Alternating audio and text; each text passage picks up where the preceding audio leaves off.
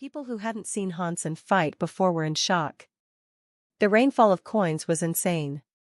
Su Xiaoqiao was excited when he saw the coins be unleashed. He had witnessed their might before, but he still harbored wariness. He wasn't entirely sure they'd be as effective against such a powerful spirit. Fei Yuqing noticed Hansen's lack of speech, so he immediately drew his bow. The weapon was bathed in a white light. Whoosh! Countless white arrows were fired upwards, targeting the individual coins. A loud flurry of noises came from the air, as each and every arrow was shot down. The humans were all in shock, not expecting such a quick and efficient retaliation. They quivered in the hope that Dollar would not lose. What is the king doing? Those coins are rubbish. His inability to inefficiently fight Fei Yuqing is to be expected. The skill is useless. The spirits did not think the coins were very good. They might have looked impressive, but that was about it. Their actual effectiveness in battle against such a foe was nil, they believed. It appeared as if Fei Yuqing wanted to shoot down all the coins, but what he wanted to do was blow them up. But strangely, the arrows fell with the coins attached. How?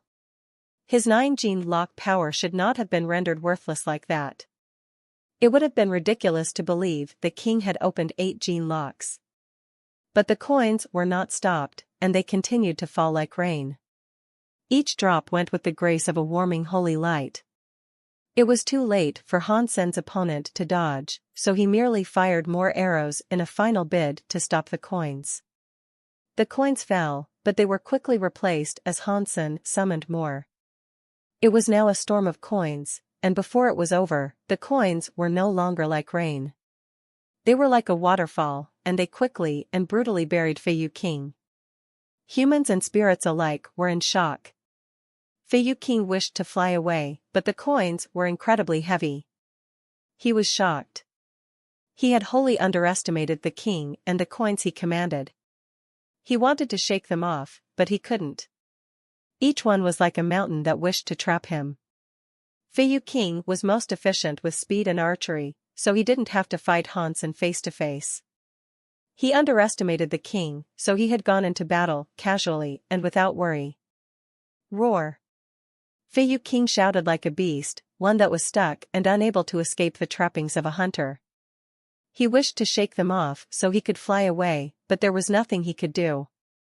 He managed to get airborne, but after a few meters of slow flight, he was grounded again. And then, he began to sink into the stage.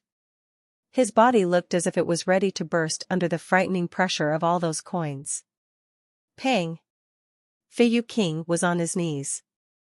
Everyone was shocked by what was happening. A 9-gene lock king spirit was unable to stand up and fight Hansen, and was instead on his knees, before him. His body was cracking like glass. Dollar is 2F** king strong. Su Xiaoqiao shouted. I can't believe he beat a king spirit so easily. If he was joining divinity's bout, he must have come prepared. It would have been silly to doubt him. King spirits are nothing compared to our Dollar. A lot of spirits were sharing a similar glee and happiness, too. They knew how strong Fei Yuqing was. The king completely owned Fei Yuqing. With a wag of his finger, he beat a 9-gene lock king spirit. Can you believe it? Hail to the king, baby. Even the faces of the emperors had changed. What? He was like us, wasn't he? Supposedly, he had only 3-gene locks open. How can he beat Fei Yuqing a mere few years after? Thunder Devil King exclaimed in confusion. Flower Empress said, how did he accomplish such a feat? He is frightening. How many gene locks did he open in just a few short years? Heavenly Empress said, with a surprisingly dour expression and tone of voice. Boom! Fei Yuqing was completely crushed by the coins, and he exploded. Blood and feathers danced in the air, as a jellified body remained like a heap of rubbish on the floor. Sha! The coins disappeared, leaving behind only the feathers and blood. A 9-gene lock king spirit had been destroyed, just like that.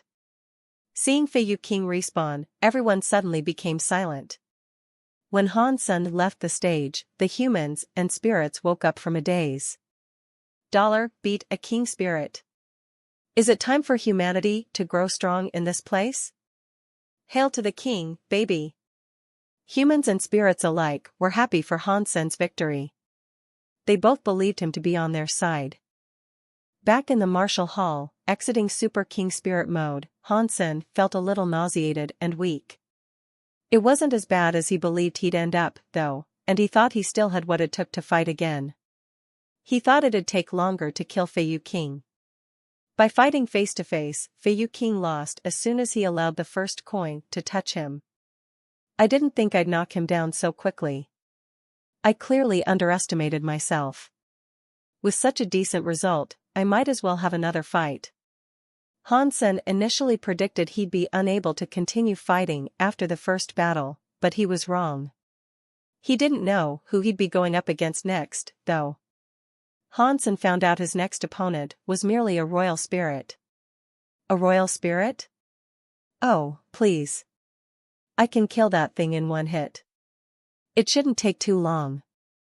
Han-sen was overjoyed. If things continued that way, and he could finish the next 4 fights with similar results, he could retire for the day and rest. He could possibly be fully refreshed and rejuvenated the next day, and thus able to fight again. Han-sen found out his next 3 opponents were royal spirits. He killed them easily. The last opponent disappointed Han-sen, though. It was another king spirit. If it had opened 9 gene locks and wasn't as dumb as Feiyu King, it might prove a difficult battle. I'll see what condition I'm in after the next 3 fights. Han-sen was in the martial hall, searching for the final opponent. He wanted to get an idea for how strong he might be. Han-sen found him engaged in his second fight. He could immediately tell an opponent such as that would be difficult to compete with. He had indeed opened 9 gene locks, and furthermore, he was attuned with the earth element. He could summon stone walls and the like, perfect for blocking the rain of coins. Han-sen thought, after fighting the next 3 royal spirits, he'd only have half an hour left of his Super King Spirit juice. Even with his brightest estimations, he didn't think he could defeat that King Spirit in half an hour. The second round for Han-sen began shortly after. His opponent was on the stage already. Not wanting to waste a single precious second, Han-sen activated his Super King Spirit mode and ran towards the stage in haste. Han-sen was going to kill the royal spirit as fast as he could. Before he engaged the royal spirit, though, it knelt before him and said, "Greetings. I am Prince Yunsha. It is an honor to share the stage with you." Before Han-sen could clock his opponent, Prince Yunsha conceded the fight. Han-sen won again, all without lifting a finger. Then he returned to the martial hall. Did you see that? A spirit knelt before Dollar. He is a god. Since when do spirits behave like that, before a human they do not even know? Am I dreaming? This cannot be. It must be staged. Why don't you go out there and see if they'll kneel before you? Even if it was only a royal spirit, it's still pretty nuts to comprehend how willing it was to concede and kneel before the guy. I can't believe this. Humans were driven into a frenzy. They had never seen a spirit so willing to kneel before a human before. This was something they could only see in their dreams. For such a possibility to be a reality, they weren't sure what to think. Upon seeing it happen, many people believed they were merely lucid dreaming. But what happened next made everyone even more insane. The following 2 royal spirits did the same thing. They introduced themselves and threw in the towel immediately after. Am I dreaming? Have those spirits gone nuts? Today was a day none would soon forget. It was one for the history books. If Dollar was previously a name synonymous with power, today it became synonymous with God. For spirits to obey and worship him like so, they all figured he had to be a god. Spirits and humans were different. Spirits could respawn, and thus, they could not be afraid of death. Death was something they could get used to, even. Self-destructing was no big deal in such a place, and if humans ever got their spirit stones, they could do it almost happily. Spirits would sooner accept death than bow before humans, which made this all the more stunning. But this was also a part of why humans believed themselves to be superior to spirits. But Hansen had not only just killed a king spirit, he made spirits obey without a fight. He didn't have their spirit stones in hand. There was no real risk of death for them. Hansen had done something spectacular.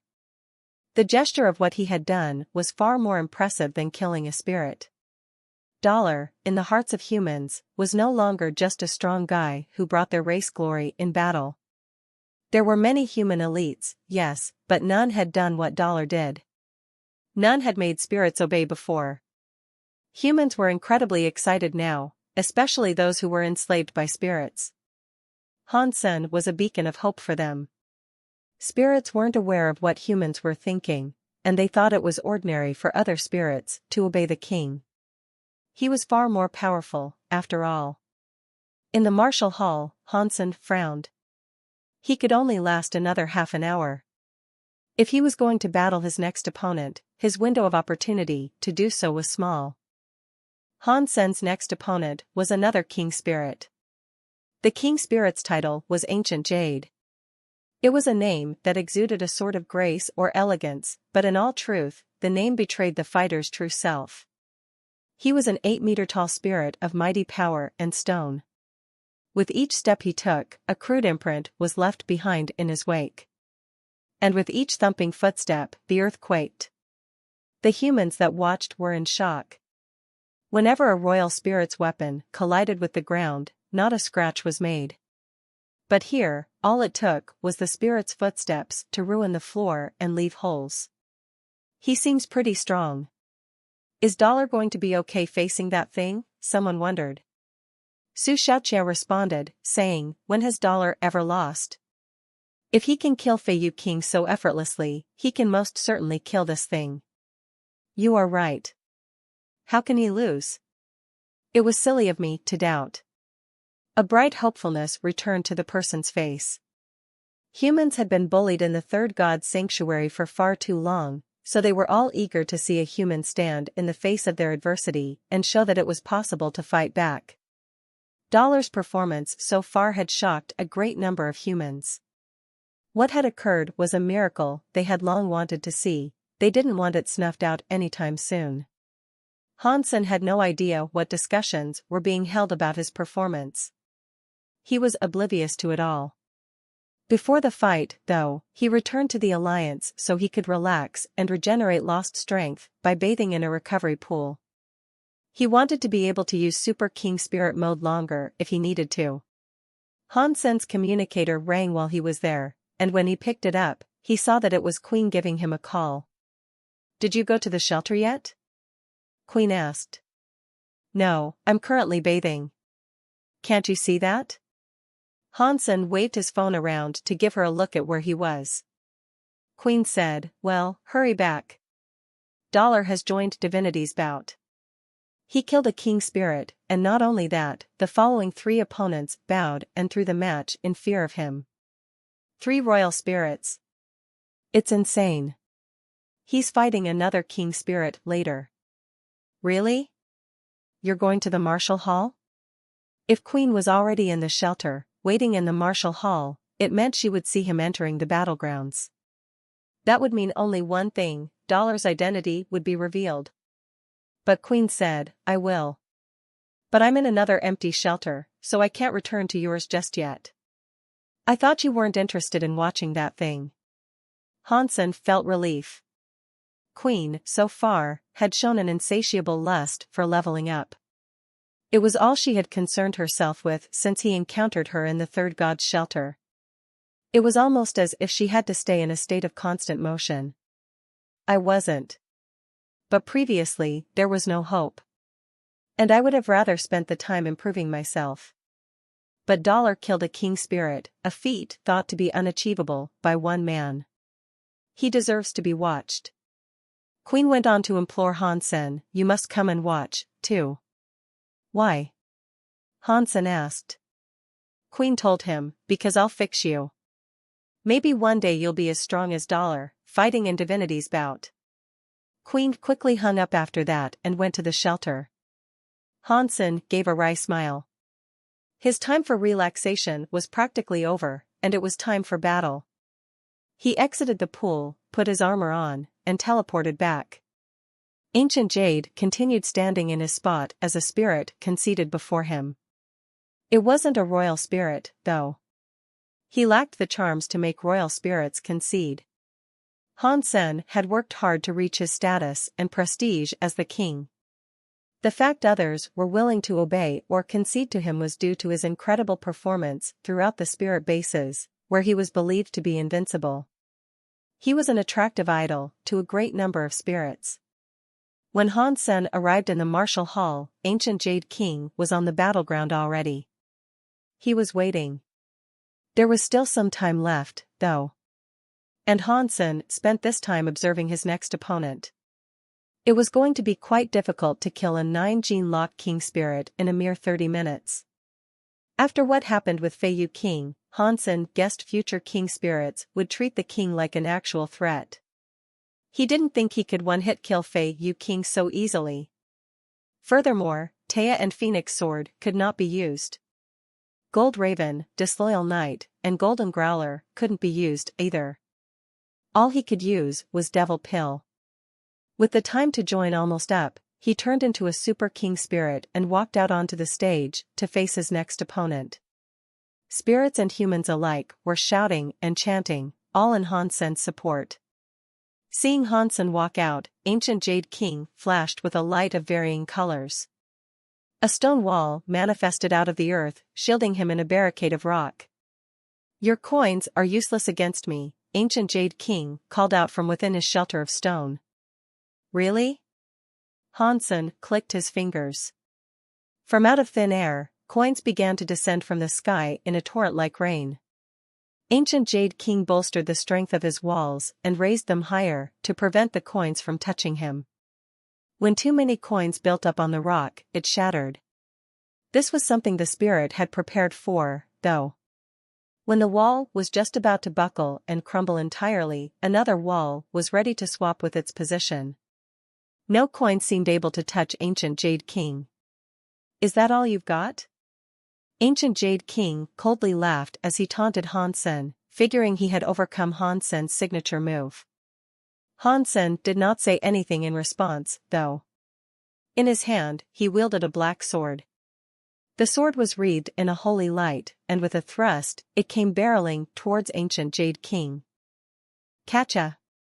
As the black sword sliced through a multitude of stone walls, more were raised to take the place of their fallen rocky counterparts. Ancient Jade King did not fight Hansen face to face, and he remained purely on the defensive. He kept on dodging and dodging. The only vain attempts of attack he had tried were the occasional raising of spiky rocks from the ground. This is a troubling foe. His powers of commanding the earth are formidable. Hansen thought to himself. Making use of his Devil Pill in conjunction with Super King Spirit Mode made Hansen a combatant to be feared. He could slice through the rocks with ease, but the sheer abundance of them made it difficult for him to gain any real ground and advance on his enemy. Seeing Hansen continuing to chase Ancient Jade King in a dazzling display of cut rock and dust, the hype train was going at full speed for the spectators. Dollar is so good. The King Spirit is cowering like a beaten mutt. He is the best surpasser. Hands down. The King is invincible. I bet even those emperors would lose against the King. What if he is an emperor already? Titles can be misleading. Flower Empress and Heavenly Empress were watching this match with keen interest as well. They were amazed by Hansen's performance. The earth element was incredibly dense and heavy, yet Hansen was easily able to destroy each shield of stone. They were deployed by a foe with 9 gene locks, and yet Hansen might as well have been dicing butter. It was incredibly likely only emperors could possess such mighty powers. Ancient Jade King was taken aback by the king, too.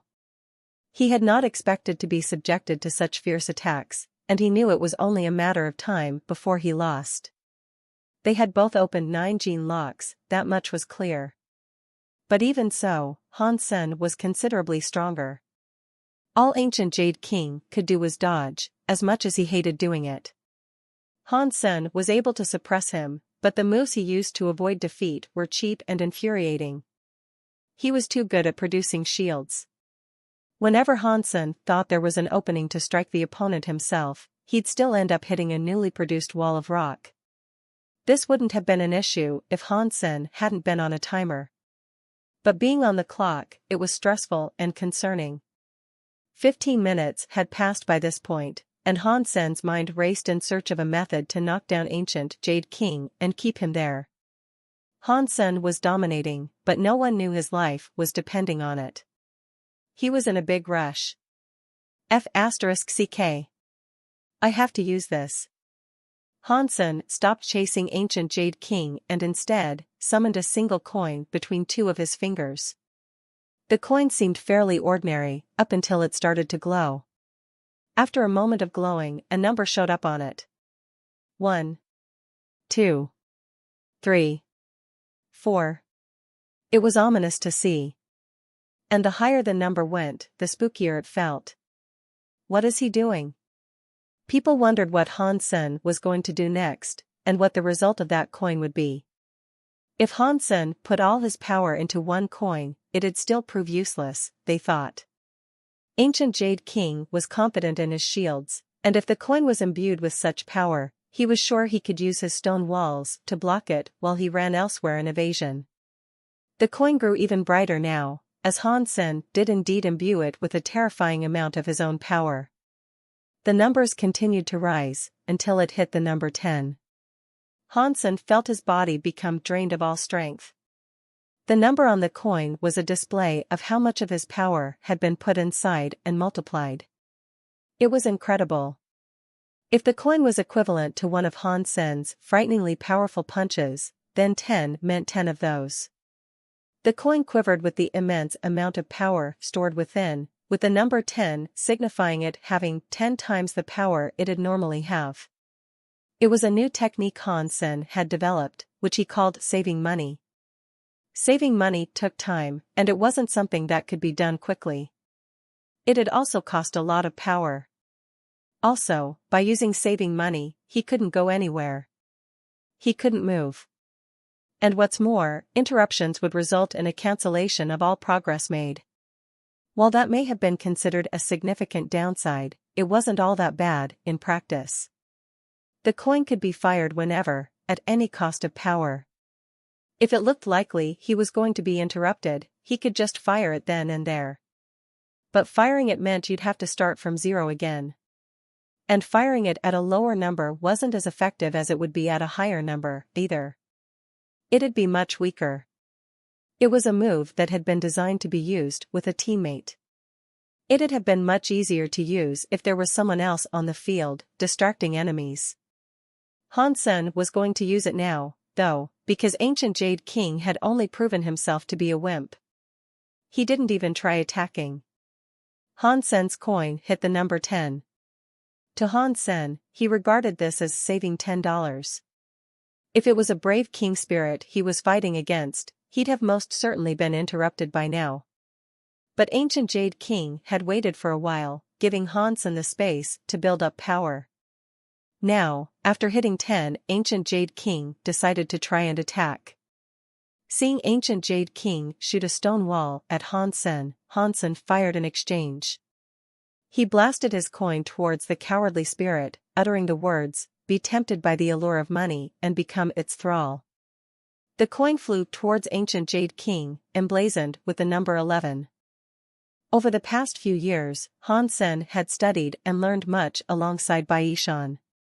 He spent most of his time researching the powers of the coin toad's energy flow and developing saving money. Creating hyper-geno arts was not easy, and he had only managed to create one during all that time. What he often referred to as make it rain was not a proper skill, just a barrage technique he employed. Saving money was different to this, as it actually involved a warping of the powers that would be used. Humans could create and use powers that were complex in their employment. The intricate nature of human skills was why they took a long time to master, but it was also what gave them an edge against spirits. Spirits were a lot more basic, and their power was often derived from simple strength. If all battles were a direct collision of strength, spirits would almost always win. Saving money used the coins as a base. It was a combination of that and Bauer's energy flow. Saving money made use of a suction vacuum, courtesy of Bauer. Through an analysis of her profound magnetic-like abilities, Hans Sen was able to work it into amplifying the crushing weight of the coins. And now, this was to be a first-time showcase of what he had developed. And Hans Sen had turned the dial all the way up to 11. Pang! When the coin fired directly towards Ancient Jade King's body, the spirit's entire body was suddenly morphed into a stone pillar. And then, a brief second later, it crumbled to the ground. Ancient Jade King started to run. He knew he couldn't dodge and deflect such a powerful coin, so his ability to duplicate himself as a pillar was what would save him. He thought he had managed to get away scot-free, but he was wrong. And when he acknowledged this, his face fell. He felt a wretched suction start pulling him back towards the coin he was trying to escape. Ancient Jade King tried to fight the tide of suction, but it was futile. He ended up rolling back towards the coin. The audience only saw Hans Sen's coin destroy a sudden pillar of stone, and when Ancient Jade King tried to make an escape, he was pulled back towards it. It was a 9-gene lock Super King Spirit's power multiplied by 11. The moment Ancient Jade King came into contact with the coin, his armor shattered. Ding! Ding! Nothing but blood remained. And atop it, spinning on its side, was the coin. It was completely clean. Everyone fell silent upon witnessing what had just occurred. The entire battleground had been devastated by what Hans Sen had just done. It was frightening. But the silence didn't last long.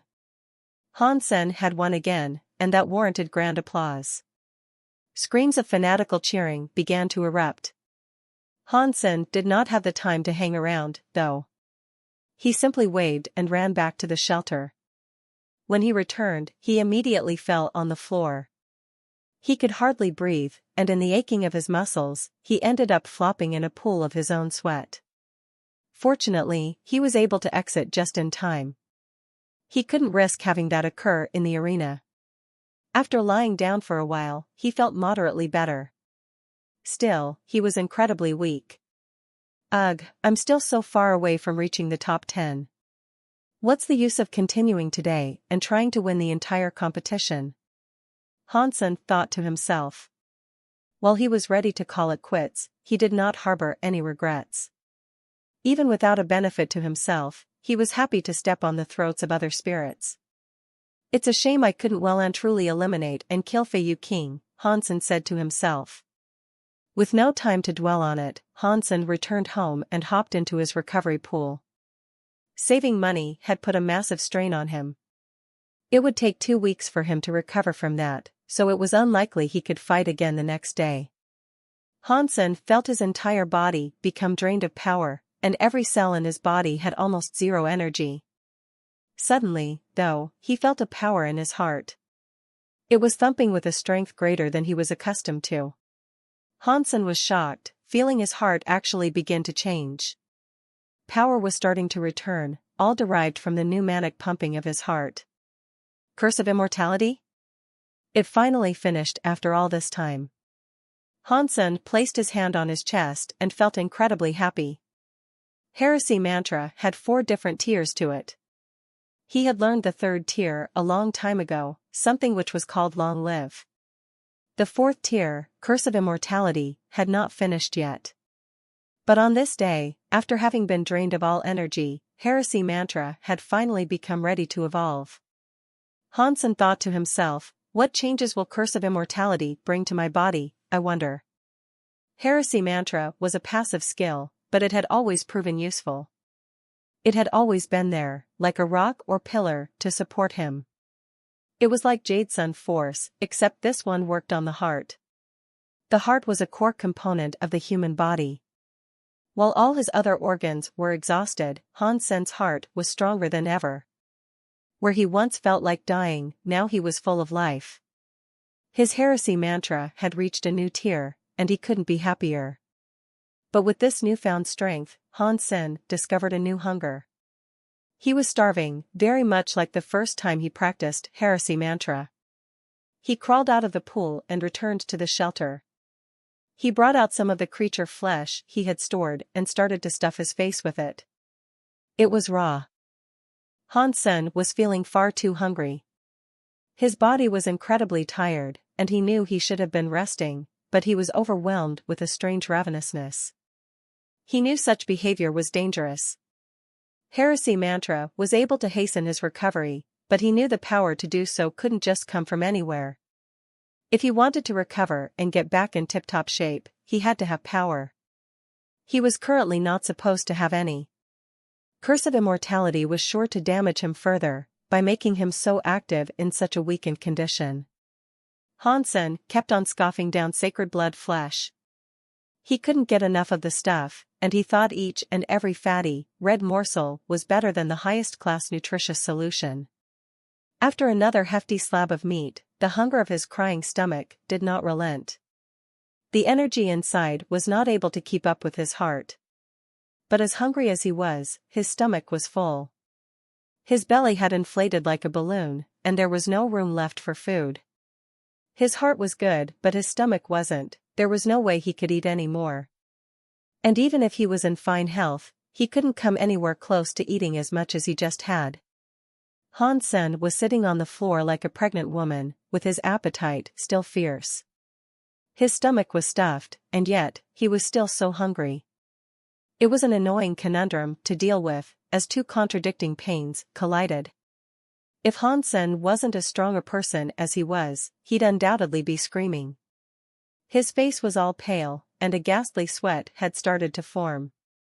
His clothes were all soon drenched in this sweat. Hungry. Hungry. Hungry. Han Sen placed his hands on his belly and tried to suppress it and fight back against its calling for more food. Jade Sun Force could barely provide him with energy. If he wanted to get it started, to put him in better shape, he'd need nutrition. Just like if there was no oil, there was no way to refine gas. Unfortunately for him, Han Sen was too full right now. Even a single pea or grain of corn would be enough to tip him over the edge. I should have learned a hyper-geno art to improve the fortitude of my stomach, Han Sen said to himself, remorsefully realizing it was now too late for that. When he crossed Ghost Mountain, the big white snake gave him a dragon's saliva. It was a superclass geno treasure. If he drank it, he'd most assuredly be energized. But Han Sen didn't want to use it in such a condition. He was fighting back against the use of something that might save his life. Han Sen's body was beginning to shrivel now. The fat was burning at a hastened rate, and he was immediately appearing much slimmer. Heresy mantra should be practiced by women, it sure helps you lose weight. Han Sen remained lighthearted, despite his predicament. While Han Sen contested with whether or not he should eat the dragon's saliva, the crystallized organs inside him started to feel relieved. Han Sen was shocked when he noticed this. He found that the crystals inside him had been detached from his organs into a slimy, fatty state, and now, they were being absorbed. Han Sen was afraid the crystals would change his body, which was why he had not tried absorbing them. But now it was happening whether he wanted it to or not. He noticed the refined crystals did not blend into his body. They were instead burned like fat, providing energy to his heart. The heart pounded inside his chest like the chugging of machinery as it worked hard to refine materials. And as this occurred, his stomach began to feel lighter. The hunger he was feeling began to subside. As Han Sen digested these crystals inside, the media was having a field day back in the Alliance. They were ecstatic over the fact Dollar had managed to kill 2 king spirits and make 3 royal spirits obey him. The Alliance did not typically talk about the third god's sanctuary, and all subjects of its discussion were usually banned. But this time, they allowed talk of it. Regarding this event, people were given permission to speak and report freely over Dollar's accomplishments. Dollar's name was on the tip of everyone's tongue once more. He was the talk of the town, as everyone idolized and theorized how powerful he must have been. The surpassers, who had a better understanding of the power Dollar must have had to defeat his foes in the way he had, thought it was a miracle. It was difficult to carve out a living in the third god's sanctuary, and more often than not, luck was the deciding factor over whether or not you'd end up a slave to a spirit all your time there. What Dollar had managed to achieve was something no other human believed possible. He had now become a superstar. Some people began to whisper suspicions, though. Humans who lived in spirit shelters heard talk about a spirit known as the King, and while Divinity's bout was on, they often heard spirits refer to Dollar as the King. They were one and the same. They were saying Dollar was actually a spirit. But such talk was not given the time of day and was quickly hushed by the authorities. Dollar was in the third god's sanctuary, and he was able to use beast souls. Not many people knew about the connection between Dollar and the King, so there was no big fuss made of it. The validity of their claims could not be verified, after all. The spirits in the shelter were ravenously discussing the King's victories, too. They believed he would one day become an extremely powerful emperor. He was the first human to ever make spirits feel this way. Humans and spirits were hoping to catch a glimpse of Dollar or the King the next day. But much to their surprise, Hansen did not show up. They all then discussed the reasons why he might not have continued his participation in the competition, but none believed it to be fear. Aside from a king spirit with 8 gene locks, the remainder of his opponents were to be royal spirits. There did not seem to be a comprehensible reason why he would not show up. Hansen wanted to continue fighting, but it took 4 days for Curse of Immortality to complete. If he was to fight or interrupt its process, all progress would have been reset. Not wanting to risk anything ill, he knew he had to sit the fights out. I wonder if I can still take part, somehow. Hansen was really disappointed he could not contend. Although he was unable to be there, Hansen still tuned in to watch the fights. As he viewed them, he mulled to himself how he could hold his own against Emperor spirits through his Super King spirit mode. They wouldn't stop him from reaching the top 10. The only thing that would prohibit him from breaching the top 10 rankings would be if he ended up going against an Emperor spirit with 10 of its gene locks opened. I have to improve my normal self. I personally need to grow stronger, so I don't always have to rely on Super King spirit mode, Hansen resolutely told himself. Hansen, Super Body Super King Spirit. Level, Surpasser. Lifespan, 400. Body evolution requirement, 100 Geno points. Own Geno points, Ordinary Geno points, 100, Primitive Geno points, 100, Mutant Geno points, 100, Sacred Blood Geno points, 100, Super Geno points, 5. He had managed to max out 4 tiers of Geno points. With the bonuses of his Hyper Geno arts, his fitness had managed to hit 2,100. Hansen was undoubtedly the strongest surpasser out there, no contest. But compared to super creatures and king spirits, he was still leagues away from what they were capable of. Any super creature, even the lowliest of them, would possess a fitness level of at least 3,000. But by now, at least, most of the crystallized light that plagued his body had been refined. While a few of his organs were still in a crystallized state, they didn't hinder his fighting capabilities. It's good to have my powers back, Hansen thought, using his Dongxian aura. The gene locks he had opened in Ancient Devil Shelter had been shut down. He hadn't practiced them since that day, so no progress had been made at all. This is strange. How can an open gene lock be shut down? That Ancient Devil's light power could not replace my own power. That thought, at least, was something for him to feel glad about. If the power was depleted when a gene lock was opened, it could lead to major issues during real fights. Hansen was starting to suspect the open gene locks were artificial, and that his actual gene locks had not been opened. Perhaps he and all the other creatures in that shelter had been tricked into feeling as if their gene locks had been opened, but it was nothing more than an illusion. But with his crystallized light not going to be an issue very soon, Hansen did not have to worry too much about it.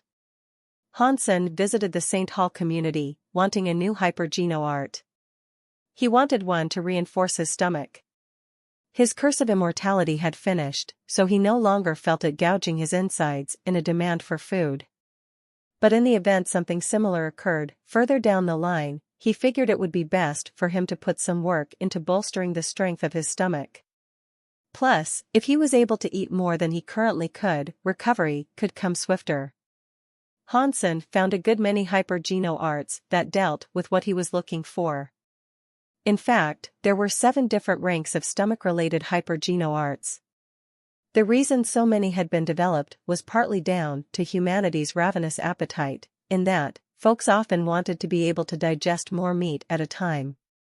Unfortunately, the hypergeno arts weren't all that effective. And the cream of the crop would only allow you to eat up to 3 times more than you usually could. That was good, but it felt like it could be better. For Curse of Immortality, not even those hypergeno arts would be enough. Hansen perused the S-class hypergeno arts and walked away disappointed. So, he gave Baishan a call and asked for advice and what he could do or what he could find. The answers Hansen got off him were disappointing, as well. The hypergeno art Hansen wanted did exist, but to get it, a certain price had to be paid. It came at the expense of a visible stomach increase. He'd be able to eat up to 10 times more than he currently could, on average, but his belly would be rather big. And what's more, he'd have to fill his stomach with food every time he wanted to eat. If he didn't, he'd only feel hungry. That being said, the Alliance had no shortage of materials and food to fill up one's stomach. Being able to consume 10 times more than what he usually could would be no trouble for Hansen there. But the same could not be said for the sanctuary. You couldn't always eat food there, and thus, it'd prove troublesome. And if collecting 10 times the normal amount of food was no problem, it'd prove cumbersome to carry around each and every day. For the times where there was no food, though, it could be extra dangerous. Having learned this hypergeno art, you could starve to death in 3 days without the proper nourishment. Hansen wasn't planning on learning a skill with so many negatives, so he ended up going back to pick up an ordinary S-class hypergeno art called Nourishing Stomach. It allowed for the simple 3 times increase of what a person could eat, and it also sped up digestion. It did not match the requirements Hansen had hoped for, but it was better than nothing. And Hansen thought he might be able to find a better one in the future, anyway. This would just do for now. Back in the sanctuaries, Hansen thought of ways in which he might slay a super creature. The barons were not host to any, and Hansen hypothesized it was due to its proximity to Devil's Realm. It looks like I'm going to have to pick up stakes and move on. And when I open my 10th gene lock, I'll return to kill Big Mara. Hansen really wanted to go back to his underground shelter. There were many super creatures in Thorn Forest, but he hadn't a clue where he was or how he'd get back there. All of a sudden, Queen returned to the shelter, too. She was covered in blood and severely wounded. When Queen saw Hansen, she fainted. Hansen rushed over to hold Queen. As he held her, he swiftly examined her wounds to check how badly she was hurt.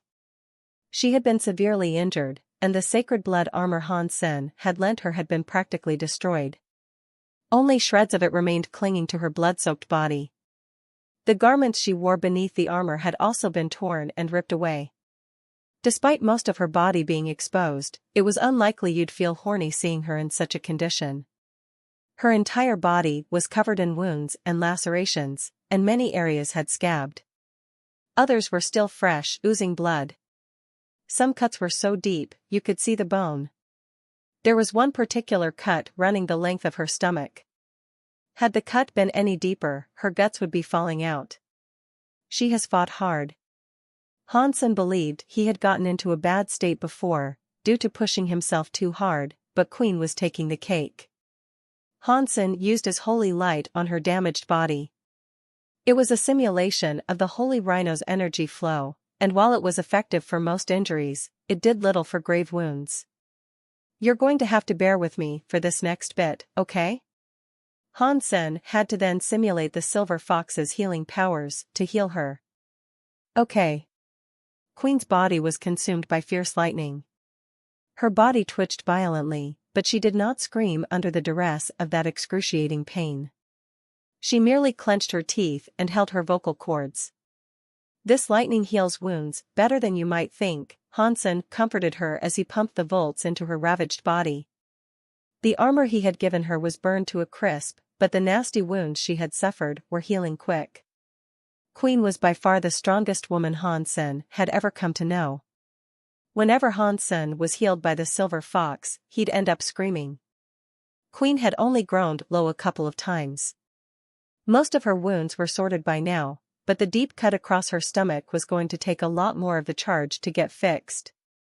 After an hour of this lightning and pain, even Hansen was feeling guilty over the treatment he had to give her. But like a brave soldier, she did not moan or complain once. She endured it all like a champ. You should go bathe in the healing pools of the Alliance. You should be fit as a fiddle in a few days. Hansen had managed to heal the worst of her wounds, but he could not bring himself to make her suffer any longer. Keep going. Queen's teeth quivered and chattered as she spoke. There's no difference now between what I can give you and what you can get in the Alliance. All I can provide, in addition, is needless pain, Hansen said. This is faster. Queen was firm in her desire. Hansen vehemently shook his head, but eventually complied with her request. Then, he started to electrocute her with the healing charges again. Half an hour later, all her wounds had sealed and healed. All that was left was the presence of red marks where they once had been. Queen summoned a beast soul armor and said, "Have you recovered?" "I'm almost there."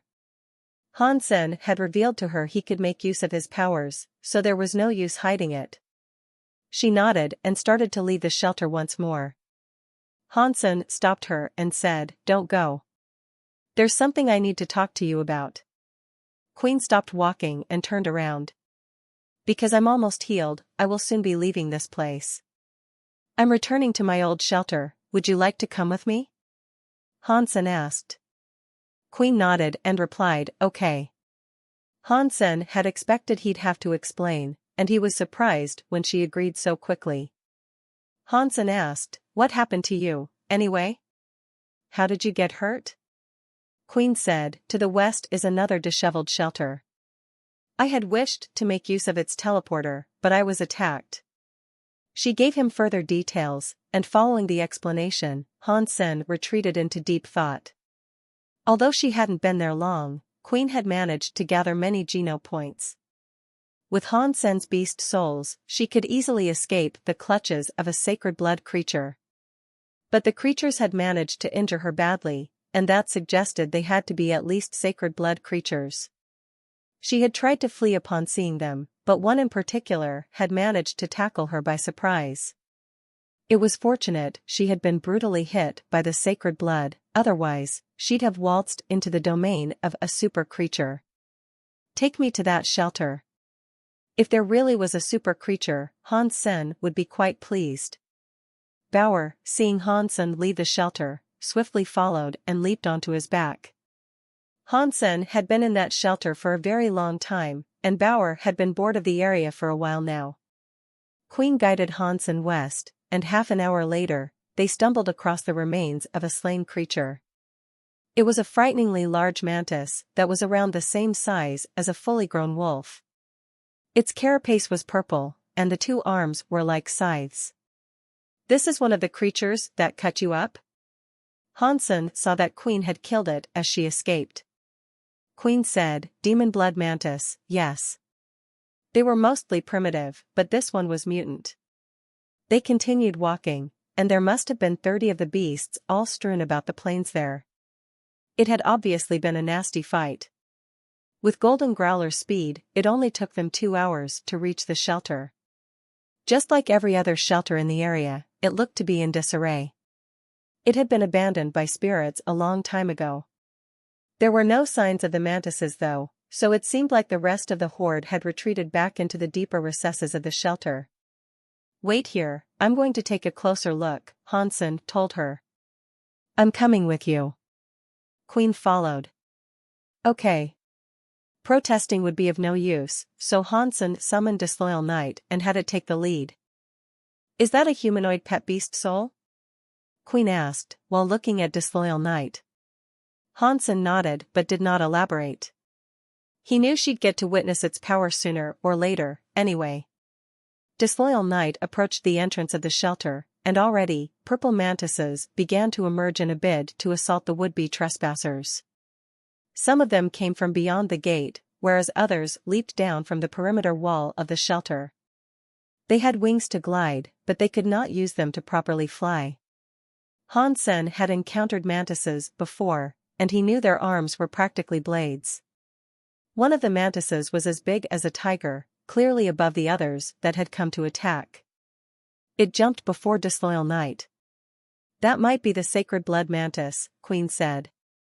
The mantis that jumped in front of Disloyal Knight swiftly raised its arm blade to swipe at his neck and sever the head from his metal shoulders. Pang! Disloyal Knight punched the mantis with a fist that was as quick as lightning. The creature was sent flying into a nearby wall, as a fist-shaped hole was left in its now bleeding carapace. Disloyal Knight fired up the halo and then got to work, slaying an abundance of mantises with a single punch to each. Hansen heard announcements continuously ring inside his head. Queen watched as Disloyal Knight brutalized the inhabitants of the shelter. It only took 2 small punches for a sacred blood creature to fall. Sacred blood creature devil blood mantis killed. Beast soul gained. Consume its flesh to gain 0 to 10 sacred geno points randomly. Hansen was delighted at the result. He had managed to obtain a beast soul from his first sacred blood kill. Seeing the Disloyal Knight lay waste to all the creatures outside the shelter, it then proceeded to enter. To this, Hansen said, "Come on, let's clear the rest out. We can collect the flesh later." Queen had been in shock when Hansen provided her all those beast souls when they first met up again. But now, she had been delivered another shock. His Disloyal Knight could kill sacred blood creatures with ease. Disloyal Knight, it cannot be, is it? She shook her head to rid herself of the thought. If what she thought it might be was true, it'd be frightening to consider. All those people who believe Hansen has now been rendered harmless. What would they say if they saw him now? Queen thought to herself. Hansen had been in the third god's sanctuary for less than a year before he suffered his injury. It was crazy to try to comprehend what he had managed to achieve in such a short period of time. Queen was a surpasser with a super body, yet even she knew how difficult things were with a super body. It didn't give anyone that much of a leg up. If Hansen hadn't given her the beast souls, it would have taken her an extremely long time to work up the strength necessary to kill a mutant creature. With no resources or help, Hansen had reached this level in less than a year. It was a remarkable accomplishment, something no one had ever managed before. People think they can be like Hansen if they have a super body? Pah, that notion is ridiculous, Queen thought as she stared at Hansen in admiration. After Hansen ventured inside for a short while, bodies were soon strewn about in bloody piles. Without a single break, Hansen kept hearing the announcements play. He killed 4 primitive, 1 mutant, and 1 sacred blood mantis on the inside of the shelter. Hansen checked out the beast soul he had received and noticed it was a set of armor. He then gave it to Queen, saying, "We're leaving. It will be a long road, and one that will be more safely traversed while wearing this." Queen could not even respond. She just accepted it and wore it. It was a purple set of armor, and with its shiny sheen, she looked even more attractive than before. The rounded chest plate made her boobs look even bigger. It was tight around her waist, and it helped to accentuate her each and every curve. Her beauty was head and shoulders above any other woman Hansen had seen, and she was pure, riveting eye candy. The armor itself was a remarkable piece of gear, too. The gauntlets were fitted with blades like teeth, a feature that was not often seen on armor. The legs and knees were fitted with blades, too. It was a great repellent for anything that sought to get too close. That is a perfect set of armor, Hansen said. Queen moved around to get a feel for it. It was comfortable and did not stifle her agility, but she thought she looked like a monster. As Hansen admired the stunning femme fatale, his gaze was cut short by the sudden sound of a wretched shriek. It came from just outside the shelter. Disloyal Knight punched a mantis that was as big as an elephant. The power that had been delivered against it was so high, it vibrated the earth and rattled the rocks that littered the ground. Is that a super creature? Hansen had hoped to encounter one, but he hadn't really expected to see one there. Disloyal Knight continued to rapidly punch the mantis's arm. More and more shockwaves were generated, and the decayed shelter started to fall apart. Super creature? Queen looked at the Disloyal Knight in utter shock. She reckoned it had to be one, and this had confirmed it. When Disloyal Knight was battling another super creature one-on-one, its best weapon was its halo. This was because it had no physical armaments. If two armies were going into battle, its halo could weaken the entire enemy horde. Its debuffing capabilities were excellent, and using them was where Disloyal Knight truly shone. But still, one-on-one, it was by no means a poor battler. It wasn't losing against the mantis, it just wasn't proving strong enough to kill it. As they fought, Hansen ran further into the shelter. With Taya and his phoenix sword, he got to slaying as many primitive and mutant mantises as he could. Hansen wanted to see if there were any other super creatures in the vicinity, and why such a large hive of the creatures had taken sanctuary in this shelter in particular. Due to the proximity of Devil's Realm, creatures didn't often visit the area. For so many of them to be at this particular location, Hansen figured there had to be a specific reason. From the group of creatures Hansen was doing battle with, a Sacred Blood variant emerged. Without fear, Hansen engaged it. Queen merely stood by and watched him, eager to see just how powerful he had become. Hansen made use of his phoenix techniques to fly around the mantis and slice it with both swords, forming a bloody cross upon its body. Catcha! The mantis had been diced into 4 parts. When she saw him manage to one-hit kill a Sacred Blood creature, Queen was gobsmacked. She imagined he absolutely had to be a top-dog surpasser. No beast soul, Hansen thought to himself. Aside from the wide array of mantises that still occupied the shelter, there didn't seem to be anything particularly interesting in the area. After killing 3 more Sacred Blood creatures, no more could be found. In a courtyard, Hansen espied the presence of a tree. It looked like a plum tree, which he had mistaken for an oversized mushroom when he first saw it in the distance. Every branch and twig was laden with fruit, ripe for the taking. The fruit were like red eggs, just hanging there. What's more, many mantises stood like sentinels around it. Many of the creatures were actually staying there, in the tree's defense. Genoplant. Hansen could not mistake the energy radiating from that tree. He didn't know what benefits such fruit could yield, but seeing the mantis guard it like so, he knew it had to be something beneficial. Hansen raced down to the courtyard as the mantises swiftly came to engage the intruder. With Hansen and Queen's combined might, it had proven more than easy for the duo to kill primitive and mutant creatures by the boatload. Unlike Hansen's feverish interest in the tree, though, Queen did not care for it. She was intensely focused in her observation of Hansen's capabilities. She had only taught him a small amount of heavenly go a very long time ago, but now, he was doing much better than her. This was her signature move, and yet, Hansen had far exceeded her own abilities with the technique. Queen had only practiced heavenly go, but Hansen had integrated many different movesets and techniques into it. Queen was actually seeing a mixture of heavenly go, phoenix techniques, and 7 twists. Of course, they were just additions. Hansen still relied on heavenly go as the foundation for his evasive techniques. The way Queen was staring at Hansen was as if she had just swung wide the large gates of heaven. With each step Hansen took, it was as if she was transported to an entirely different world. Tzk. The superclass mantis let out a bone-chilling shriek as it flew over to the courtyard Hansen and Queen were intruding upon. It had given up the fight with disloyal knight and headed straight for the tree. Clearly, the tree was important to the creature. Careful! Queen shouted. The mantis was already above Hansen's head. Hansen's eyes flashed with the presence of a red flame, and then the fire leaped out of his eyes to encircle his entire body. His body turned into a golden raven with wings outstretched.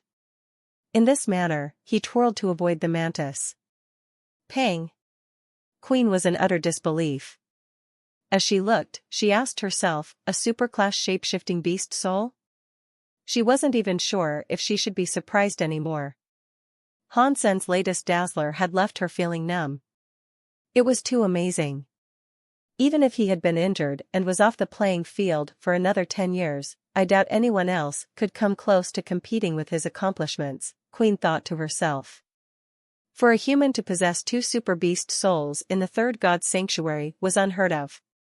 It was extremely rare for a person to possess even one in the second god's sanctuary. Disloyal Knight raced after the mantis and resumed its battle alongside Han Senator quickly. The mantis was at a disadvantage and was clearly going to be the loser in the engagement. The fire-wreathed talons of the raven slashed at the mantis's shell. The monster's blood gushed out like a cascade of fireworks. It had been severely weakened by Disloyal Knight's halo, and after realizing it was going to lose, now wanted to flap its wings and fly away. But Hansen wasn't going to allow it to escape. He gave chase to the beast, hacking away at the insect as it went. Eventually, Hansen's talons pierced through the mantis' chest and killed it for good. Super creature Devil Blood Mantis killed. Beast soul gained. The flesh of this creature is inedible, but you may harvest its life geno essence. Consume its life geno essence to gain 0 to 10 super geno points randomly. Hansen was overjoyed to receive a super armor beast soul in the third god sanctuary. Seeing the creature decompose, Hansen hastily grabbed the life geno essence and put it away. The last life geno essence he had retrieved could not be refined due to his injuries, so he wasn't sure how long it would take to absorb a second. When the superclass mantis fell, all the other mantises that were left on the field scrambled and scurried away. Uncaring for the stragglers, Hansen returned to the courtyard to examine the blood egg tree. Hansen was not sure if the fruits it bore had matured yet, but he knew whatever he could harvest was different than what he'd usually get. He believed the fist-sized fruit would produce creatures, and weren't for proper eating. Hansen picked one off a branch and crushed it. This was what he had done to the dragonblood fruit, and that was how he received the dragonblood snakes. The same protocol most likely applied, though he wasn't sure what manner of beast souls he might get off this tree. The blood eggs looked like real eggs, and when he crushed the shell, a red light shone. The red light formed the image of a monkey with wings, and after the brief apparition, disappeared. Blood demon fruit has not yet matured, beast soul creation cannot be completed. Hansen heard the announcement and thought to himself, it's a beast soul geno tree. I wonder when it'll finish maturing? Unlike the mantises, he wouldn't have to remain there and wait for it to finish maturing. All he would have to do was fertilize it with his water drops. Unfortunately, he had given most of his water drops to Zero, so she could continue growing the flying mushroom. He had been in the third god's sanctuary for 3 years, and in that time, the water drops would have most likely been used. Therefore, he thought he'd have to collect more sooner or later. Hansen then gave up his plans to abandon the barrens and decided to take up residence in the shelter, so he could feed the tree with water drops every day. After 8 days, the tree fully matured. And when it had, all the egg fruit fell from their harboring branches. Following that, the tree hastily withered into a dry, sordid husk of what it once was. Over the course of a single day, it became a rotten thing that was barely fit to be used as firewood. Hansen counted the blood demon fruit and came to a tally of 71. He gathered them all up in a mound on the floor. He, Queen, and Bauer all sat next to it. Let's start crushing them. These are yours, these are mine, and these are Bauer's. Han Sen, after proceeding to split the pile of eggs up, quickly got to crushing them. After crushing an egg, the image of a firefly formed inside the red light. It went straight into his sea of soul. Ordinary class blood firefly beast soul gained. Han Sen was surprised, and he gasped to himself, "What is this? I thought it was a monkey with wings. And why is it only ordinary class? Is that what the super creature wanted so much?" With a closer examination of the beast soul's attributes, Han Sen discovered it was a pet-type beast soul with only one gene lock open. It was useless. Bauer picked up a fruit and crushed it. For her, the image of a red unicorn formed, which disappeared after drifting towards her forehead. Han Sen was shocked. He only gave a pile to Bauer for fun, believing he'd still receive whatever she crushed. Aside from humans, only spirits that were owned by humans could own and make use of beast souls. Although rare, he had heard tales of a few creatures possessing the ability, but that was beside the point. If Bauer could accept a beast soul, though, did that mean she was human? Queen looked at Bauer strangely after witnessing this, too, but she didn't say anything. Queen picked up a blood demon fruit and crushed it. She was given a four-winged tiger. "So, what did you guys get?" Han Sen asked. Bauer did not respond, but Queen told Han Sen, "I received a sacred blood flying beast soul." Queen then summoned the red wings, they looked beautiful on her. Han Sen did not tell her what he received and just tried to hide his jealousy. Immediately, he proceeded to break another egg. He knew it was little more than a loot box, in which whatever he received was random and purely down to luck. He wondered if there was a super beast soul amongst the eggs, but still couldn't fathom why the mantises wanted the tree and its fruit so much. When the shell shattered in the palm of his hands, the red light took the form of an ant. Then, it entered his sea of soul. Han Sen thought to himself, ant-beast souls aren't the worst. If it was an ant-based super armor, that'd be spectacular. Primitive class blood ant-beast soul gained. Han Sen didn't even bother looking at its further statistics, so he just picked up another egg and broke it. Ordinary class blood spider beast soul gained. Han Sen crushed another 8, and all he received were either ordinary or primitive beast souls. What the F***ck is this? Why am I so unlucky with my drops? Han Sen fell into a depression. Bauer crushed her second fruit, and Han Sen watched in awe as a blood-colored dragon twirled in the air. It roared and flew into her forehead. Han Sen knew that couldn't have been an ordinary or primitive beast soul, and it was clearly better than anything he was receiving. "Bauer, what did you get?" Han Sen asked, looking at Bauer. Bauer looked at Han Sen as if she had no clue what he was saying. Queen crushed 3 fruit, one by one, after each other. Then, she told Han Sen what she had received. "I got a mutant blood wolf, a sacred blood three-eyed snake, and a mutant firebird." "I don't believe it." Han Sen crushed another egg. Ordinary class blood turtle beast soul obtained. Han Sen's demeanor was a mixture of depression and anger. Queen was aware of what was going on, and she struggled to hold her laughter.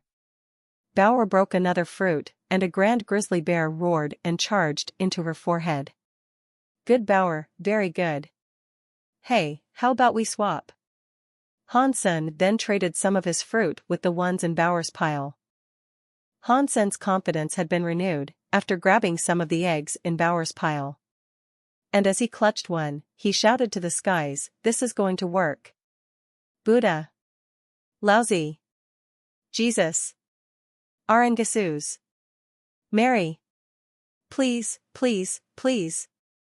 Bless me with immaculate fortune, as I walk through the valley of shoddy loot crates." Hia. Han Sen crushed the egg, and he watched the red light that oozed out with a manic stare. With his intense gaze, he waited to see the form it'd take. And then, all of a sudden, a housefly buzzed straight into his sea of soul. Ordinary class blood fly beast soul obtained. Han Sen felt as if his heart had been trampled underfoot, and he had now fallen into a deep depression. He continued tearing through the eggs before him, and he seemed to exclusively receive ordinary and primitive beast souls. Queen, on the other hand, had managed to receive 4 sacred blood beast souls. She never once received anything lower than a mutant-class beast soul either. Bauer, although Hansen could not tell their class, seemed to have been the continued recipient of greater fortune.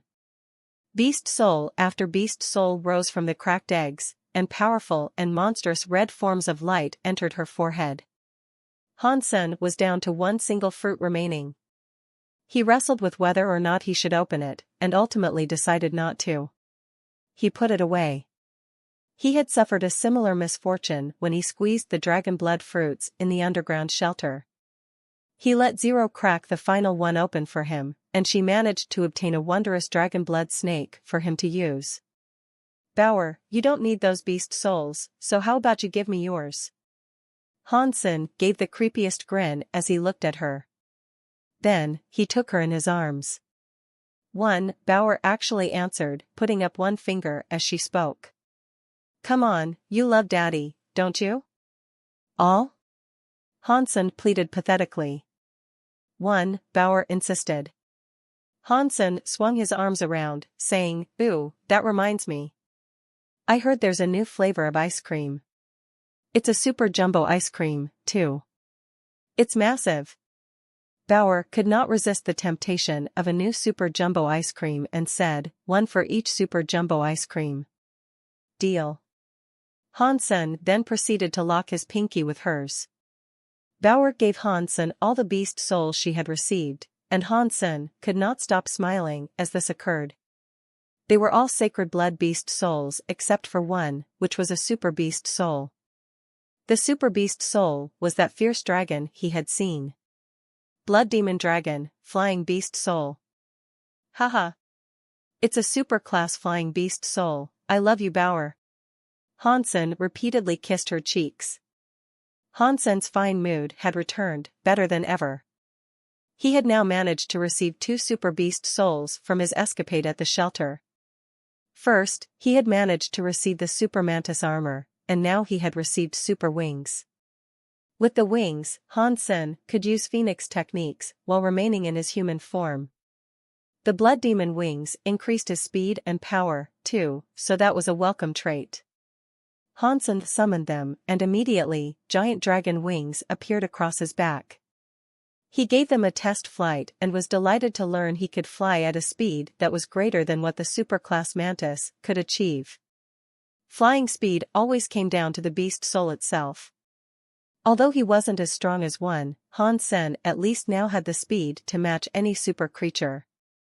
Queen thought it was ridiculous how he had received another super beast soul. Particularly given the manner he received it, bribing it off Bauer. She then planned to give Hansen the beast souls she had received and not keep them.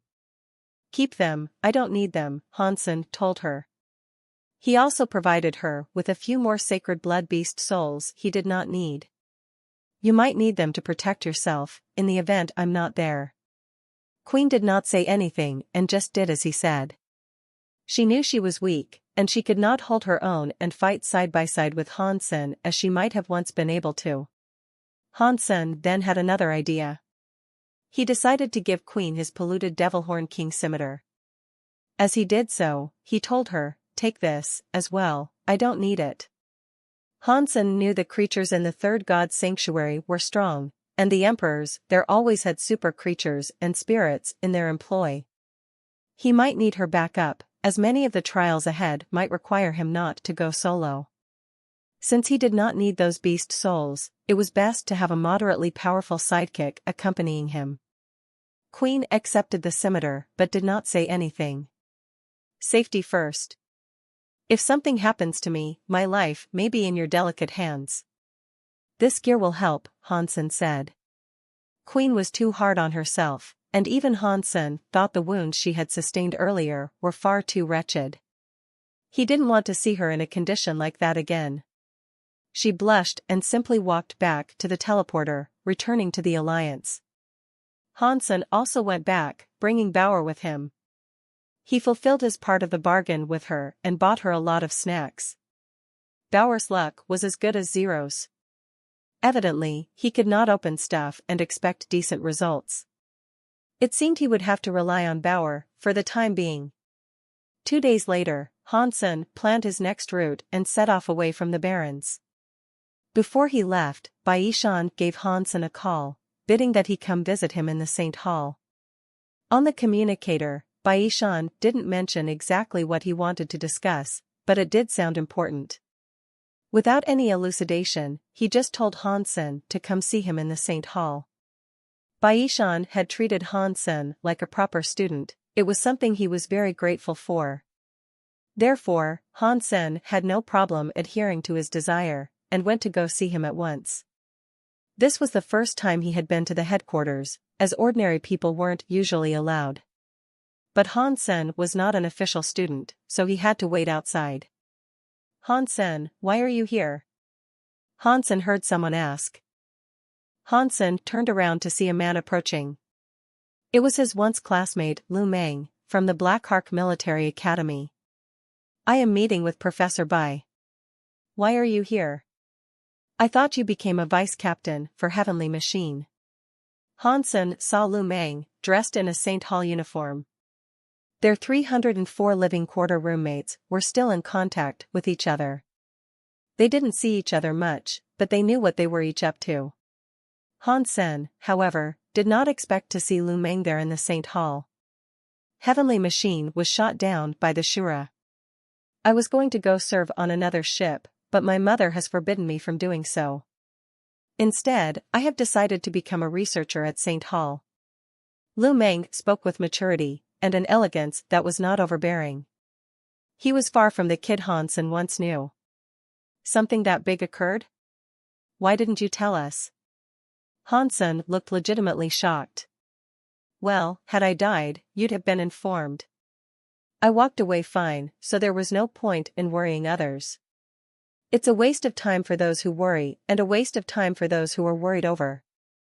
Lu Meng smiled softly for a moment, and then went on to say, "I heard you were injured, though. How are you, all things considered?" "Much better," Hansen said, enjoying the chat with Lu Meng. The two proceeded to speak about recent events, and gossip as they had not done for the longest time. They discussed older topics too, in blissful nostalgia. They spoke of their school lives, and what was going on with Zhang Yang, Shi Zhikong, Wang Mengmeng, Fat Leader, and Thin Man, even. Bai Yishan reached the lobby, at which point the closure of their dialogue was abruptly delivered. "Hansen, come to my office," Bai Yishan swiftly commanded. When he recognized who Hansen was talking with, though, he had to ask, "Do you two know each other?" "Lu Meng was my roommate once upon a time, and he is a good friend. He was a bit of a bully during my study years, though." "You better put a tight leash on this fellow, if you're teaching him," Hansen jested. Bai Yishan looked at Lu Meng's card and said, "You are an intern. Come to my lab tomorrow. Find Mr. Li, and he'll put you to work." Bai Yishan seemed to be in a rush, though, and so he said, "Now come, quickly. There is a problem." "We'll talk later, buddy." Hansen followed after Bai Yishan, concerned what matter could be so pressing. Lu Meng winked at Hansen and then watched him go. It was rare for someone to work alongside Bai Yishan in his lab. Even the most experienced researchers could be forbidden from entering there, if Bai Yishan had no desire for them to have access. It was an extremely fortuitous opportunity, being invited to enter the lab. But he knew that if he was to act on the invitation, he'd have to be at his best performance. If he didn't have what it took, he could be removed from the lab with a snap of the fingers. The invitation meant one thing above all else, though. And that was Bai Yishan's favor and respect for Han Senator. Usually, a rigorous testing process was required before someone could enter such a prestigious lab. His association with Hansen seemed to suggest Lu Meng could forego that. Bai Yishan brought Hansen into his office and presented him with a set of documents. "St. Hall has a rule. There is a program here, one we must all follow. Sign this document, and you can be made counselor of this project. You know this is classified, yes?" Bai Yishan said. Hansen read the document in front of him, and then signed atop the dotted line. So, what is this project? Why is there so much mystery? Hansen asked, as he signed his name. Baishan sent the document before responding. He contacted someone to confirm Hansen's identity and said, "Come to my lab, we'll talk." Baishan printed off Hansen's worker card and pinned it to his chest. Baishan seemed to be in a hurry, and he was scurrying about with haste. Even his speech was quicker than usual. He said, "You asked me if there is a hyper-geno art that can make a stomach stronger? You created one for me?" Hansen was surprised, and performed an emotional gesture with both hands clasped. Baishan rolled his eyes and said, "It's not like you're my son, boy. I'm not going to treat you that well." Hansen immediately looked disappointed, and instead asked for clarification. "So, what's the big deal about my asking?" "I am researching a hyper-geno art called Hidden Blood. It might be something you'd have an interest in," Baishan explained. "Hidden blood? To make your heart stronger?" Hansen was disappointed. He already had heresy mantra for his heart, so there was no need for any other such skills or techniques. But Baishan shook his head and said, "It's not for your heart. It's for your spleen." Spleen? Hansen knew the word but did not know much about it. The best he could recall was that it was an organ associated with the filtering of blood or something. Baishan elucidated it for him, saying, "The spleen can filter blood and create blood." Hansen listened to what Baishan told him with interest as he walked alongside the man. He could understand a few words, here and there. Hansen was more interested in saving money, though. He didn't concern himself too much with hyper-geno arts that dealt with organs of the body. That being said, Hansen was surprised to find himself interested in hidden blood, after hearing what Baishan was telling him about it. If what he was saying was true, it had to be a powerful hyper-geno art. It had to be one that would be quite beneficial for Hansen. When they finally reached the lab, Hansen was taken aback. It had to be bigger than the size of a football stadium. Aside from a few enclosed areas, the entire lab was partitioned by glass windows, where you could observe the researchers going about their various tasks. "There is a problem with it, though. I was hoping you might be able to help us with it," Baishan said as they entered a private room. "What would this help entail?" Hansen asked dubiously, as he looked at Baishan. The man's crooked smile was like that of an old, wicked fox. Baishan answered, saying, "Hidden blood is just a name we have given it. But it is an ancient skill, one that was developed by a certain cult. The skill's original name was blood magic, and I can only suppose it was once regarded as being evil. These are the days of grays, though. Determining what is good and what is evil, that which is black and that which is white, is a thing of the past. The roads to hell are paved with good intentions, after all. All that matters is the method and reason for which something might be used. And that is the case with hidden blood. I've been researching this particular skill for quite a few years, and I think it's time for the training wheels to come off and for it to be used properly." Hansen was rather shocked by Baishan's vivid and detailed explanation, but he still wanted to know more. He asked, "What do you mean?" Baishan said, "Hidden blood increases the strength of one's spleen. It makes the blood itself stronger, and through using it, you can actually feel your bloodstream pump with greater energy. The blood itself is energized." "And what's so good about that?" Hansen asked. "It filters the dirt in your blood and concentrates it. Think of it like fuel for an aircraft. 1 liter of fuel can allow for the flight of 1,000 miles. If aircraft could learn hidden blood, that same liter of fuel could allow for a flight of many thousands of miles. It means you can store much more power inside your body." Baishan looked very excited as he explained hidden blood to Hansen. Baishan was still not done either. With a remorseful look, he said, "But we have a problem. Ordinary people cannot handle this energized blood pumping through their veins, more specifically, their hearts cannot handle it. Our bodies are designed for ordinary blood, after all. You want me to be your guinea pig? Hansen guessed. Baishan looked at Hansen and said, well, you have heresy mantra. Your heart and vessels are considerably more powerful than those of others. With your fitness level, you should be able to make use of hidden blood without issue. No way. Hansen thought it to be a needless risk, one that was too dangerous. Think about it. A good generator needs good fuel. You have a powerful heart, but your blood is average. Don't you think that is a shame? Baishan said. Hansen told him, you are right, yes. But being a lab rat. Baishan said, we have already conducted a plethora of tests. Blood magic cannot be controlled, though. It is addictive, to say the least. Once you have started learning it, you cannot stop.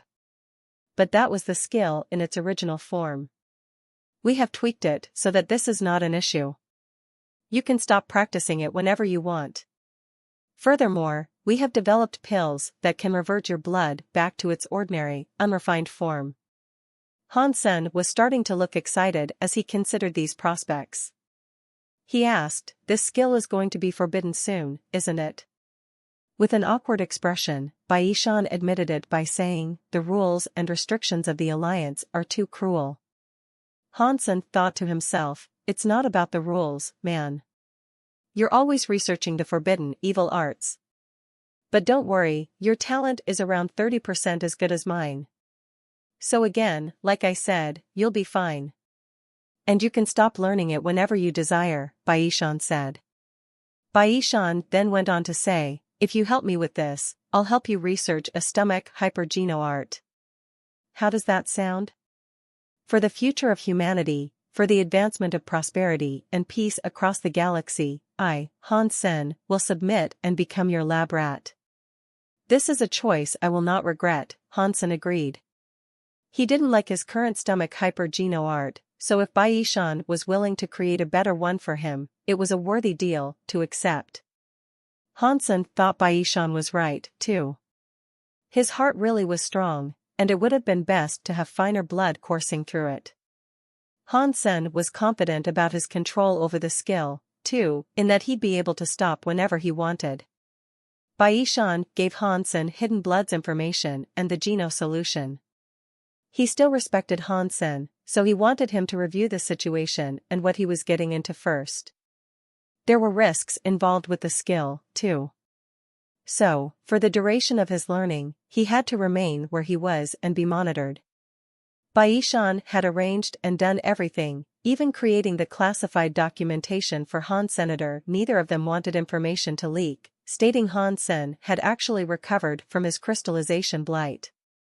But Hansen was prepared for his healing to receive exposure, whenever that happened. It wasn't the biggest secret, and no harm would actually come from others learning he was better. Little Han, you are so strong. I have never seen a surpasser as strong as you, especially where your heart and vessels are concerned. Dare I say, you were born to learn this skill, boy. You were born to learn it. Baishan's constant compliments were becoming sickly. Hansen gave up on the idea of leaving the Barrens for now, deciding to stay there, practicing hidden blood for the time being. He felt good practicing it. He used to believe his blood was already quite pure, but this skill taught him differently.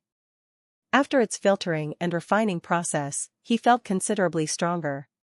His spleen was like a clean, energy storage facility that could constantly produce energized blood. The progress of practicing hidden blood came smoothly. There were no hindrances, and Hansen was able to withstand the high-energy blood he was given. After 15 days, Hansen became what could be considered a beginner. The energy in his blood, by this point, had doubled. Hansen now had the time to enter the sanctuary and get to refining both life Geno essences. Baishan had been satisfied by the results thus far, and when Hansen got even better, he would document his experiences with the skill for information data. Of course, his experience was only one of the many things required, so it wasn't enough to complete the project to a degree of satisfaction. Baishan found Hansen to ask him questions and learn whether or not problems with the hypergeno art came from the heart. If so, they could make the necessary changes. Ordinary people could not practice heresy mantra, but there were other hypergeno arts out there that could strengthen the heart. These were, however, not half as efficient. Hansen had learned a lot from his time practicing hidden blood. In the past, Baishan had only given Hansen information that could be found on Skynet. But now that Hansen could learn it right there with him, it was great. Plus, spending time in the labs allowed Hansen to observe a variety of different experiments conducted by researchers. There were hundreds of people there, running countless experiments at the same time. Baishan was in charge of hidden blood because it was his own personal project. Other projects were handled by those under his employ. Hansen was captivated by the experiments, and on this day in particular, he lost track of time and missed his dinner. Fortunately for him, there was a vending machine there. He bought a snack and sat down to eat in the canteen. Ever since he had learned the stomach hypergeno art, he had had to eat a lot more. While Hansen ate, a group of other people entered the canteen. It was past supper time, but still they came. One of the group was laughing loudly, and when he saw Hansen, he stopped. The others, seeing him stop so suddenly, looked in the direction he had frozen. And then, they too saw Hansen there. Hansen glanced up and noticed it was Wang Lin. It was the person Hansen had humiliated, back when they were on the Shui family's original planet.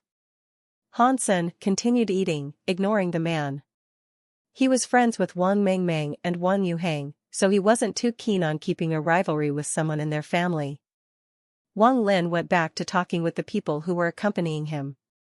Unfortunately for him, Hansen's ears were far too good. He could hear every single word that was spoken. Wang Lin told the story of what had transpired at the Shui family meeting, but reversed their roles entirely.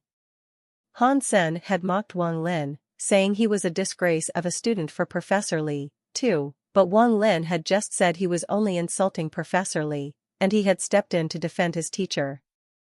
Li Xinghua was there in the canteen with them, and although Hansen had never seen him before, he knew who it was.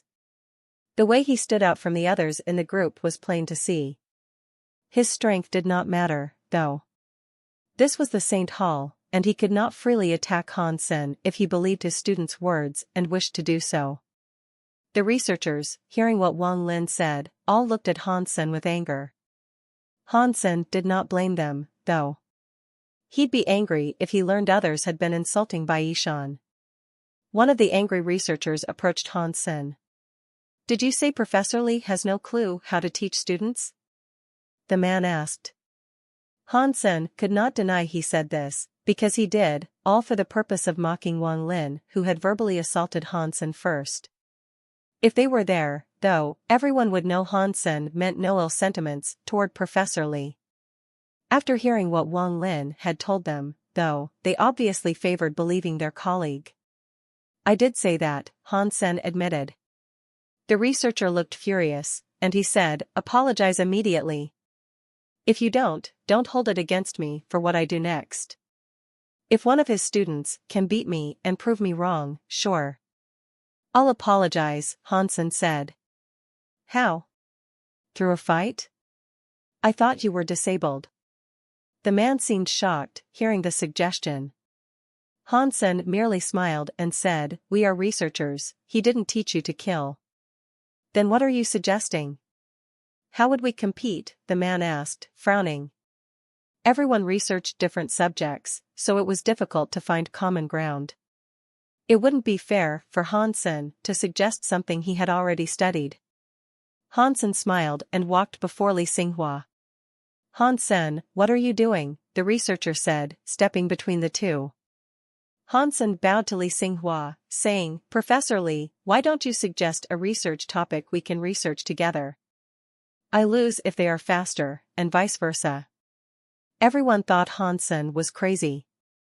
Different researchers were good at different things, so if Li Xinghua suggested something Hansen didn't know squat about, he'd immediately be at a disadvantage.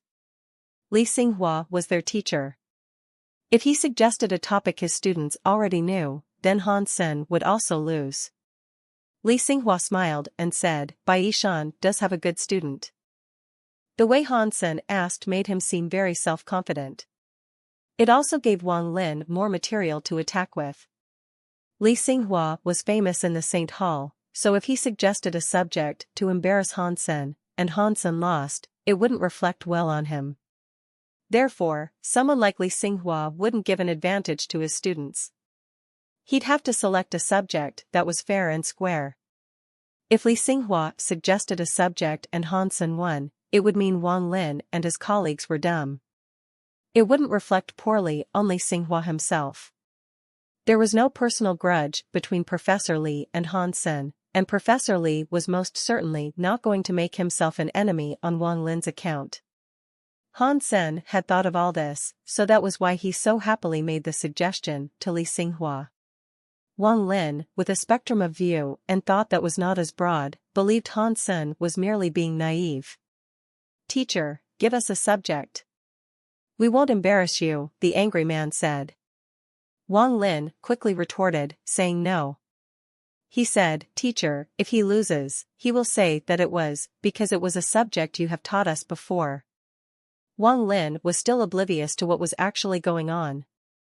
Li Xinghua simply smiled and said, If you want me to suggest a subject, I will. Li Xinghua pulled out his communicator and sent information to Han Sen and Wang Lin. This is what I have been researching in my own free time. Come find me when you have the results I wish to see. After that, Li Xinghua left. Wang Lin and his friends followed. Han Sen read the information he had been given while eating. It seemed like a fairly easy subject. It was very simple, as a matter of fact. The topic was on research on the energy flow cycle. Han Sen thought it was simple due to his experience with energy flows. When he uses Dongxian Sutra, he could simulate 3 or 4 different energy flows simultaneously. But the information he had been given concerned itself with something a little different. Lin Xinghua's research was about making 2 different energy flows run inside the body at the same time, but without either of them affecting the other. That meant practicing 2 hyper-geno arts without either touching. Han Sen didn't think such a thing was possible, due to the blood pulses being connected. Every qigong had to flow through the pulses, and they couldn't overlap. Li Xinghua had performed many tests with this subject. He had used many different hyper-geno arts in trying this out, but the results were always the same. They always overlapped. Han Sen knew it'd be impossible. When he practiced the Dongxian Sutra, he could only practice the Dongxian Sutra. He couldn't practice the Dongxian Sutra at the same time he practiced the Blood Pulse Sutra. If he ran 2 energy flows inside him at the same time, he'd be lucky if he didn't blow up. It was then that Han Sen realized the truth of why this subject had been selected. It was an impossible question, and it'd get him and Wang Lin to stop fighting. After returning to the lab, Bai Yishan called him. Did you have an argument with Professor Li? I heard you had one, Bai Yishan inquired. It was nothing. Han Sen then went on to tell Bai Yishan what had transpired. Can I see? Bai Yishan asked. Han Sen thought he might as well show Bai Yishan, since an answer wouldn't be possible. Bai Yishan looked very excited upon being shown what Han Sen had been given. He exclaimed, Li Xinghua is good. That is why he is my #1 opponent. This is a very interesting theory. Han Sen looked confused, and so he asked, but there is no solution to this, is there? It is impossible to solve, yes. And it is not just him who has been researching this, many scholars have tried. Bai Yishan continued talking as he perused the information. He said, Li Xinghua's thoughts and suggestions make people think. He has inspired me a great deal. But you can't solve it, Han Sen said. Research does not require answers. Not everything on this plane of existence can be answered, and that is the beauty of research. There may be incidental results, but they are often viewed as being worth more than the subject itself. This research is comprised of many astounding theories, thoughts, and insights. For him to allow you to see this is brilliant. Bai Yishan went on to tell Han Sen, read this information. If you understand all that is written here, you'd fare well in the prospect of graduating. Han Sen was shocked.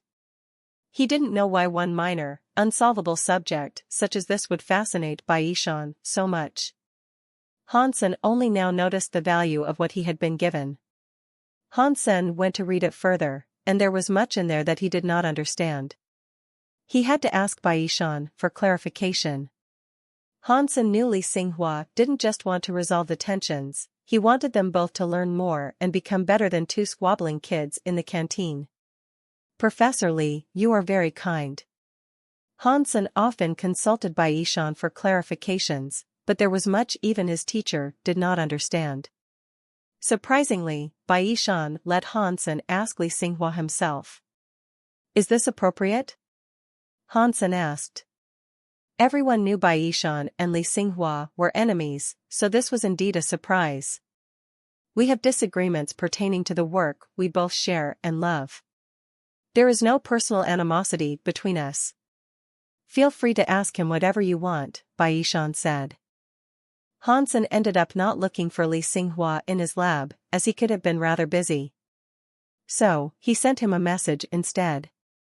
That way, he could ask all the questions he wished to pose to the man. He didn't really even expect a reply. But that very night, Li Xinghua gave his response, answering each of Han Sen's questions with keen insight. He even provided Han Sen with links to further reading material on the subjects. Han Sen saw his reply, and while he had received many answers, many of those answers merely led to him having even more questions. Every now and again, Han Sen would continue to send Li Xinghua a message with more questions. Each and every time, Li Xinghua would reply within a day or two. Now, Han Sen understood why Bai Yishan and Li Xinghua did not get along. He could see now that it was due to their different methodologies of research. Li Xinghua saw things at a broader perspective, encompassing a lot more. Bai Yishan was of a narrower vision, one that was fixed to the most minute of details. Their methods of research were polar opposites. Han Sen learned a lot from Li Xinghua. A month later, Han Sen finished the second stage of his testing of hidden blood. His spleen had become much stronger, the blood was twice as thick, and his heart was full of vigor. This wouldn't have worked on anyone else because the ordinary, natural human heart wasn't strong enough. It was the crux of the problem, and what Bai Yishan was most concerned with fixing.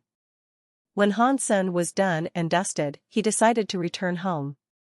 His trip to St. Hall had earned him a lot. Hidden blood was a marvelous thing to have been given.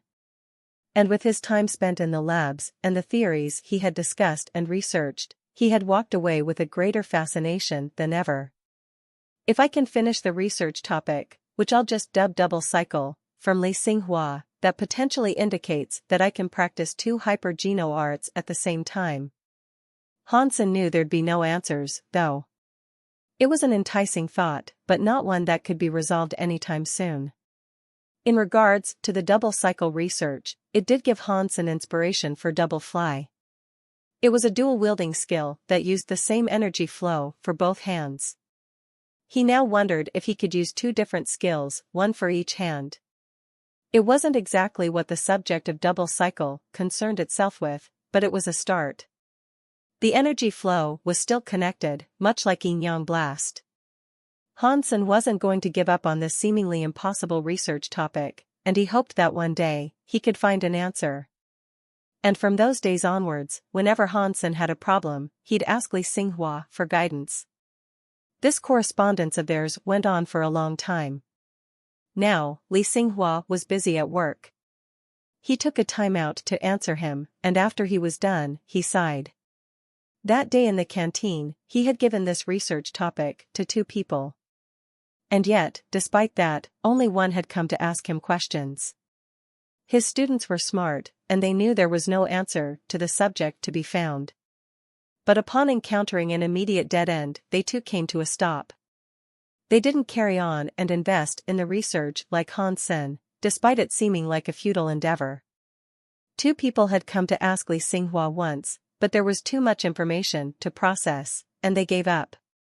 Only Han Sen persevered and tried to process all the information and make heads or tails of it all. Li Xinghua knew Han Sen was serious about this subject due to the nature of the questions he posed. To start off with, the questions seemed fairly basic and almost stupid. But they improved over time, which showed that Han Sen was a keen learner and he had put true dedication towards the subject. When someone didn't understand something, it was only natural for them to make a mistake.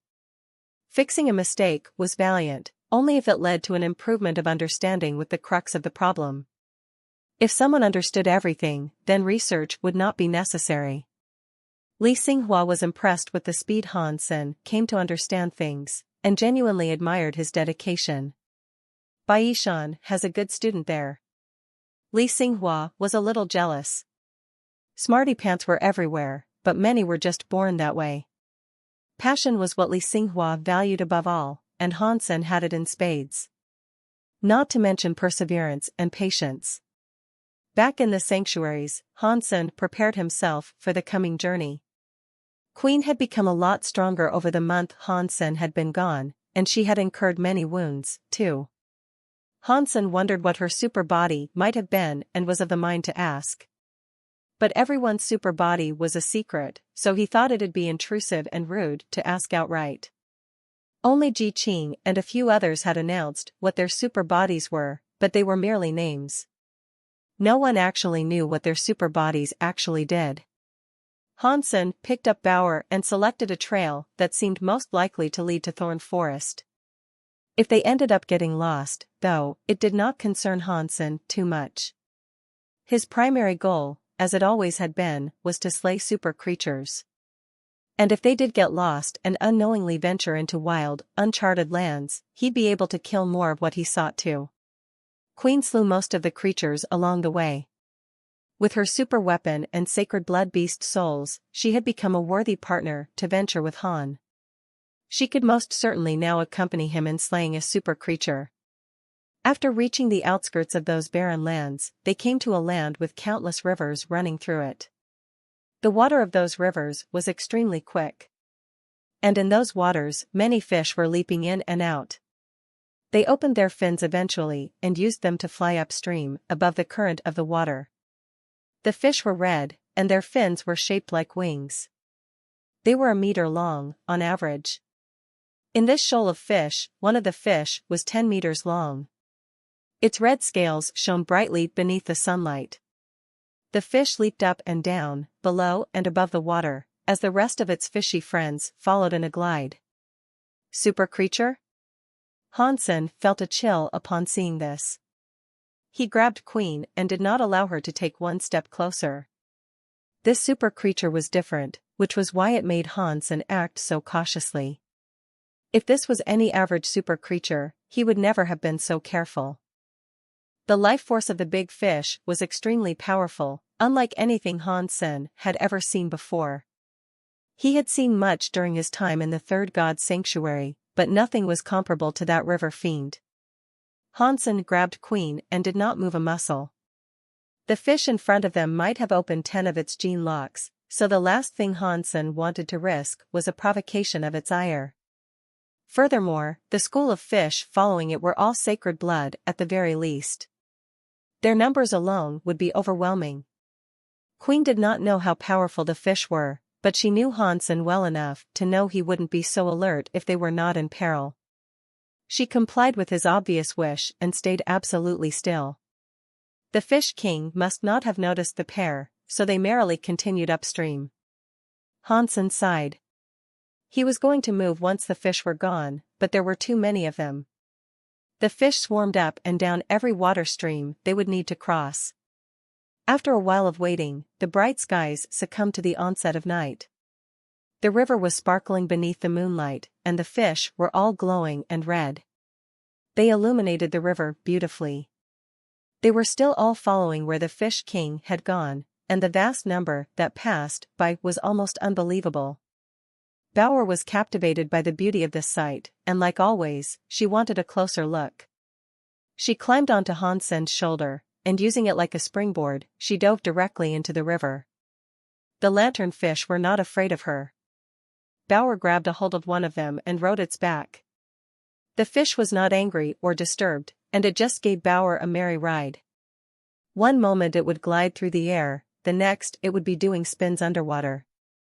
Bauer was delightfully happy while experiencing it. This isn't normal. It seems to me that something's afoot. Let's take a closer look and see what might happen. Seeing Bauer ride the fish, Hansen wondered what the rest of the fish were all up to. He summoned Golden Growler, and with Queen, followed Bauer and the fish upstream.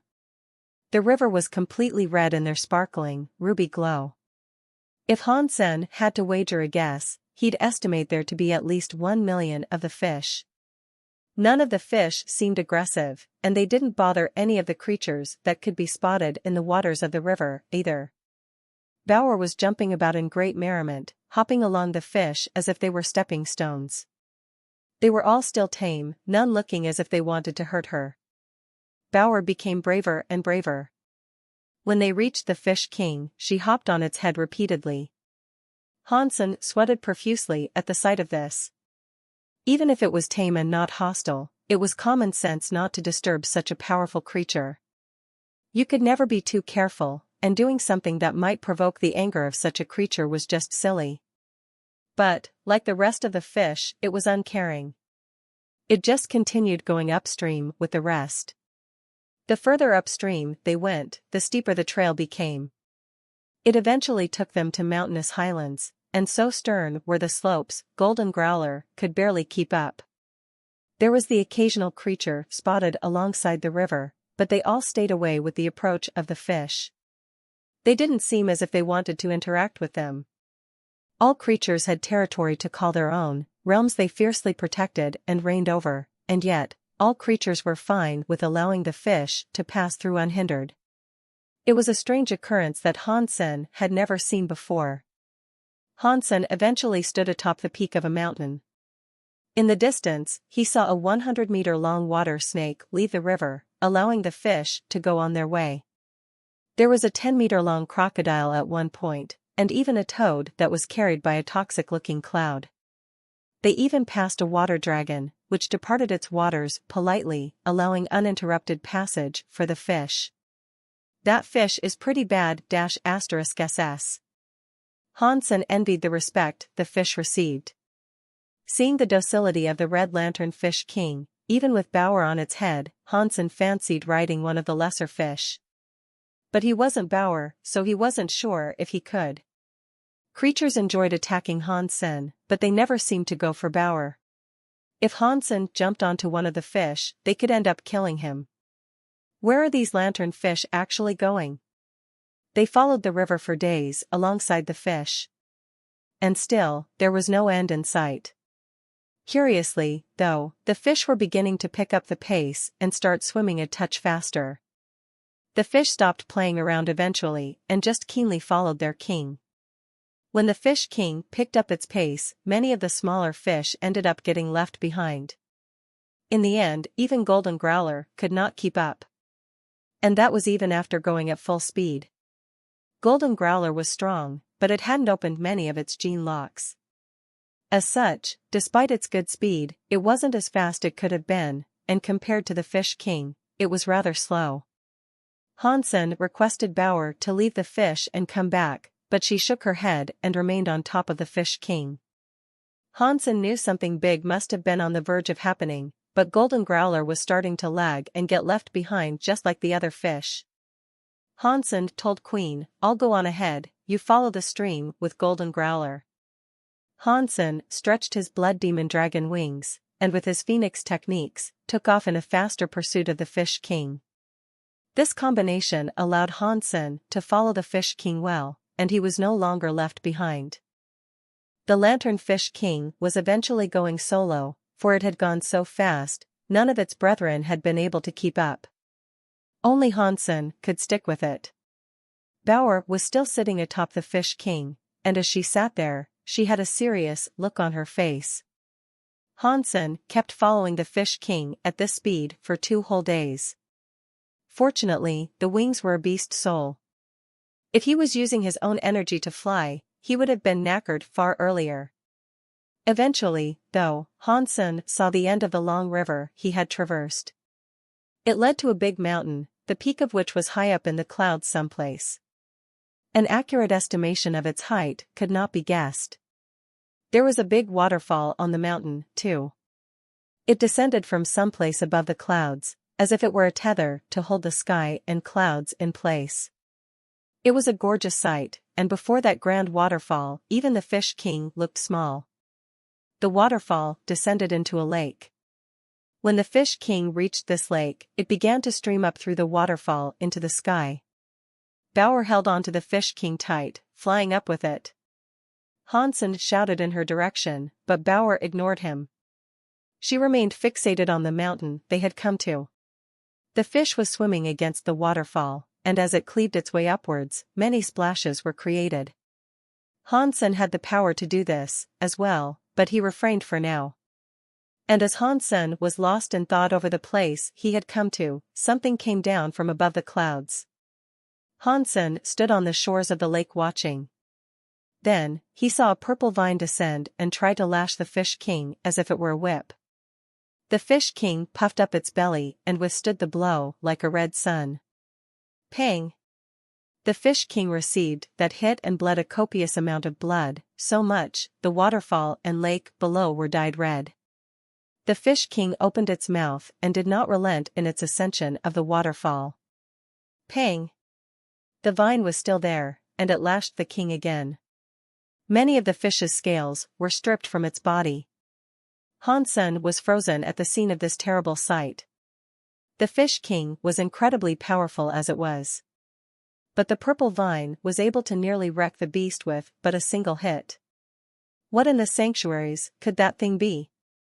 Is it a plant? Is it a weapon? Is someone controlling it or what? Hansen wondered, aghast. His Dongxian aura was not efficient enough for him to detect what might have lurked above the clouds. What Hansen couldn't understand the most, though, was why Bauer was acting the way she was. She was determined to remain on the Fish King, and her face was extremely serious. Hansen had never seen her behave this way before. Does she know what is up there? Hansen thought to himself. It did not seem possible. She had never been there before, so how could she know? Regardless, one thing was for sure, she wanted something. There had to be something up there and she wanted it. Pang! The fish could not withstand this blow, and it could no longer continue its ascent. It fell all the way down to the lake below, creating a massive splash and tidal wave. Hansen knew the Fish King could fly, but it must have been too weak to do so, following its third and final strike. The Fish King was not wholly defeated yet, though. It shone brightly, swimming around in circles, before resuming its upwards flight. The head of the fish was now crowned with a golden horn. The moment the vine came down, the Fish King was able to skewer it with the horn. The purple vine emitted a mist, following this. And it was still active, it lashed the horn. Pang! The golden horn was shattered, and the Fish King fell back down into the lake once more. The Fish King was determined not to give up, though. It shone even brighter than it had before, and it was so bright, Hansen found it difficult to watch. Hansen used his Dongxian aura to view the king, and he was able to see it regenerate. The scales around it healed, and its tail at the back was like a chipper cloud. The Fish King leaped out of the water and flew upwards like a rocket. The purple vine whacked the fish again, shattering more of the scales. But the Fish King did not submit to gravity this time, and it continued onwards and upwards. As it went, the obliterated scales were like golden stardust, left as a wake for its starbound pursuit. The vine was unable to stop the Fish King this time, but the seeming victory appeared to be short-lived. The illusion of success looked likely to crumble, as another vine appeared. But the Fish King kept going. It pushed on and accelerated, despite the loss of its scales. It was so fast that the second vine was actually unable to do anything. And witnessing its failure to prevent the Fish King's ascent, the vines retreated above the clouds. Bauer's face looked more dour than ever, after withstanding all that. She now held the gourd in her hands as she stared up at the clouds she was fast approaching. Hansen watched as the bleeding fish penetrated the clouds and then, from somewhere above, the noise of thunder sounded. Purple lights appeared in the sky. The clouds were torn asunder by these lights, and the fish became a bloodfish. Its scales had all been stripped away. The moment the clouds were torn, Hansen was able to see the peak of the mountain. There, atop the mountain, was an old vine. The two vines that had assaulted the fish were only a part of it. And the purple light that now flashed was sent out by the old vine. What is that thing? Hansen looked at it in surprise. The clouds only remained open for a second, but in that time, Hansen was able to discern that the vines were not growing from the mountaintop. They were actually the appendages of a monster. In the space of that brief look, the image of the monstrosity was seared into Hansen's mind. The vines had a mind of their own, but they grew out of a living creature. This was something he had seen before. The gourd Bauer came from had brown upon vines that had writhed around the ancient bones of creatures. The vines were almost completely similar. The only difference was the absence of a gourd on the vine. That vine can't be a relative of Bauer's, can it? Hansen wasn't so sure whether or not these things could bear gourds. Perhaps it one day would grow one. But there had to be some connection between the vine and Bauer. If there wasn't, she wouldn't behave in the manner she currently had been. During Hansen's thought, the Fish King blitzed through the pain it had endured and dove through the clouds with its tail, breaking it like a thick mucus to provide passage. Once it was through, it went for the vine. The purple light shone again, but it was not like a blade. It created a swarm of purple bees that rushed to surround the Fish King. Bauer finally moved. She slapped her gourd, which allowed it to suck and ingest all the purple bees. Pang! The Fish King's body was sent crashing down the mountainside. But it was not content to stay there. It jumped up and headed for the vines again, as if it were in a desperate rush. It looked as if the fish was hungry to consume the vine, but before it could, the monster stood up. Its hideous head knocked the Fish King away, making it bleed even more. Roar! The monster let out a fearsome roar as it raced towards the Fish King with its vines lashing wildly. The Fish King shone gold and was unfazed by its gruesome foe. Quickly, it went to clash with the fell beast. A purple and gold light mixed together in midair. Hansen flew up above the clouds to watch the fight unfold. Even with Super King Spirit Mode, Hansen did not believe he was a match for either of the creatures. For now, he was content to just watch. Hansen noticed the monster was different from the skeleton of the one in the second god's sanctuary, where Bauer's gourd had grown. Although only the bones had remained, he could immediately tell. This monster was like a ghost with horns. Its body shape, he could tell, was different from the one in the second god's sanctuary. Does Bauer have something to do with these vines? Hansen watched the vines with ardent curiosity. The vines were quite frightening. They were like tentacles, growing from the raging monster that fought with the fish. But Hansen could not see any fruit or gourds growing from them. Perhaps the vine fed on the monster's energy, or empowered it. If it was just the monster fighting the fish, it would have been killed. The monster's vines kept hitting the fish. Their brutal powers were proving too much for the fish, though, and it was clearly going to be the loser in this battle. Despite having been ravaged and despite oozing gallons of blood, the fish was not willing to give up. It did not relent in its combat. The Fish King was getting weaker, and eventually, the vines managed to grip the fish and begin strangling it. The fish was made unable to move. The beast's horns managed to skewer the fish, and with the fish drained of its health, it was tossed crudely down to the lake below. The lake turned completely red after this happened. And unlike before, it did not immediately spring back into action. After a while, it slowly resurfaced. It wasn't dead yet, but the light was dim and fleeting. The wounds across its body were massive, and most of its body had been stripped of scales and flesh. Much of its skeleton was exposed. The fish struggled to regain its composure. It tried jumping up, but it got no further than a height of 10 meters, before falling back down. Bauer looked at the sky, looking as if she did not wish to give up just yet. Hansen, seeing the Fish King die, went to pick up Bauer. After the fight, Bauer did not appear to have suffered a single scratch. Perhaps the vine did not want to injure her, he did not know. "Bauer, what do you want up there?" Hansen hoped she would answer his question. Bauer continued looking up at the mountain, and said, "Dad, I want vine." "For what purpose?" Hansen asked. "I just want it," Bauer said. Hansen kept asking her for more details, but she did not elaborate. He suspected she didn't even know herself, but there was some phantom urge compelling her to go. Hansen stopped asking, but resolved to finish the Fish King off.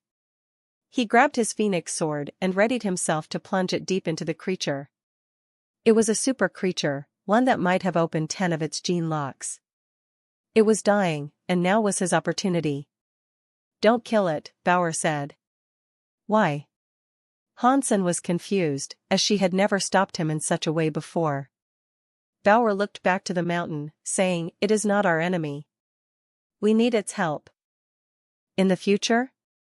Hansen was surprised, and it seemed as if Bauer wanted that vine even more than he had thought. Considering her words, he decided against finishing off the Fish King. Killing super creatures was no longer a monumental task for Hansen, so it was worth putting this one aside if it meant keeping Bauer happy. Hansen was interested in the monster with the vines, though. If the Fish King could help with this situation, then it would be worth keeping. Hansen simulated the silver fox's lightning and tried to heal the Fish King. But the Dongxian Sutra did not have a sufficient number of gene locks open, rendering the healing Hansen could impart almost completely useless. The lightning didn't work very well on a creature as strong as that. After half a day of healing, Hansen was knackered.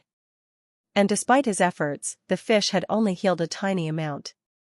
This must be a berserk super creature.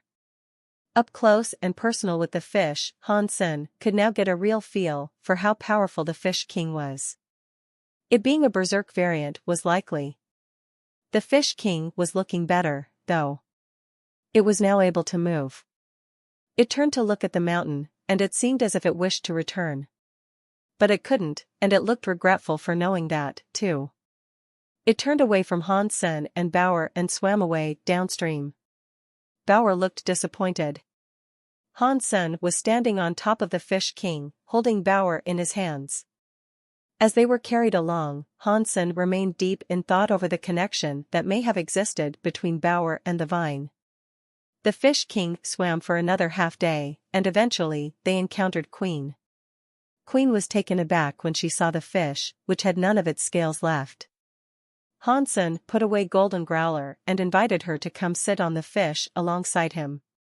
He told her about what had transpired in the time he had been away, but made no mention of the possible connection to Bauer. So much of what happened is mysterious and inexplicable. If the Fish King was willing to die for it, it can only mean the vine is extremely valuable, Queen said. Hansen nodded. He really wanted to find out more, but he acknowledged he was too weak to find out in his current state. He hoped he could somehow get the Fish King to return, fight, and beat the vine. After traveling for a while longer, the Fish King met up with its legion of lanternfish. When it reached them, they swarmed around to kiss its wounds. With each kiss from a lanternfish, a mote of light would depart their lips and soak into the Fish King's body. Miraculously, the Fish King's life force immediately began to replenish. More and more lanternfish offered their motes to the Fish King, and as this continued to occur, the scales began to sprout back and armor up the Fish King once again. After seeing this, Hansen was ready to hit the road and return to the mountain. But Bauer stopped him and said, "Daddy, it will take us." "Take us? Take us where?" Hansen asked. It saw someone who looked like us, Bauer said. Hansen looked at Queen. If the fish had seen other humans, it meant they could be taken to a human shelter. If that was true, that would be great news. The fish recovered and swam quickly downstream. After just under a day of travel, the Fish King stopped and skirted a bank of the river. When Hansen looked at where they had come to, he was shocked. There were thorny vines wreathed around the ordinary forest flora. Wherever they were, they couldn't be too far from thorn forest. They disembarked the Fish King and looked back at it. It shook its tail as if to wave goodbye, and then took off swimming. Bauer, how do we find the fish again? Hansen looked at the river. It was a large river, but not in the grander scheme of the land. Finding where they had come from would be difficult. It will go there, Bauer said, as she looked off in the direction of the mountain. For now, there was nothing Hansen could do. Even with his Super King Spirit mode, he could not do battle with the Vine Beast and expect victory. Fortunately, the Vine Beast did seem to have one limitation: it never seemed to leave the lofty peak it resided upon.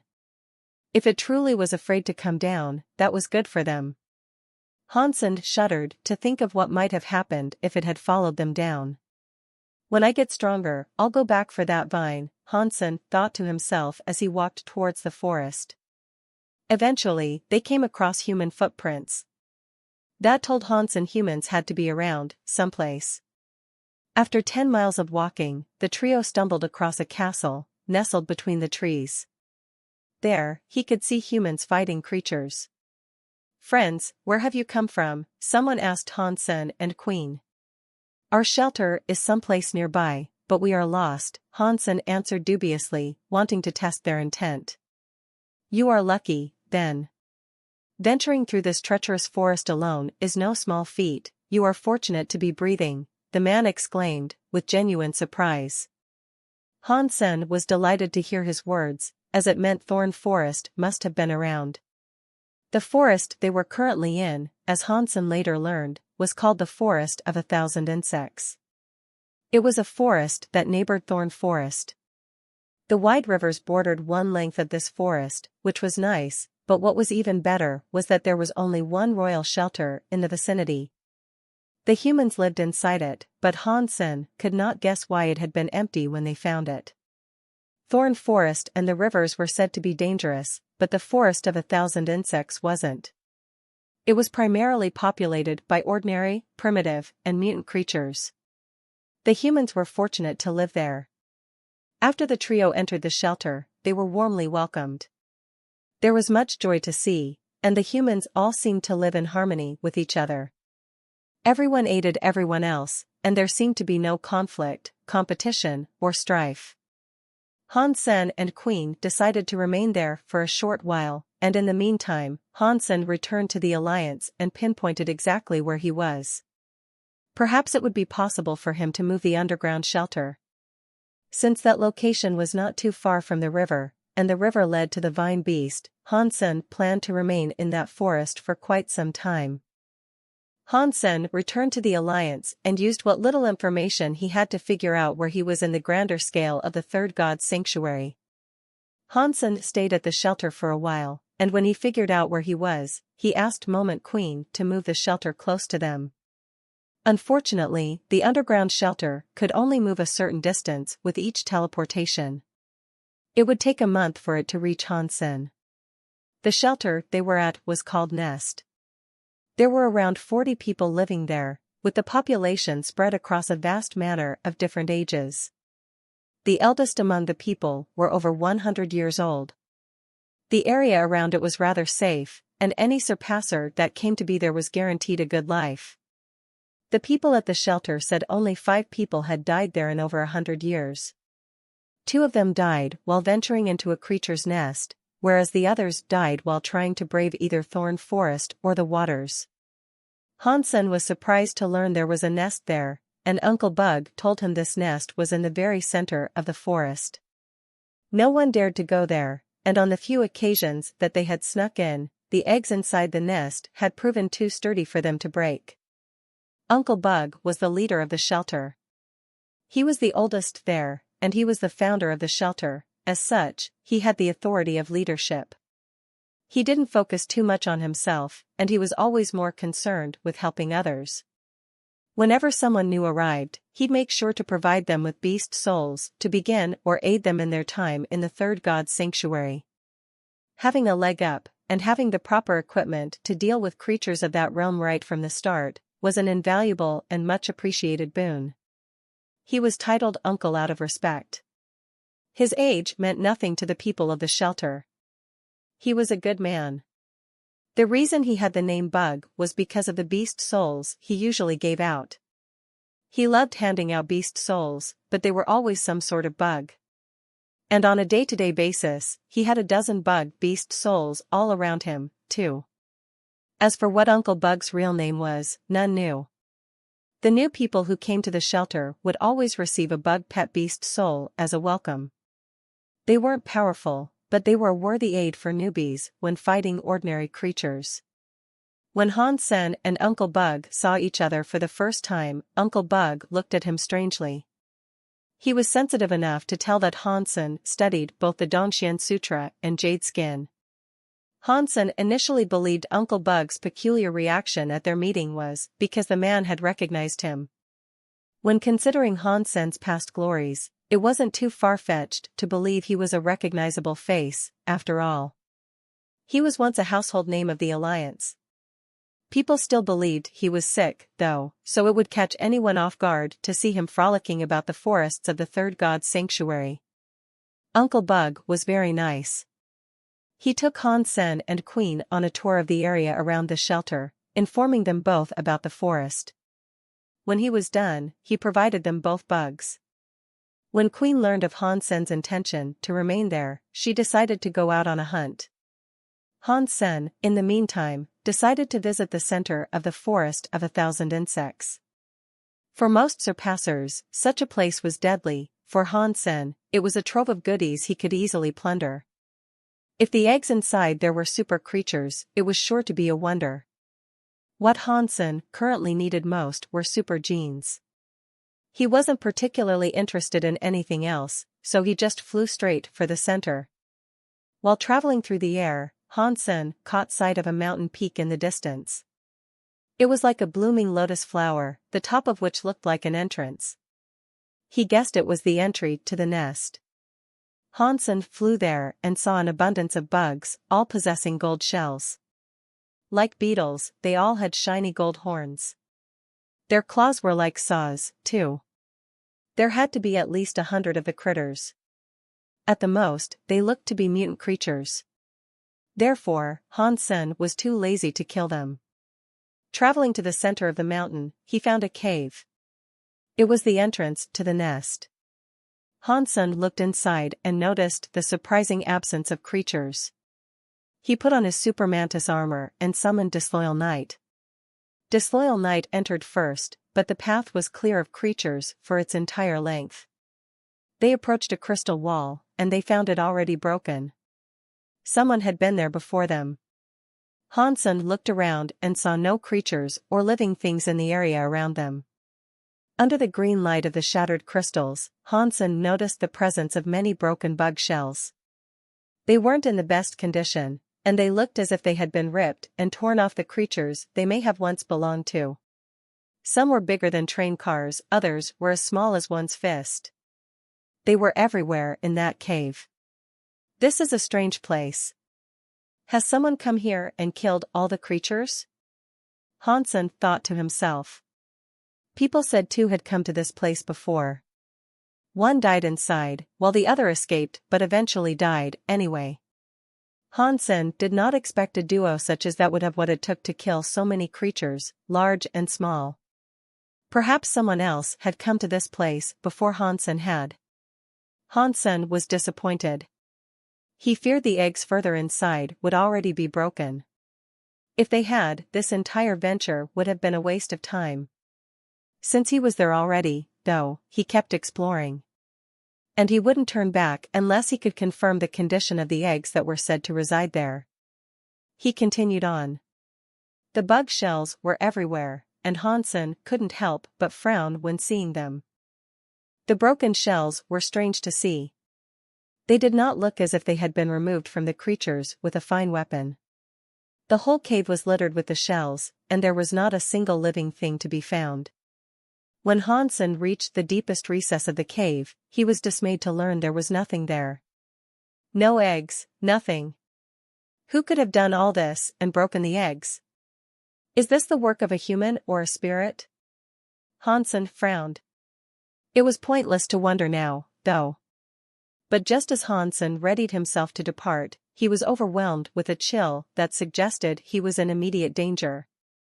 He turned around and threw a punch without thinking. The gauntlets collided with a dark green claw, and when they met, the force sent him flying backwards. As he careened through the cavern, he broke through many crystal walls. Disloyal Knight ran to the monster to engage it, providing time for Hansen to stand up.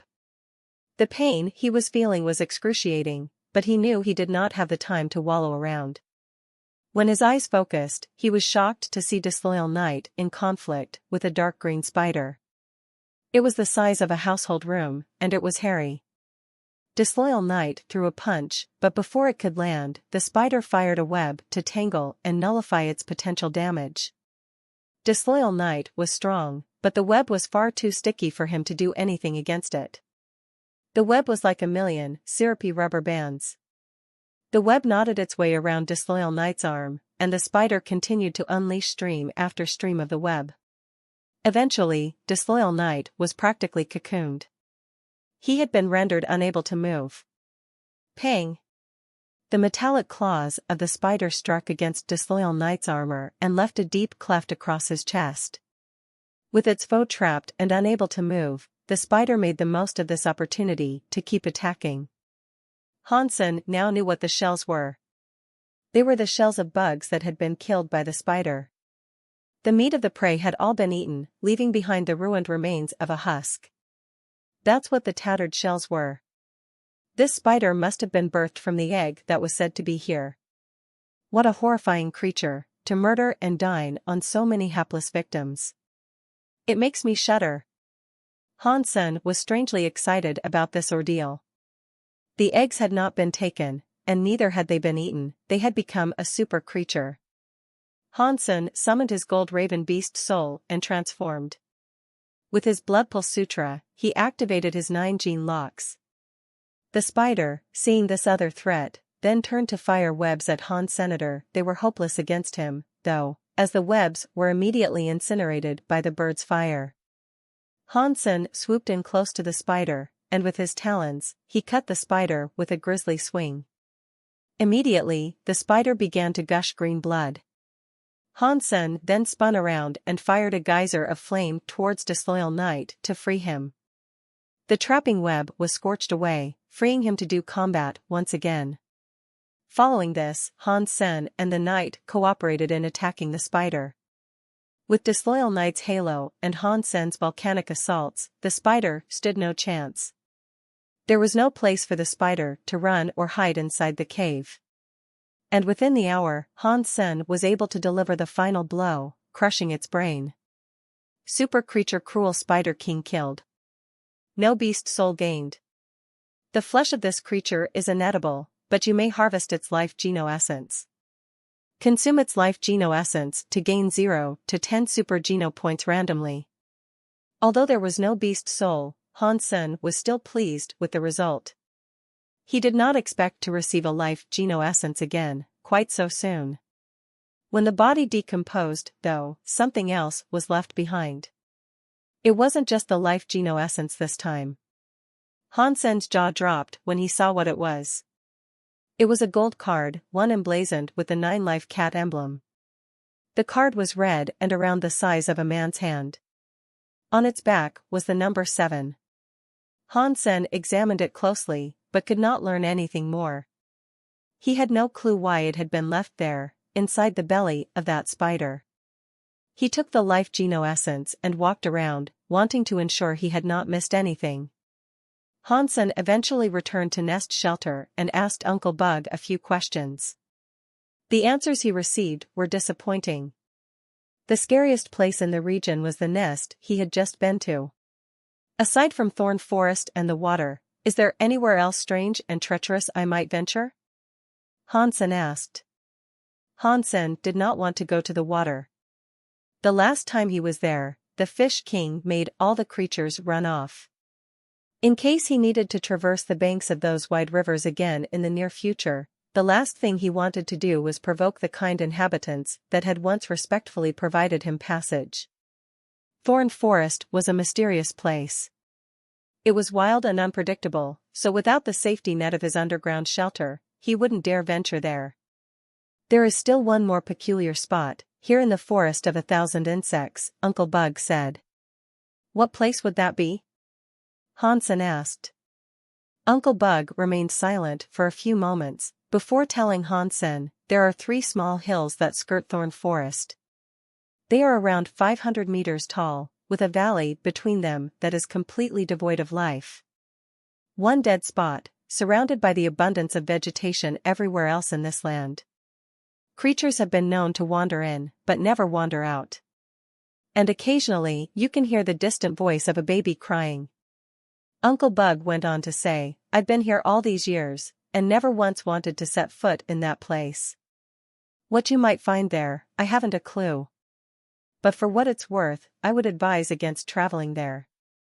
Hansen feigned agreement, but secretly thought to himself, this is exactly what I wanted. Hansen asked where that place was, so he knew where to avoid. His next trip was set. Hansen had managed to collect 3 life geno essences by this point, but none had been fully absorbed. I need to get my *SS in gear. Otherwise, I won't be able to absorb it. Hansen thought about buying a geno fluid to help synthesize and speed up the absorption process. He was tempted, but he ultimately chose not to. Firstly, it was too expensive. Secondly, he did not know whether or not there were any unwanted side effects that had yet to come to light. Before going to the strange valley that he had been told about, Hansen decided to open his 5th gene lock first. He had opened the Dongxian Sutra's 4th gene lock a long time ago, but he had held off on opening more due to his injury. One had been opened by Big Mara, but he had managed to shut it down and close it. So, for now, Hansen focused on his Dongxian Sutra. His fitness was sufficient to support the 5th gene lock being open, and since it had been opened once before, it was an easy and smooth process to open it again properly. The moment he opened the 5th gene lock, his head felt as if something inside it had snapped. The radius of his Dongxian aura had not increased, but he felt different with it. Hansen could sense a lot of things inside that aura with his 7th sense. But that was before. Now, his sensitivities had widely increased. He had the 8th sense. Now, when he was scanning someone, he could get a feel for what they were thinking. He used his Dongxian aura and scanned the area around him. There was a guy called Wang Lin there, and he was currently busy slicing up the carcass of a creature. He wasn't speaking at all, but Hansen could sense what he was saying to himself with his mind voice. After I eat this mutant flesh, my geno point tally will reach 76. Hansen didn't think it was possible to do this, but he knew it was impossible for him to guess something so detailed. He thought his Dongxian aura was somehow lifting the signals of their brain. Hansen scanned the others and realized he was correct. Xiaomei is a slut. I almost broke my back last night. I'll have to remedy it with some oil later for round 2 tonight. I'm going to *CK her to death. Where should I go to kill creatures? Killing worms is too dangerous, but killing bugs is too simple and lame. *CK. That *surely tricked me. I'm going to *CK him up the next time I see him. When he focused on a person inside the aura, Hansen could read their minds in real time. He could also get a perfect sense of how someone was feeling inside. Can I hear the thoughts of creatures? Hansen focused on Bauer, who was currently scarfing down some grub. Unfortunately, Hansen was unable to hear a single thing. Instead, he turned his attention to the bird that was sitting on Bauer's shoulder. Much to his surprise, he was able to discern its thoughts. She never shares any food with me. What a b asterisk tch. Hansen was incredibly excited over this new ability, and he was giddy to try it out on everything he could. He ran straight into the forest to hear the thoughts of all the creatures he could find. Eat. Eat. Eat. Hungry. Hungry. Hungry. Hansen noticed most other creatures were simple-minded. Hansen now had a better understanding of what the fifth gene lock provided. He could hear the thoughts of others, but only if their feelings were strong and at the forefront of their minds. The stronger their thoughts, the clearer Hansen could hear them.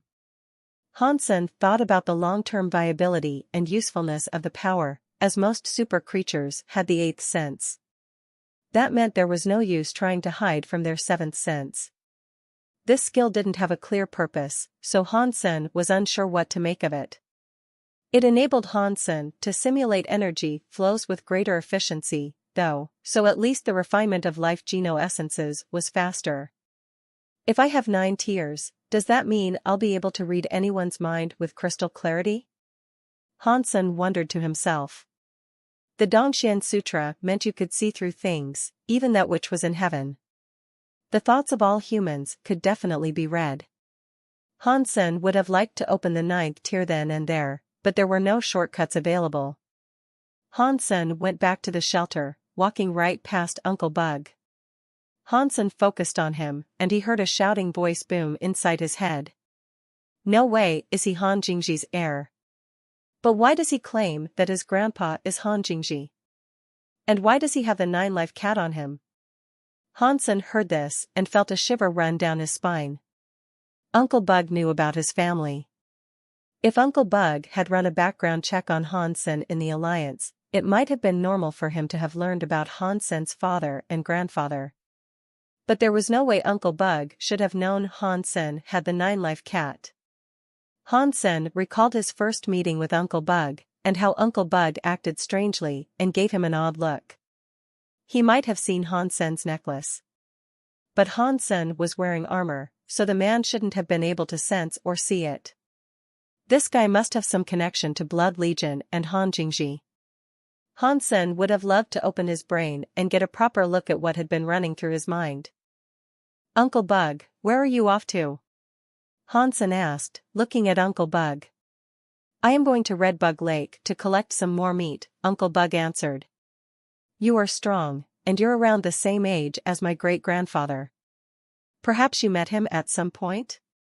It's a shame he is dead now, though. His name is Han Jingji, have you heard about him? Hansen asked, coyly.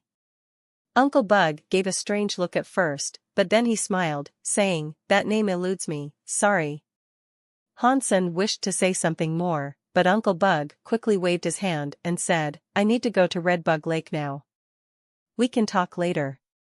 Watching Uncle Bug leave, Hansen knew he had caught the man off guard. Uncle Bug was a little nervous in his response.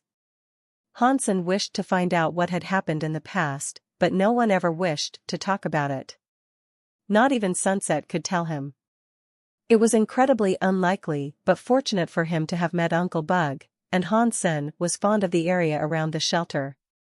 He knew he couldn't push the old man too hard for information. Not yet, anyway. How can I get Uncle Bug to reveal more? Hansen wrestled with a number of different methods he could try, but none seemed viable. So, he decided to find out more about who Uncle Bug actually was. People only knew him by the queer nickname, so he fancied trying to dig a little deeper beyond the name Uncle Bug. Hansen even asked someone to compose an image of the man. With this portrait in hand, Hansen perused Skynet to learn more about Uncle Bug's true identity. Unfortunately, he couldn't find a trace of the man. Uncle Bug gave Hansen an uneasy feeling in his stomach, and his mere presence was different than what Hansen received off others. Hansen concluded his investigation with lame results, nothing new was learned. He hadn't even found the man's real name. Hansen asked the elders in the shelter, who looked to be close with Uncle Bug, but learned nothing from them either. They spoke a lot, but didn't actually say much, so to speak. Hansen now knew there was something off about the man, but he wasn't sure how he'd get him to talk. Uncle Bug continued to pretend he didn't know anything, upon future inquiries. It was rather frustrating for Hansen. Hansen's Dongxian Sutra could not follow every train of thought or scan through the mind of a person as if it were an archive. Had he been able to do this, Hansen wouldn't have gone to such lengths to find out info elsewhere. But he knew he had to be careful and not scare Uncle Bug off. If he was too pushy, things could turn ill. What's more, if Hansen ever left this shelter, he wouldn't know where to find him back in the Alliance. Hansen decided to drop the investigation for now and resume his previous plan of heading for the strange valley he had been told about. He went there with Bauer. Finding a super creature in the forest of 1,000 insects was a very difficult affair, as the knotted realm was rather tame compared to other regions if one did not venture too far. Hansen went to the deserted area and saw the 3 hills, which acted as a crude border wall separating the forest of 1,000 insects and thorn forest.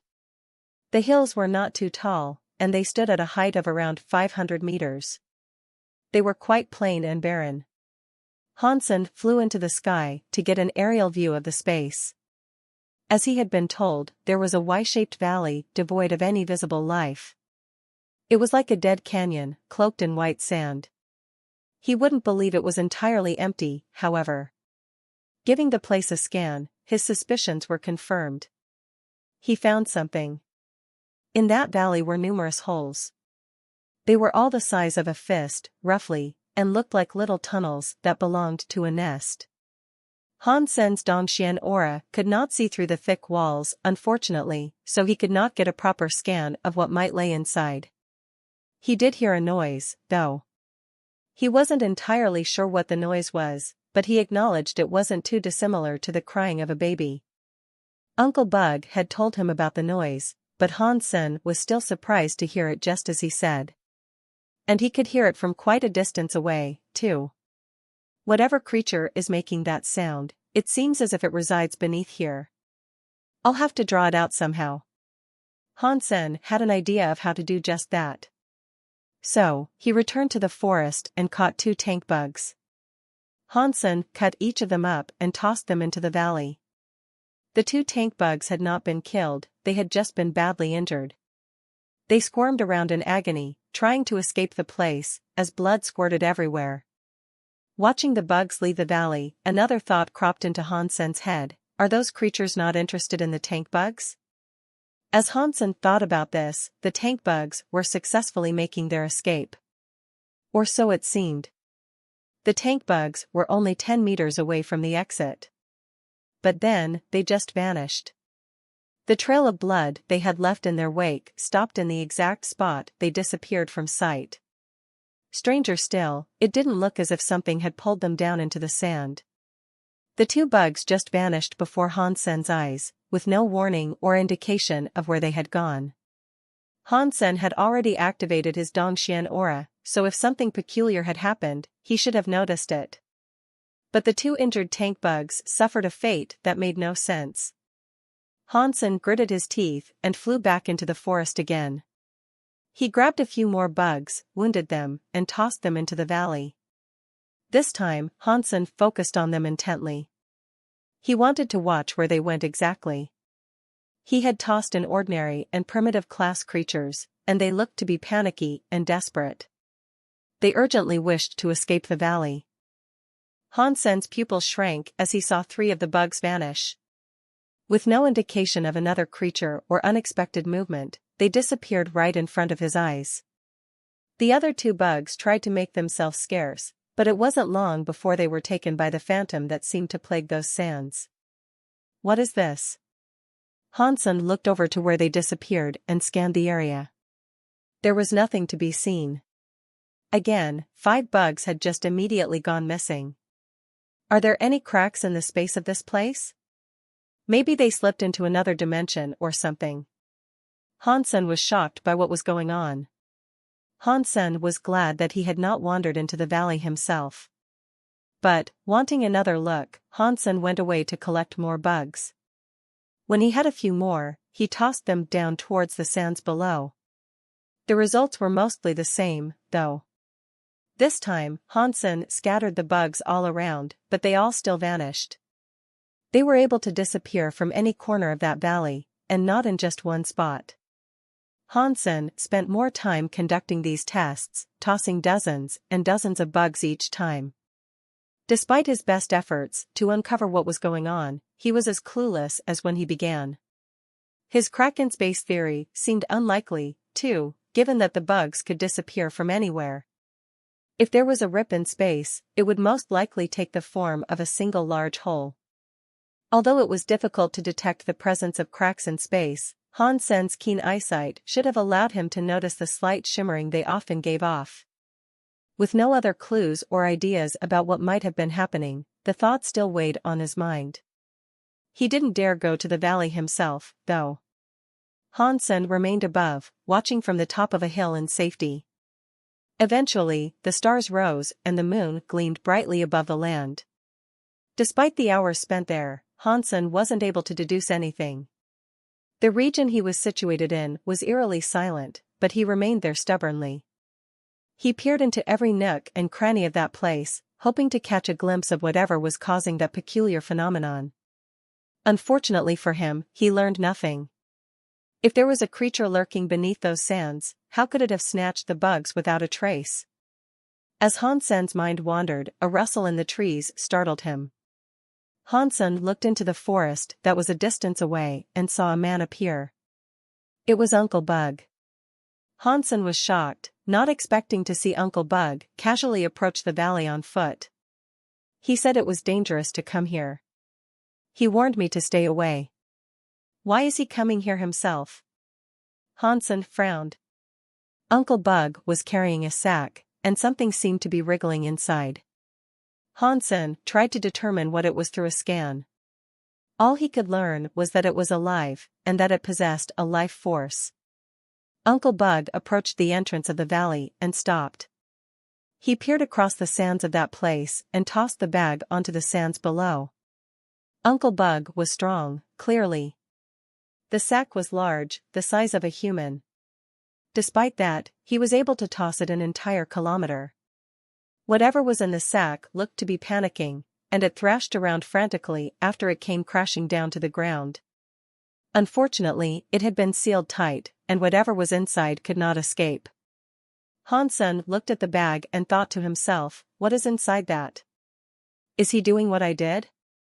Is he trying to uncover what lurks inside this valley, too? All of a sudden, Hansen heard the sound of a baby crying once more. It was incredibly sharp, just like Uncle Bug had told him. It was unnerving and unsettling. The baby's sound was as if it had been traumatized. Hansen then realized the sound was coming from the holes he had examined earlier. In that Y-shaped valley, the holes were emitting the sound of a shrieking baby like speakers. The only unclear thing was which hole the noise was coming from. Quickly, Hansen received his answer. After he listened closer, he realized that each and every hole was making the noise. Then, something even creepier occurred. Countless scorpions began to pour out of the holes. Thousands of the critters began to cascade from the sandy orifices, all heading for the bag and whatever was inside it. The scorpions were about the same size of a fist.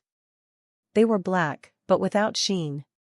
On their backs was the faint picture of a human face. It was like that of a baby, giving off a creepy, devilish smile. When the scorpions moved, the smile looked like it was living and moving. It totally creeped Hansen out.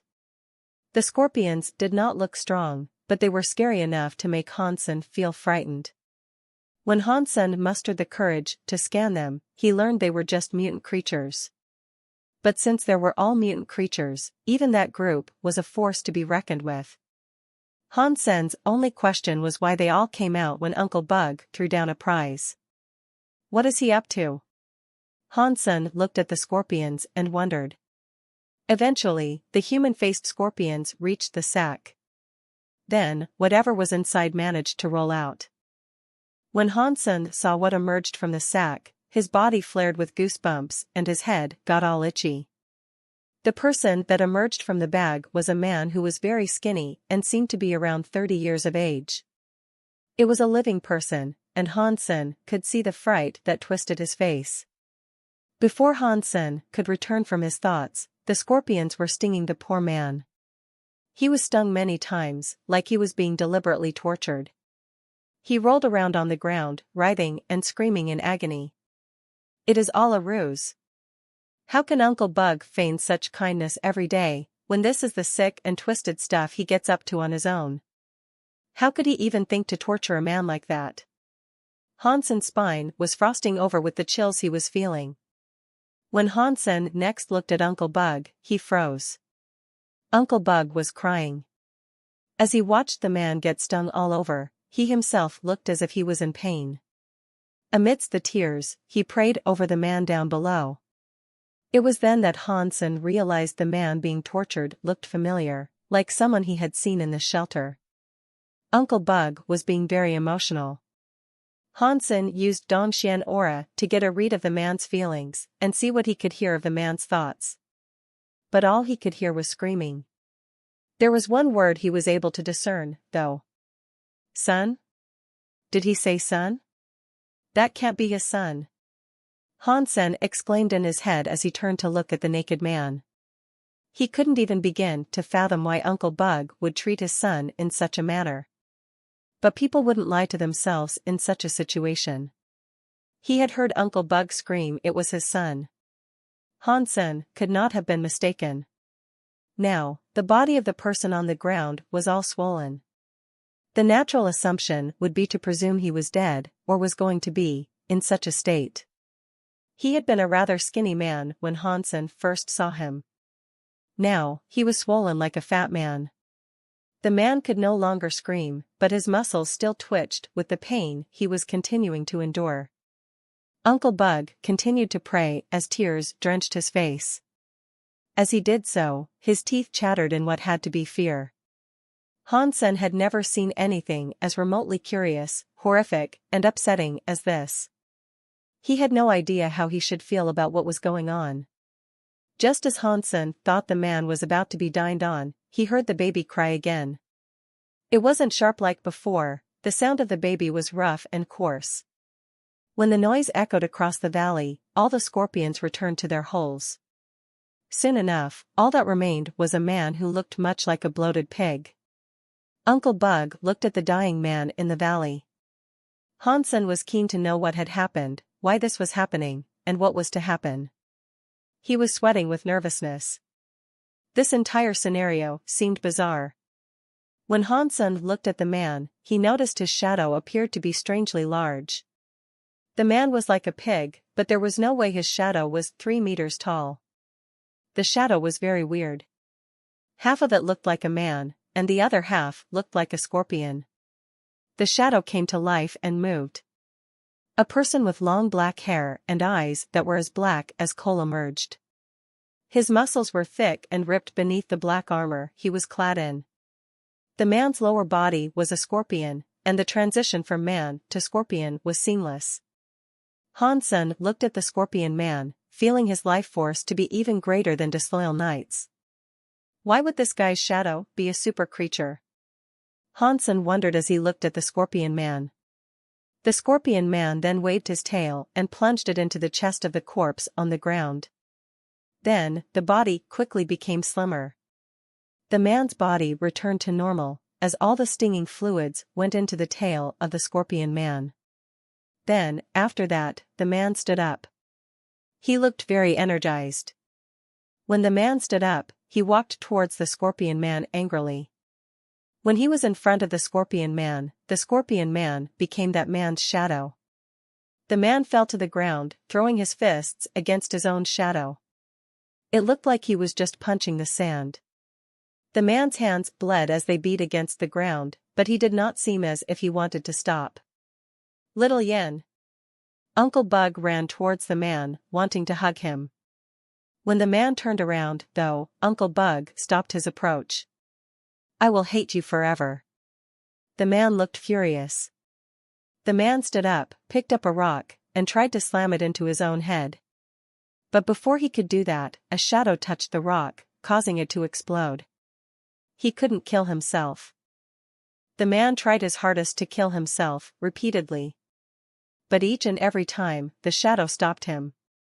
Uncle Bug was crying again, with a face that was full of regret and pain. The man had been savagely injured, but he couldn't be free and allow himself to die. Little Yen, stop this. Uncle Bug guiltily pleaded. What did you expect? Is this what you wanted me to become? The man angrily responded. In continued tears, Uncle Bug exclaimed, I didn't want to, but you were sick. It said it would fix you. I didn't expect. Uncle Bug's tears did not relent. He fixed me, and I am not dead. The man was laughing, but it was a laughter of hysteria. This was worse than him crying. I am sorry, Uncle Bug said. The man, who was laughing like a madman, responded, You are not. You made me suffer something that was worse than being killed. Uncle Bug grabbed his own hair, all the while crying. If I knew this was going to happen, I wouldn't have. Uncle Bug's dialogue disintegrated into incoherent mumbling and babbling. The man looked at Uncle Bug, saying, This is my life. His words were coaxed with desperation and sadness. After a while, the sun began to rise. And as it did, the man said, If you continue to believe I am your son, find someone to kill me. I would rather be dead. Little Yen. Uncle Bug looked at the man in profound sadness, but as he did, the man fell to the ground. Hansen was surprised at the sudden turn of events. He was still alive, just unconscious. Uncle Bug used a bag to pick the man up, and then turned to leave the area. If Hansen described what had happened to someone who hadn't seen it with their own eyes, they'd think he was off his rocker. Hansen quickly followed after Uncle Bug to see where he was off to. Hansen thought it might have something to do with the god that Sunset had mentioned. Perhaps by following, he could learn more and uncover the mystery at long last. Uncle Bug took the man back through the forest to Nest Shelter, though. Then, he took the man to his room. Hansen waited outside the room. It wasn't until the next day that Uncle Bug emerged, acting as if nothing had occurred. He issued commands and went back to his usual duties, telling others to hunt and so on. Uncle Bug, there is something I need to ask you. Privately, if I may, Hansen asked Uncle Bug. There is no need for privacy. Just tell me here, and I'll help you out. Uncle Bug smiled, acting his usual self. But Hansen then implored, I really must speak to you alone about this. Uncle Bug sighed and took Hansen to a place outside the shelter. Little Han, tell me what's the matter. If it is within my capacity to help, I will, Uncle Bug said as he lit up a cigarette. Do you know anything about the Secret Service's 7th team? Hansen asked. Uncle Bug casually shook his head, asking, What is that? Do you know Han Jinji? Hansen then asked. Uncle Bug responded, Your great-grandfather is Han Jinji. He must be a great man if you keep mentioning him. Hansen then said, Then you must know Sunset. Uncle Bug looked at Hansen strangely, clearly not expecting such a response. He told him, I must be getting too old. I don't remember a person called Sunset. Then you must know Little Yen, Hansen said. Uncle Bug's body shivered. He stiffened himself up, telling Hansen, I haven't heard of anyone going by these names. You forgot what you wished for? Hansen said mockingly. After that, Uncle Bug's composure changed. He suddenly looked like an angry lion, and he exclaimed, Who are you? Hansen could feel Uncle Bug's life force, and he could tell the man was the greatest and most powerful surpasser he had ever known. Surpassers these days never came close to the heights of Uncle Bug. At his age, it was a surprise to see him have such a high fitness. Humans did not max out their genes back when Uncle Bug had been in his prime, so it was quite the surprise to see how powerful the old man had become. Do you really not know who I am? I told you the name of my great-grandfather. Hansen looked at Uncle Bug. That is impossible. He cannot have had an heir, Uncle Bug said.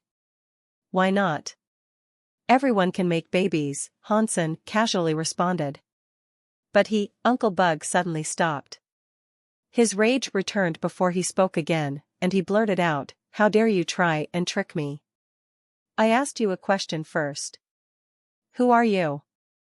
If you don't tell me, you'll have to excuse my ruthless actions." Seeing Uncle Bug's murderous look, Hansen could now see how cruel of a person he must have really been. Hansen sighed, unsure whether or not he'd be able to pluck more information from him. Thinking this, he decided to tell him, "Uncle Bug, I was in that valley the other night." Uncle Bug's grimace turned to visible shock as he stared at Hansen. "That was your son, wasn't it? I think I can help." This was Hansen's one and only trump card. If he wanted the information he sought, this was the only way. Uncle Bug still looked to be fuming with anger, but he asked, "How do you know Sunset?" "I met her." Hansen proceeded to tell Uncle Bug about his encounter with her, inside the crystallizer ruins. Uncle Bug, after hearing what he was told, had a complex look fall across his face. He said, "She still decided on living forever young." "So, were you really a member of the 7th team? What happened?" Hansen asked. Uncle Bug said, "It is none of your business. If you pursue this matter any further, it'll only lead to ruin. Don't get yourself killed over all this. If that is so, do you need me to remind you about your son? Do you want him to remain in such a condition? I can help him." Hansen knew the man would still be a little too stubborn to elucidate. Uncle Bug shook his head, saying, "Just go. And don't breathe a word about this to anyone else. If you do, you're dead." Hansen didn't move, though.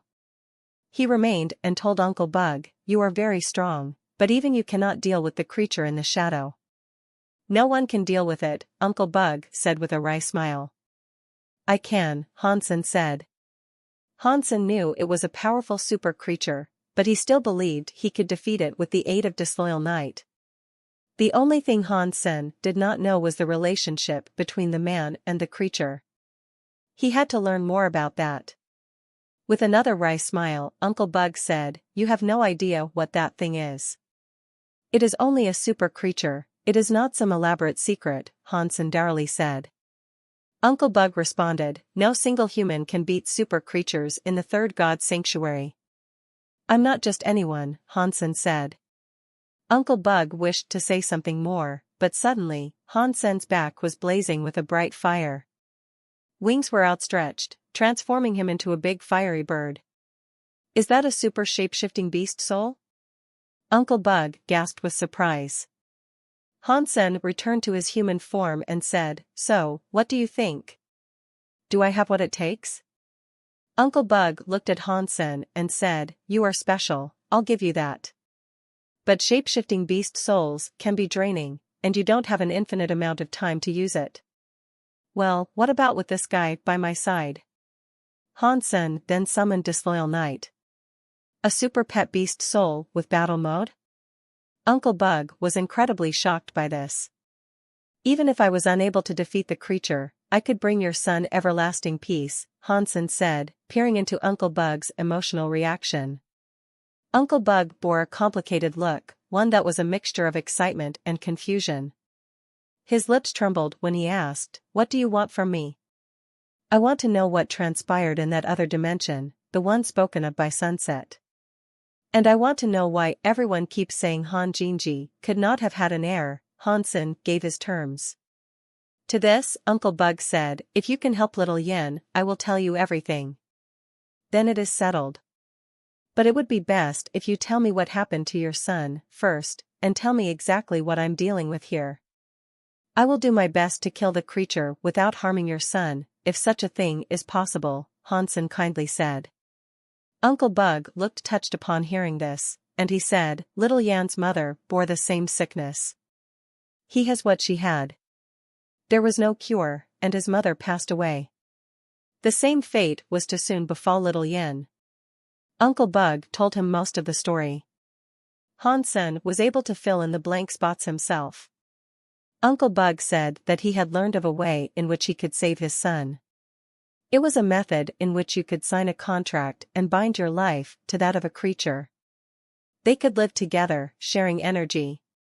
Uncle Bug convinced his son to sign such a contract, and his son did indeed live. But unfortunately, his son was too weak to share his life with the creature, and now, he was being entirely controlled by it. Little Yen was in a vegetative state, only waking up once a month. What Hansen had witnessed was him traveling to the valley to absorb scorpion poison and feed the super creature that lived inside him. If Uncle Bug did not take him to the valley, he'd be in even more agony than that which he suffered at the stings of the scorpions. His fate truly was worse than death. Although he had avoided death, he was most certainly not living. He was hardly human, and he had suffered this fate for 100 years. Hansen felt a shiver run down his spine when he imagined what it must have felt like to exist in such a state. Hansen had never heard of such a method being employed before, though, and he believed it might have had some connection to the seventh team accessing the dimension that Sunset had told him about. He had been able to come to the third god's sanctuary and sign a contract with a super creature. No ordinary human could do such a thing, not through ordinary means. But these were just guesses and thoughts Hansen had, and he wasn't sure if they were correct. Qin Huaizhen, Sunset, and Uncle Bug all claimed to have seen a figure that proclaimed itself to be God in that dimension. Perhaps that God was a being that said it could fulfill their wishes. Qin Huaizhen may have wished to live forever, so he was frozen in place. But still that only led to death and did not make him immortal. Perhaps Sunset wanted to be young forever, so she was placed inside that vase to remain like so. When she was exposed to the elements outside that sturdy vase, that age caught up with her and she died. Uncle Bug's wish may not have applied to himself. It could have been to save his son, but even those results turned sour. If Hansen's hypothesis was correct, and that really was God, Hansen thought he was an asterisk shoal. "Don't worry, I'll do my best to take down that super creature," Hansen said. Killing the super creature he had proposed to slay would not be easy. Uncle Bug told him the shadow of the creature was what possessed his son, but the actual body he would have to defeat was someplace in the valley. Hansen thought about the bugs he had thrown down into the valley, the ones that disappeared, and wondered whether or not they were related to the creature he was preparing to defeat. Hansen returned to the valley, bringing many bugs with him. He perched himself atop the hill like he had before and tossed a few bugs down into the valley every now and again. Just like before, the bugs would try to scurry away but then get snatched by some unseen force. They'd just vanish into thin air. Hansen kept chucking the bugs into the same spot and noticed the bugs only disappeared when they reached a certain point. That proved there were no space cracks, as space cracks could not move. If there are no space cracks, then that means it must be a super creature. But if so, how can it make these bugs disappear so easily? Hansen thought hard about what may have been the crux of the issue. Whatever was going on, his Dongxian aura was not able to detect any creatures down there. Being unable to determine the nature of the threat made Hansen far more cautious than usual. Hansen remained on the hill for a few days, watching and waiting to see what he could. If there was a creature lurking beneath the sands, he wanted to see it. Hansen watched the shadows of the bugs intently, wanting to see if there were any disruption before they disappeared. It was a fine idea, but did not provide him the answers he sought. Nothing was assaulting the bugs from within their own shadows. In the midst of all these uncertainties, one thing was for sure. It was a scary super creature, and Hansen had yet to gauge how powerful it might have been.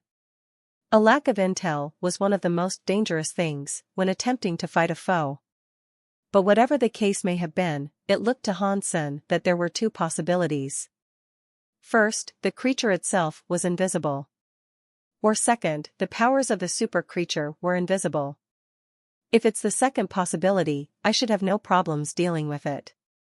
If it's the first possibility, I'll need to watch myself. That'd be tough, Hansen thought to himself. If it was a creature that the Dongxian aura could not even detect, it had to be an absurdly powerful monster. Due to Hansen's desire for caution, he remained there for another 15 days. Unfortunately, despite all the time that had elapsed, he still had zero concrete intel on the creature he would have to face. If he didn't want the secret of Han Jinji and 7th Team, he wouldn't even think about fighting such a creature. You only live once. Every strike could be fatal, so Han Sen needed to know he could get a handle on whatever he would face when he confronted the creature. And Han Sen really wanted to know what had happened with the 7th Team and why Han Jinji humiliated God as Sunset had told him. And also why Qin Huaizhen had told him to be wary of Han Jinji. Han Sen had been collecting breadcrumbs for this entire affair for a long time, and he was desperate for the full story. The knowledge was within his reach, so he had to commit to what he had pledged to do for Uncle Bug. If he did this, he would finally know everything he wished to. That night, Han Sen heard a baby crying once more. Uncle Bug said he had to bring his son there once a month, so it wasn't time yet. This made Han Sen a little wary, and he wondered why there'd be movement now. The human-faced scorpions came out, covering every inch of that valley in their thick and wriggling hides. It was disgusting. If there were space cracks there, scorpions would have slipped in, no doubt. This frightening sight certainly put that theory to bed. Their movement drew Han Sen's attention, and he watched intently as they all began to congregate in the center of the Y-shaped valley. A curious view, as there did not appear to be anything of particular interest in that spot. Eventually, their congregation began to spread and form a circle. They left the very center spot open. Han Sen stared at the space they had left open and noticed something. The moonlight was extra bright on this night, due to it being a full moon.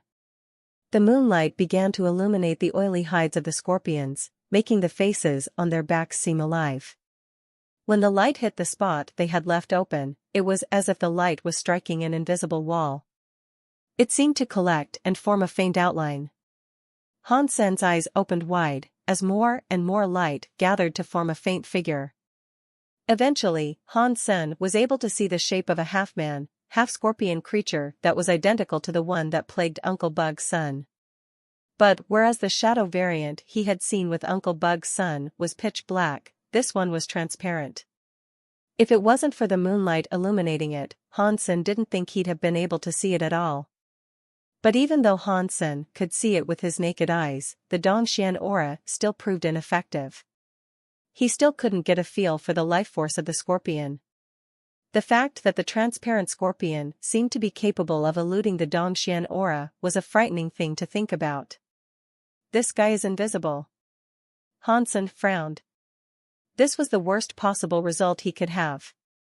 Maybe it would be best for me to strike now, while I can still see it.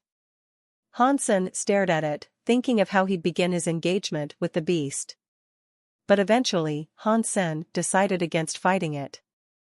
He remained there, watching the invisible scorpion, absorbing the moonlight that had been channeled through the bright reflections of the little scorpion's chitin. This went on for 1 hour, and when the moon began its descent, the reflections subsided. And then, the faint outline of the scorpion man-beast went with it. Han Sen kept track of how long it took for the light to fade and the shroud of invisibility to return and cloak the scorpion. It took 10 minutes for the invisible scorpion to disappear from sight. And it got Han Sen thinking, it would be best if I could kill it in under 10 minutes, in that window. Han Sen decided to strike the next time it came out for some moonlight refreshment. Of course, the full moon that drew it out only occurred once a month. If it came out for each full moon, like clockwork, he'd be waiting a while, but Han Sen decided to remain and see if there were any other events that would compel the scorpion out of its lair. He stayed there for a few days. With time to kill, he focused on refining his life geno essences while he observed the valley. Now, he had 11 super geno points. During this month-long wait, Uncle Bug came to the valley to subject his son to the once-a-month torture. Although Han Sen had seen this play out once before, it still frightened him to see it all unfold again. It was rather sad, too. The full moon finally rose, and with its coming, the face-shaped scorpions emerged from their creepy tunnels. They used the faces on their back to help the transparent scorpion collect moonlight. Hansen waited until it absorbed as much as it could and then began his assault. He activated Super King Spirit mode and ran into battle alongside Disloyal Knight. Disloyal Knight's halo was brighter than ever, and it shone across the entire valley as Hansen rained coins in unbridled oppression. The transparent scorpion noticed this quickly occur, and the light-carrying baby faces all seemed to turn to look at the duo. As a coin was about to land atop the transparent scorpion, the beast threw a punch to deflect it. Pang! The moonlight acted like super fuel for the creature, and the power of its hit connected with the coin and turned it to dust. Needless to say, Hansen was shocked. The scorpion was a far more terrible beast than he imagined it to be. The powers were far beyond any other super creature he had fought thus far. Disloyal Knight marched forward to clobber the scorpion, but the scorpion's tail managed to sting its arm and knock it back. Berserk super creature? Hansen was quite surprised. Disloyal Knight's halo was already working to weaken the foe, and yet its power was still of such heights. Hansen grabbed his phoenix sword and Taya. Clad in his mantis armor, with dragon wings decorating his back, he charged. The scorpion raised its arms to defend against Hansen's barrage of sword strikes. Dong! Dong! Dong! The fighting sounds echoed throughout the valley, as curtains of sand were kicked up in the haze of battle. The area was in chaos, as rocks were broken into chips. Despite Hansen using Super King Spirit mode and all those beast souls, it still didn't provide the advantage he needed to beat the scorpion. Any damage he dealt was not enough to slay the monster. Disloyal Knight cooperated with Hansen, who was using a combination of double fly and his phoenix techniques to attack. The scorpion swung its fists and its tail to batter Hansen, but he did not fall back. But as time went on, the scorpion's body began to dim as the light inside it faded. It was becoming harder and harder to see, the more time elapsed. Go! Hansen knew he wasn't going to be able to kill the scorpion that day, and there was no doubt that he had gotten into a fray with a berserk-class super creature. But as much as Hansen thought it would be best to flee, the scorpion was enraged.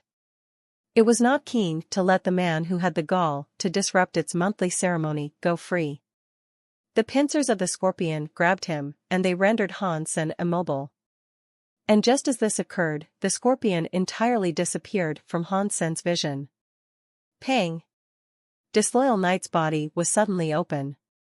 A bloody hole appeared on his body, and Hansen knew he had been struck by the scorpion's tail. It took a lot to cancel the determination of Disloyal Knight, and as much as he still wished to fight and grab the tail that had stabbed through him, it disappeared before he could grab it. Pang! Hansen was beginning to panic, but he could not see the scorpion. His chest was feeling pressure like no other, as his legs kicked the sand in an attempt to slip away. As this happened, the armor on his chest began to dent and bend to the violent will of the pincers that had him caught. D***it. Hansen clicked his fingers to rain another barrage of coins down from the sky. The next best thing to keeping track of this opponent was to rain coins. Coins stuck to their target, so Hansen believed he could at least get a grasp of the creature's location if it was laden with coins. As the coins rained, though, there was no sign of the scorpion. Disloyal Knight let out a shrill war cry as he was stung by the scorpion's tail once more. Fortunately, Disloyal Knight was immune to poison. If he hadn't been, he'd have been rendered unable to fight by the first stinger strike. Disloyal Knight kept on swinging his manic fists around in a bid to hit the phantom that assaulted him, but he had no clue where it was.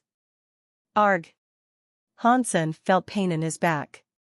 Hansen was the next recipient of the scorpion's stinger. Fortunately for him, the super armor was sturdy enough to provide protection and keep the tail from piercing through. Run!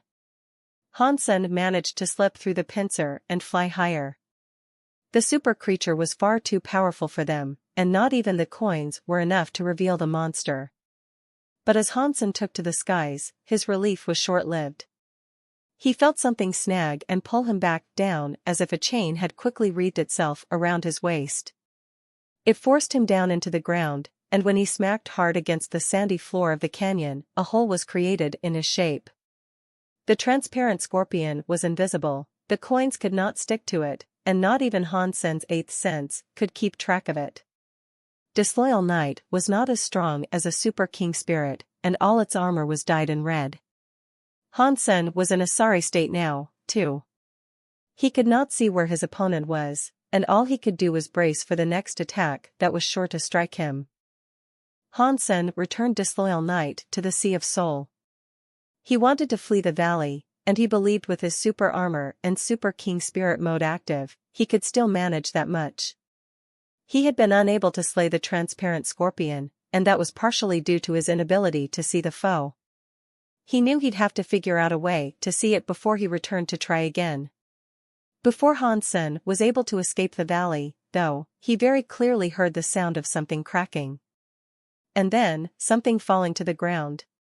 When Hansen took a look at what he had heard, he saw a broken blue eggshell on the ground. It was very brittle and very close to opening entirely.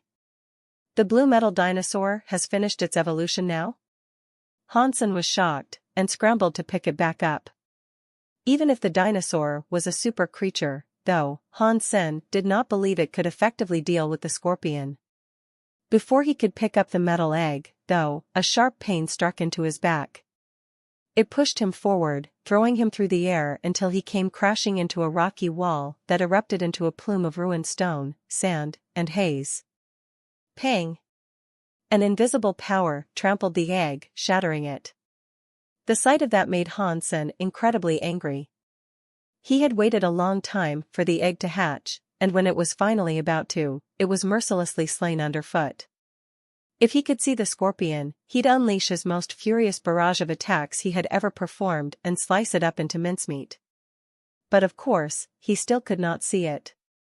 So, he still had to make an escape his priority. Pang! Pang! Pang! Hansen heard a clanging noise behind him, and when he turned to look, he saw an invisible power repeatedly strike the spot where the eggshell lay shattered. A hole was formed in the ground that was stomped on, over and over again. But strangely, the vision of blue began to expand until it claimed the shape of a blue metal dinosaur. It wasn't killed? Hansen was given a single moment of happiness amidst this grueling ordeal. The blue dinosaur expanded in size until it was 3 meters in height. It looked incredibly heavy and monstrous. The body of the beast was so tall and heavy, it looked indestructible. Dong.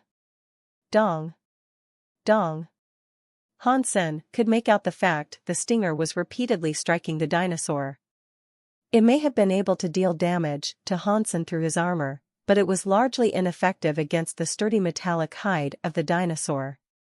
The blue dinosaur, unfortunately, was unable to see the scorpion just like Hansen. When it got hit, it began to roar and run around helplessly in pursuit of the invisible aggressor. Fortunately, though, the scorpion seemed to occupy itself with the dinosaur exclusively. It let Hansen be. The dinosaur was knocked down by the repeated scorpion strikes, but each and every time it was hit, it got back up. The dinosaur is slow, and its power may only be decent, but boy oh boy, it's a tank. Hansen knew he did not have much time to stay and admire his new pet, though. Super King Spirit mode only lasted an hour, and so he had to leave soon. Hansen was going to command the blue dinosaur to leave alongside him, but the dinosaur roared again. And then, a blue horn sprouted from its forehead. And as if they were bright light bulbs, the eyes flashed. Pang! A wretched force whacked the dinosaur and made it collapse on the ground, a deep mark etched across its hide. But the light bulb eyes then fixed themselves in a certain direction, and then they followed something. Pang! Pang! Pang! Hansen heard more noises, as more and more wounds began to manifest across the dinosaur's body. But all that time, the eyes were fixed on something. Holy *T-balls. Can it actually see the scorpion? Hansen was shocked at this revelation. Then, the blue dinosaur moved. It moved its arms forward as if it was hugging nothing at all. It was still receiving blows, but the dinosaur managed to open its mouth and bite down on something that didn't seem to be there. The maw of the blue dinosaur would not completely shut. The scorpion had been bitten. It was maddened, and it unleashed a barrage of pincer snaps and stinger strikes at the dinosaur. The dinosaur was strong, but not strong enough to withstand all of those attacks. Eventually, it began to bleed blue blood. The mouth of the beast was bleeding due to one particular hit. But still the mouth of the dinosaur was clamped down on something, and it refused to let go. Hansen stopped running. He held a single coin between his fingers as a number ticked up.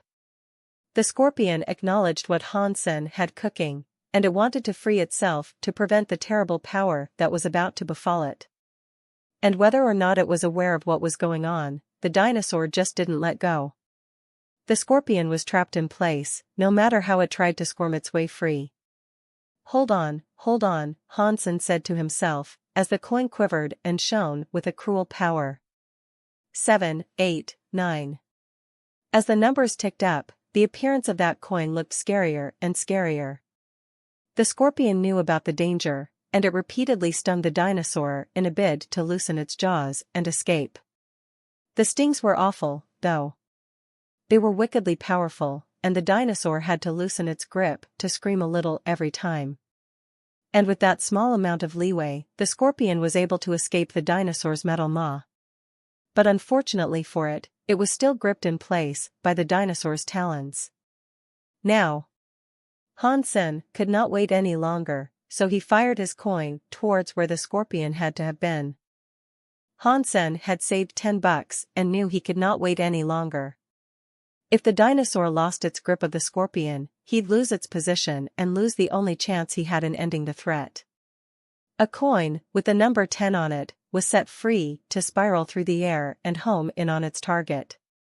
And then, it stopped. It stood still in the air and did not drop, as if it was defying gravity and the laws of physics themselves. Boom! Something dropped from the air and created a massive crater in the ground. The blue dinosaur let go of the scorpion and leaped away. The coin was on the sand, quivering and trembling after its discharge. The scorpion did not die, though, despite the vast surge of power it had just been a victim of. The coin began to move, still fixed on its target. With this marking his foe, Hansen fired a barrage of coins to accompany it. Those coins had not been buffed by saving money, but the Super King Spirit mode was still fueling their firing, and that was more than enough to damage the scorpion. Pang! It sounded as if a watermelon had just greeted a sledgehammer in full swing. The coins were sinking into the invisible target, despite Hansen not being able to see what damage he had actually caused. Berserk Super Creature Transparent King Scorpion killed. Beast Soul gained. The flesh of this creature is inedible, but you may harvest its life geno essence.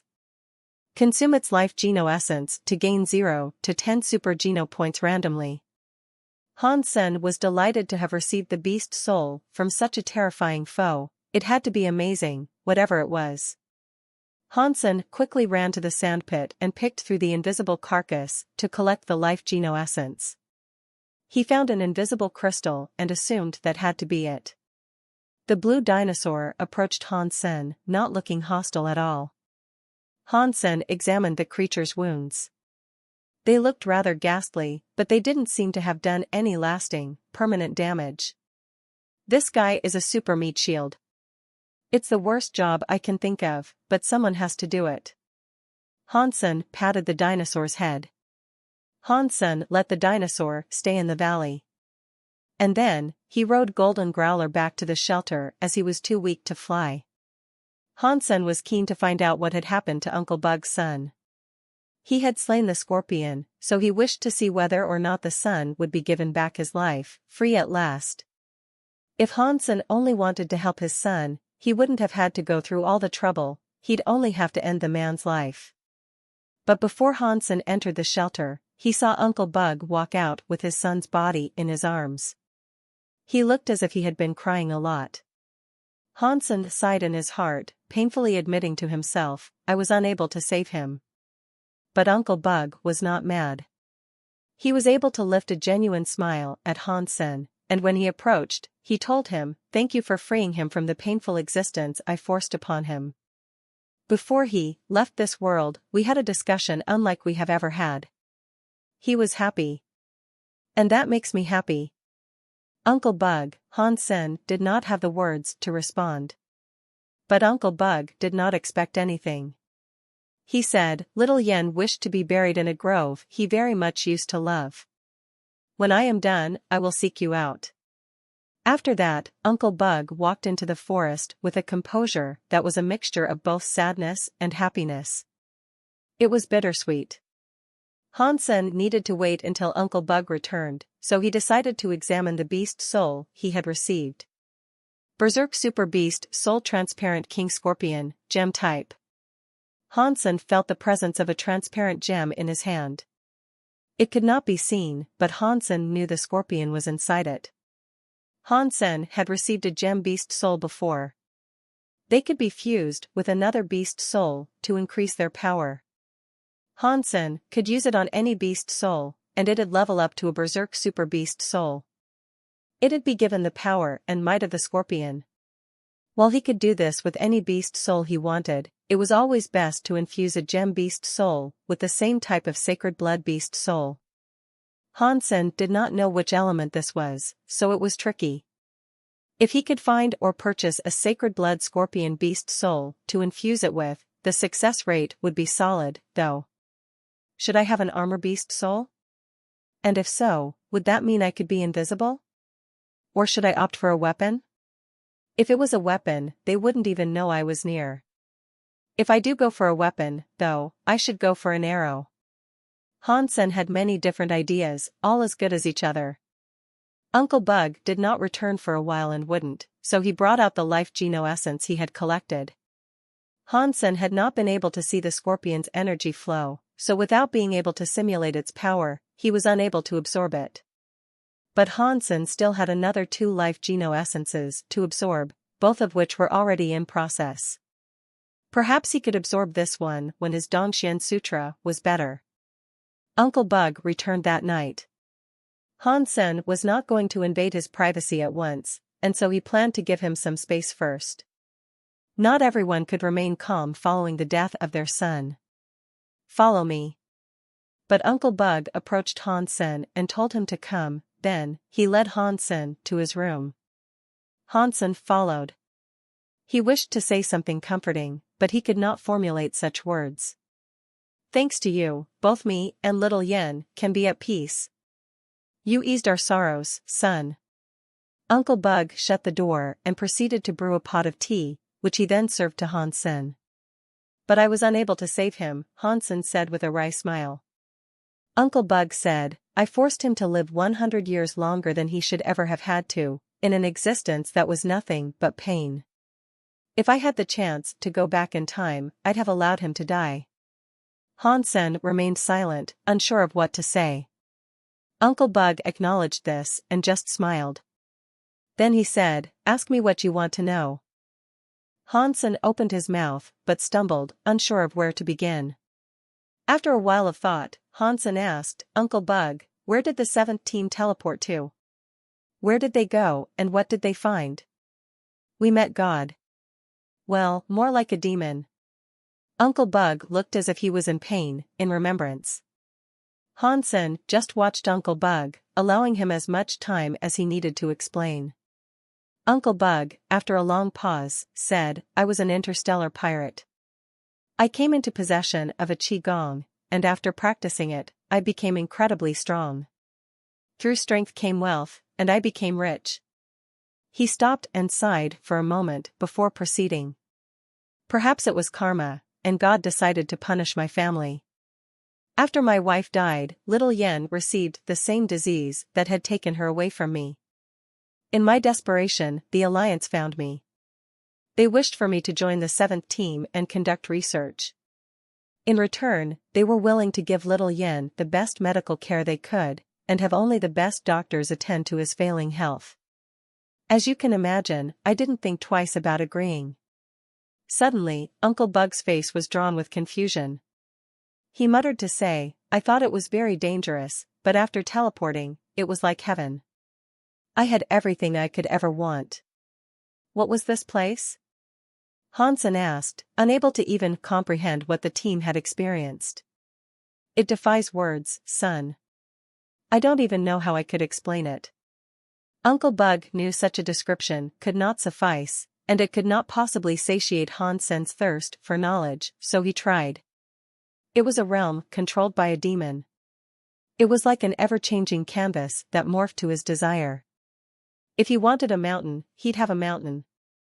If he wanted water, he could birth an endless sea. If he wanted women, there they'd be. It was only natural to assume we had met God, the Creator, the Maker. Uncle Bug's face was then taken by pain and sorrow. He said, if I had not made that wish, little Yen would not have had to suffer all those bitter, horrible years. What did the demon look like? Hansen tried to take his mind off the subject of his son. It is difficult to say, but I believe it was a man. It was masculine, in some way. I don't think it had a fixed appearance, as it was different for each of us. When I asked old Han, he told me this demon was but a mere old man. Sunset told us it was a beautiful woman. It was in front of us, in the same spot, but it appeared as a different form for each of us. Hansen frowned and asked, and then? The demon told us it'd give us a test. If we were successful, it'd grant us one wish. I believed him to be God, a benevolent being of grand magnificence. The fool I was. I accepted the test, as who could turn down a free wish? Old Han tried to convince us to not accept, but none of us listened, Uncle Bug said. Did everyone else accept this test? Hansen asked. Uncle Bug said, there were only 2 people who rejected the offer. One was Han Jinji, who was the other? Hansen was surprised to hear someone else had rejected an offer from God. No, old Han accepted the challenge, Uncle Bug revealed, as he shook his head. What? He did? Hansen exclaimed. Hansen believed he hadn't, which was why he thought Sunset had told him that Han Jinji had humiliated God. I don't know if he made a wish, but he did take the test, Uncle Bug said. Then who didn't take the test? Hansen asked. Uncle Bug said, one person's surname was Ning. He was good friends with old Han, and old Han was always called him Brother Ning. I am not sure what his full name was, to tell you the truth. But old Han told him something, and that was why he did not accept the challenge. Was Brother Ning from the Ning family in Starry Group? Hansen did not know there was a person with the surname Ning in the 7th team. But if there was, then it had to have been from that Ning family. Uncle Bug shook his head, admitting, I don't know. Okay, and who was the other person? Hansen asked. It was a very beautiful woman. Uncle Bug's mood brightened when he spoke of her. Hansen stared at Uncle Bug. Uncle Bug explained, when I was an interstellar pirate, I took refuge on a barren planet. I didn't know much about the Alliance back then, I only knew about the megacorporations. When I was in the 7th team, everyone used their titles instead of their real names. Aside from Sunset and Old Han, I did not know much about the others. The woman was on the 7th team, but she was very careful to reveal nothing about her background. No one introduced her, and I did not even know her title. All I know is that she was the prettiest and most beautiful woman I have ever laid eyes on, even to this day. Hansen looked at Uncle Bug and asked, after you finished the test, what wish did you make? And what wish did Han Jinji make? Uncle Bug said, I do not know what the others wished. Uncle Bug went on to say, after the test began, I was sent to a place on my lonesome. When I was done, all I saw was that demon. I could not see the others. When I made a wish to the demon, he gave me a drop of blood. He told me to give it to little Yen and then bring little Yen to it. He told me he could live with creatures, and the sickness would no longer harm him. Uncle Bug began to shed tears. Hansen could guess what happened next, and the information he was currently receiving was not elucidating the mysteries he wished to have explained. Uncle Bug, how did you know I have the 9 life cap pendant? Hansen knew there was information he could gather, so he shifted the subject to ask this. How did you know that I noticed the pendant? Uncle Bug asked with shock. Uncle Bug had made sure to avoid mentioning anything regarding the nine-life cat to Hansen, so this surprised him. I thought I kept seeing you stare at it. Hansen pointed to the spot on his person where the pendant was.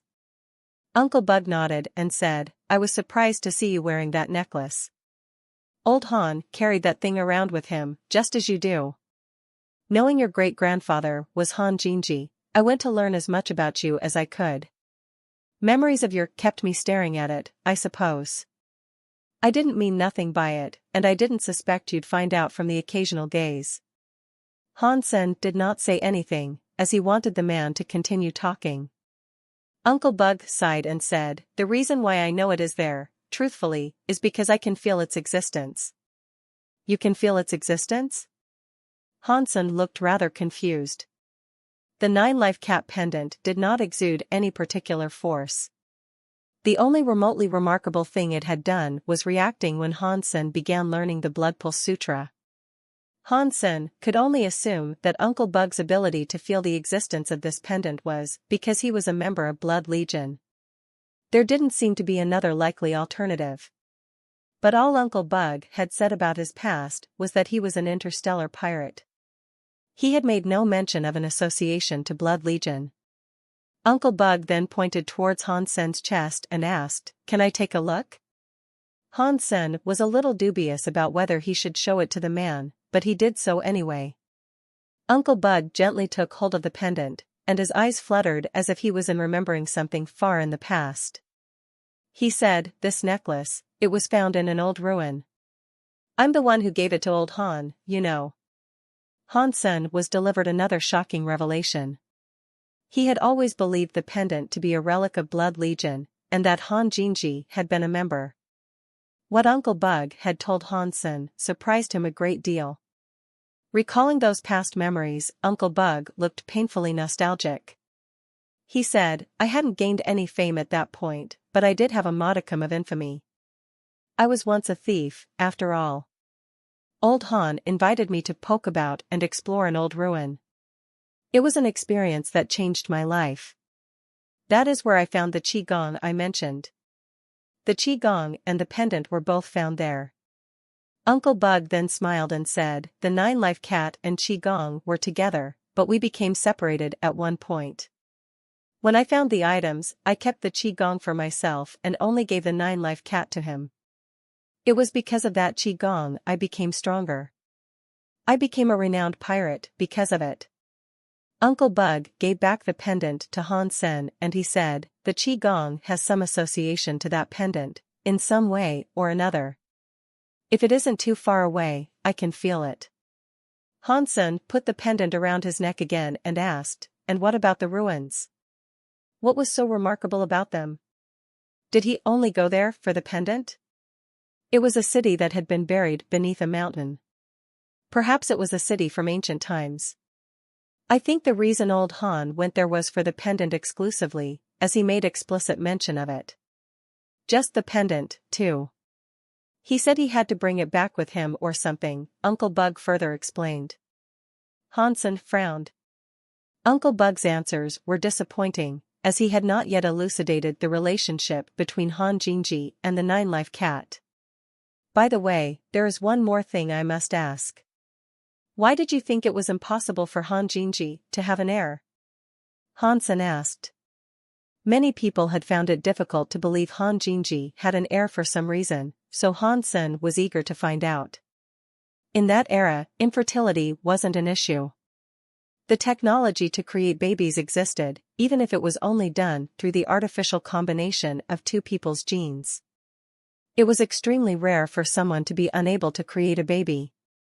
If people were so sure Han Jinji could not make a baby, he had to have some sort of problem. Hansen wanted to know why, to ensure he really was an heir to Han Jinji. Uncle Bug gave a wry smile, saying, I am telling you for sure, you are not old Han's heir. Why? Hansen needed a firm reason to believe this claim. Uncle Bug said, that was once a secret. But since he is gone, maybe now I really can tell you. Hansen perked his ears up, eager for the answer he had been awaiting for so long. Strangely, Uncle Bug ended up asking, "Are you a human?" Hansen was immediately taken aback in confusion. He exclaimed, "Of course I am human." Uncle Bug responded, "That is right. You are a human." He was not. Then what was he? Ashura? Hansen was shocked, and he did not expect that answer. It was then that Hansen remembered Han Jinji was said to be the last human with a master Qigong, and he was a commander of the Blue Blood Special Forces. But if he was Ashura, how could he be allowed such a position? Hansen stared at Uncle Bug, wanting even more answers.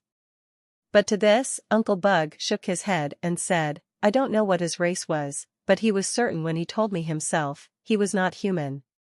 There must have been something to differentiate him from other humans. Did he have a horn or something?" Hansen wasn't convinced. "He walked, talked, and looked like a human, but his blood was blue," Uncle Bug said. "He was a commander of Blue Blood Special Forces, and he had blue blood. Is that a coincidence?" Hansen frowned. Uncle Bug then provided Hansen with a scroll, and he said, "This is the Qigong I took. It is pointless for me to have this now, so take a look for yourself. If you're interested, take it with you." Hansen accepted the scroll and thanked him. They then went on to chat about other things, but they weren't of importance. Back in his room, Hansen started to read the scroll he had been given. He was quite surprised.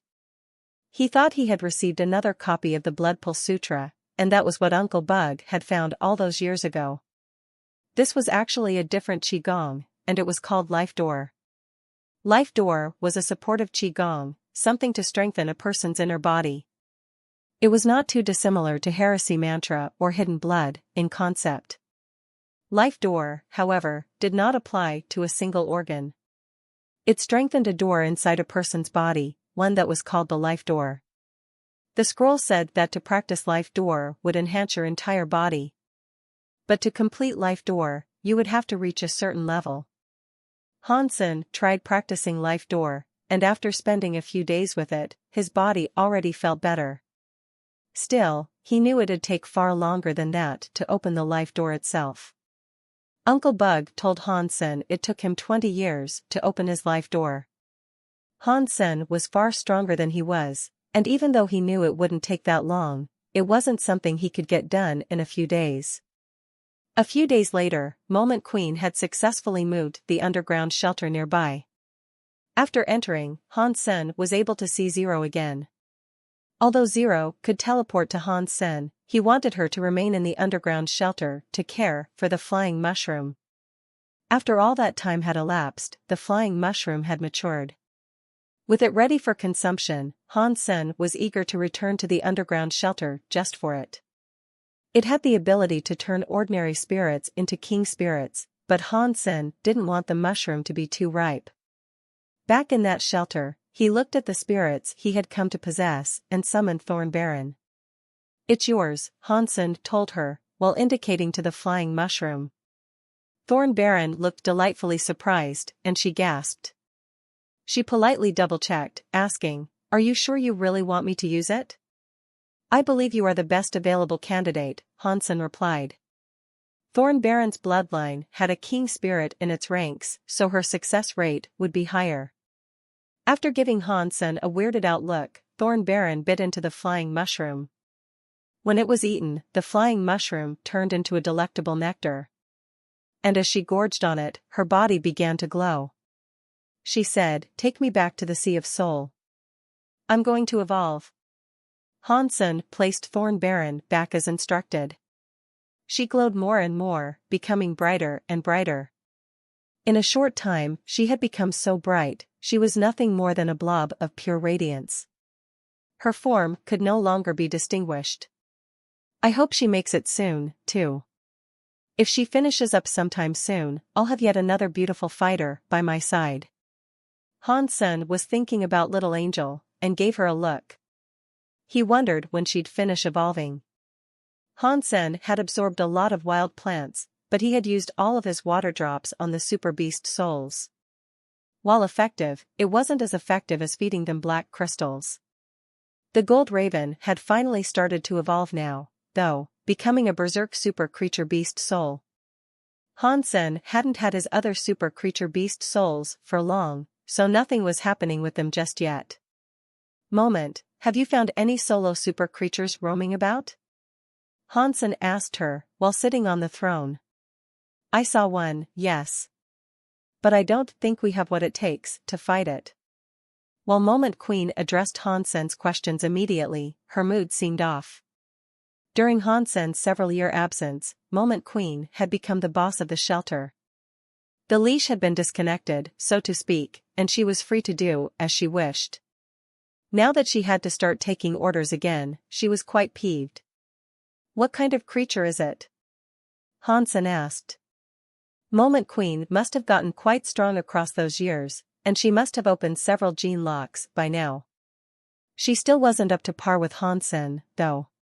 Plus, Hansen had the faithful and diligent Disloyal Knight and Blue Dinosaur to back him up. Aside from berserk super creatures, he'd have no trouble hunting whatever he wished to. Moment Queen did not yet know how powerful Hansen had become, so she was just telling him based on the assumption a super creature would be too much to handle. The creature she spoke of resided deep inside Thorn Forest, and it was described as a scaly lizard. It was only 2 meters long, and she had seen it during her time of moving the shelter. The creature was dining on an array of different bugs, consuming dozens with each mouthful.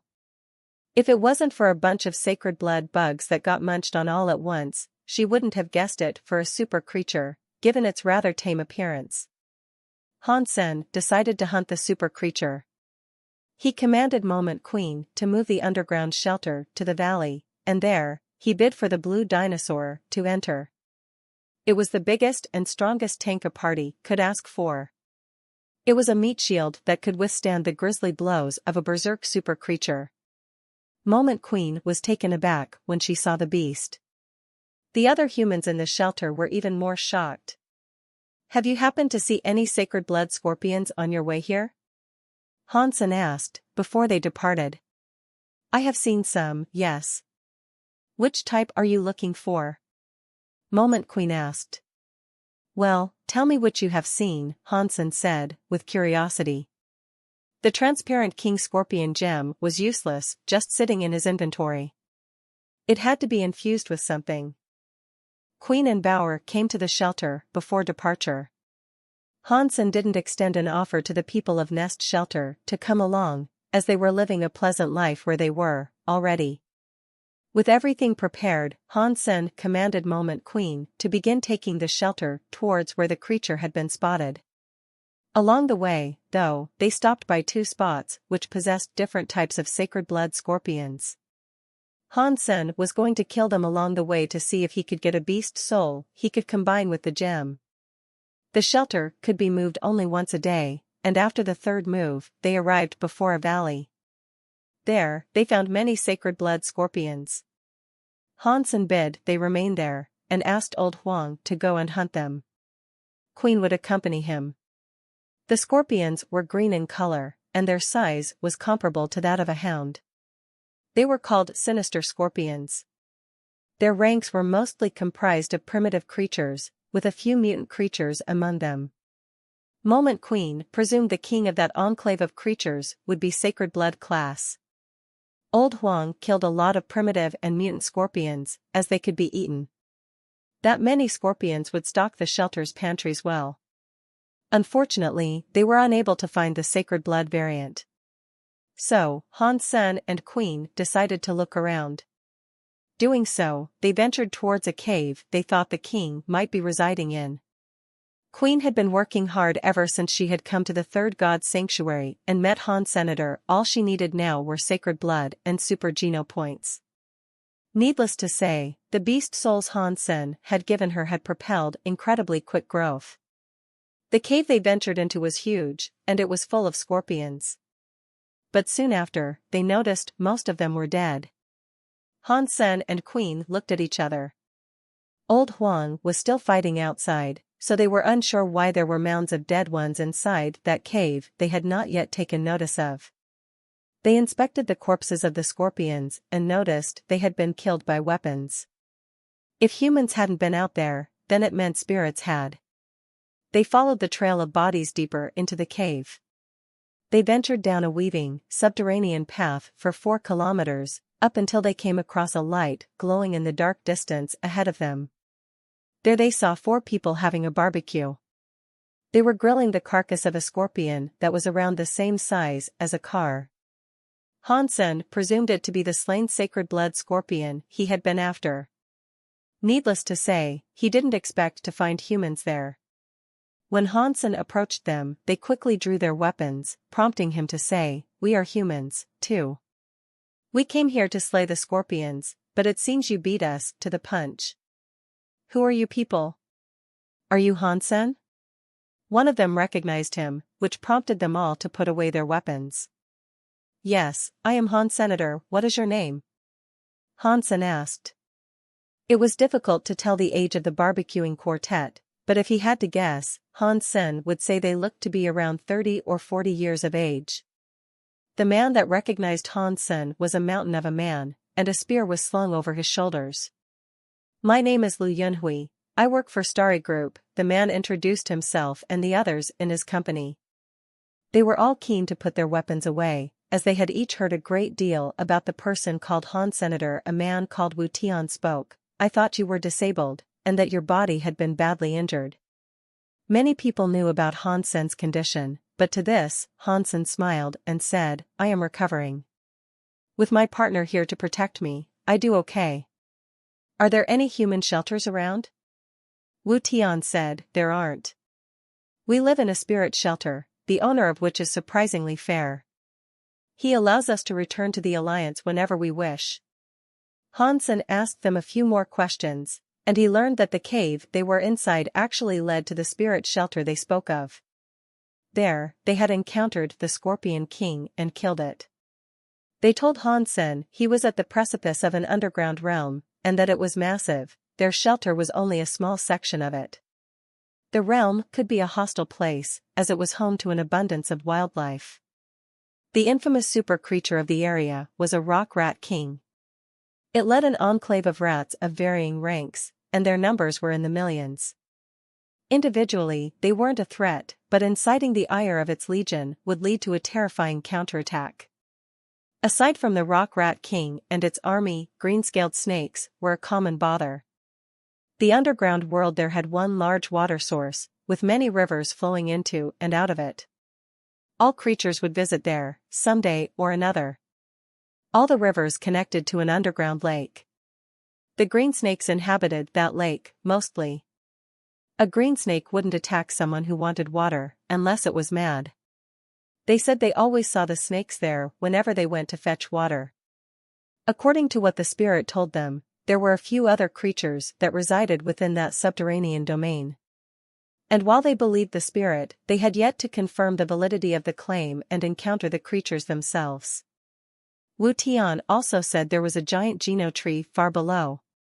It supported the entire structure of the underground kingdom. The spirit told them it was super geno plant. If it ever matured, it'd provide geno treasure. Not too long ago, the tree exuded a pleasant smell to attract creatures there. It was a sign of the tree soon maturing. The presence of all the creatures that were starting to visit the tree was what had compelled them to venture so far in a hunt. "Uncle Liu, can you provide us passage to this tree?" Hansen asked, thinking to himself, "If the treasure is going to mature, I need to see it." "You don't want to go there, trust me. Countless creatures have amassed there. Your life is of considerably more importance than the fruit," Liu Yunhui said. They wouldn't take him there, no matter what Hansen pleaded. Hansen knew they were only being nice, but still, he wanted to see it. So, Hansen wasn't going to push the matter any further with them. He told them he'd at least like to be nosy and poke about their shelter. They agreed to take him there, but Hansen called for Moment Queen and Blue Dinosaur to accompany him. The dinosaur could fight 2 super creatures at once easily. If he held them off, Hansen believed he'd have more than enough time to grab the treasure all for himself. The humans were living in fair conditions in that shelter, and doing quite well for themselves. They were allowed to bring Hansen and Queen in with them. Amongst the four, Wu Tian was the weakest.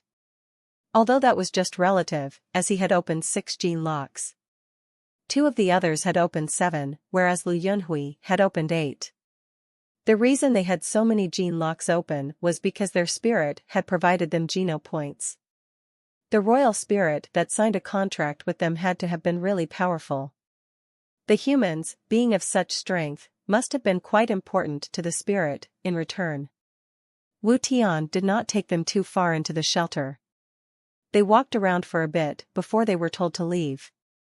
Hansen was going to offer to conquer the shelter on their behalf, but he wanted to take a look at the tree first.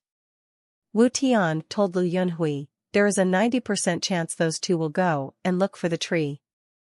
Lu Yunhui replied to this, saying, "We advised them not to. If they continue, and something awry befalls them on their heads, be it. Their blood cannot be on our hands." "That's a shame. It's a waste of a stunning booty, in regards to that woman," Wu Tian said. Hansen and Queen walked a few additional miles before coming across Moment Queen and the dinosaur running towards them. The dinosaur had gobbled up a bunch of scorpions along the way, and it looked excited. "Why did you call me down this gloomy hole?" Moment Queen asked, and then started to sniff around as if in delight. Hansen took notice of the pleasant fragrance Moment Queen was smelling, too. It was as refreshing as it was surprising, given the environment. To find the tree, all they had to do was follow their noses. As such, they did not require the humans to guide them there. Moment Queen looked as if she knew where the scent was coming from, otherwise she wouldn't have looked so strange and coy right now. "It looks like you know what it is. Spare us both the trouble and just tell me," Hansen told her. If she wasn't going to be honest, Hansen had a way in which he would deal with her. Moment Queen knew the jig was up before it had even begun, and that her expression had sold her out. But she couldn't blame herself, as the scent took her by complete surprise. It was too late for her to say she didn't know anything now, though. Moment Queen told Hansen, "This scent reminds me of a tree I once knew. I'm not sure if it is the exact same tree, but it sure does smell similar. And I'm sure you aren't mistaken, right?" Hansen said with snark. It was obvious Hansen was warning her. If she was not telling him the truth now, even Moment Queen herself knew she'd be in hot water. Moment Queen was a little mad at the comment, though. She said, "In the garden owned by my previous emperor, there was a mother tree. The smell is remarkably similar, that is all. I am not entirely certain, so it really won't be my fault if I am mistaken." "Why?" Hansen asked. Moment Queen sniffed and said, "The tree I used to know had been growing for 30,000 years, and the smell was far weaker than this. So, like I said, I am not entirely certain." "What is that tree, then? What can it grow?" Hansen asked. "I don't know. I only saw it once, and the emperor did not tell me what manner of fruit it could grow. He only said it was an emperor tree that could benefit everything." Moment Queen told Hansen this, but it wasn't the truth. She had seen the tree, but it hadn't ripened. The emperor, though, told her exactly what could be harvested from the tree, and that was why she was so shocked. If the emperor was telling the truth, it was no wonder he took such fond and delicate care of the tree. They were extremely difficult to come by. Hansen knew she wasn't telling him the whole story, though, and she was back to her conniving ways. As punishment, he returned her to the Sea of Soul. Whatever she had planned, she could only sit back and watch now. Moment Queen wanted to kill Hansen more than ever, but it was a desire that had never truly gone away. She was planning on taking advantage of the tree, but now that Hansen had put her back, she couldn't do a thing. That being said, Hansen did not care for her feelings, and so he just walked to the tree alongside Queen and the dinosaur. The blue dinosaur seemed to very much enjoy that smell, too. Without even being commanded to, it eagerly led the way forward. Things began smoothly enough. No hassle was posed by other creatures, as they all seemed to avoid the blue dinosaur. Furthermore, Hansen could hide his life force. The further they went, the more the smell intensified. Soon, a number of rock rats emerged, and their countless numbers made it difficult for the blue dinosaur to continue moving forward. Every footstep of the blue dinosaur was met with the squelch of a number of rock rats being trampled underfoot. The rock rats were very similar to ordinary rats. They were a little bigger than the average rat, with a disheveled gray look. They moved with a singular, focused purpose as they raced towards the scent, uncaring for their friends and brethren that were being killed unceremoniously by the dozen. And so, the blue dinosaur continued to accompany them. It carried on leading the way, following the endless stream of rats. It wasn't long before the tunnels they followed became wider and wider. Hansen wondered how large that underground labyrinth might have actually been, as he knew he had only traversed a small portion of it thus far. The underground realm was huge, and he got a better idea of just how big it was when the tunnel opened to a grand cavern. Their road now skirted a precarious cliffside, and down below, a lake stretched out to fill up what could have been an abyssal chasm. There was an abundance of waterfalls, feeding it from various spots across the landscape. On one side of this titan of a lake stood a tree. This tree was a Goliath, and it stretched upwards and outwards. It was so wide and thick, one could easily believe it was supporting the entire underground region with the sturdy boughs that brushed against the ceiling of the cavern. The roots at the bottom were like coiled, slumbering dragons. The branches high above all touched the ceiling. The tree's actual color was dark and yellowish, and the leaves were of a similar color. It looked fairly ordinary, as such. But the life force the tree had was what immediately told Hansen how special it actually was, and when his eyes first caught sight of the fruit that adorned those thick boughs, he was more than surprised. Hansen had seen a lot of different genoplants in his time in the third god sanctuary. He had seen the tree that gave birth to disloyal night, which was magnificent. But all he had seen thus far paled in comparison to this tree underground. He wouldn't be surprised if the fruit it bore gave birth to genuine angels or demons. His eyes became glued to the fruit of that tree. He couldn't stop staring at them. The fruit were like jellyfish, alive and flickering like light bulbs. Their tentacles waved up and down as if they were already underwater. They writhed and wriggled, ready to detach from the tree and float away. Across the tree, there were thousands of them. If they could all yield a benefit for Hansen, he thought it'd be quite frightening. I wonder what the use of this fruit is, Hansen thought to himself. Queen was just as surprised as Hansen was, as she bathed in the atmosphere and soaked in the landscape before them.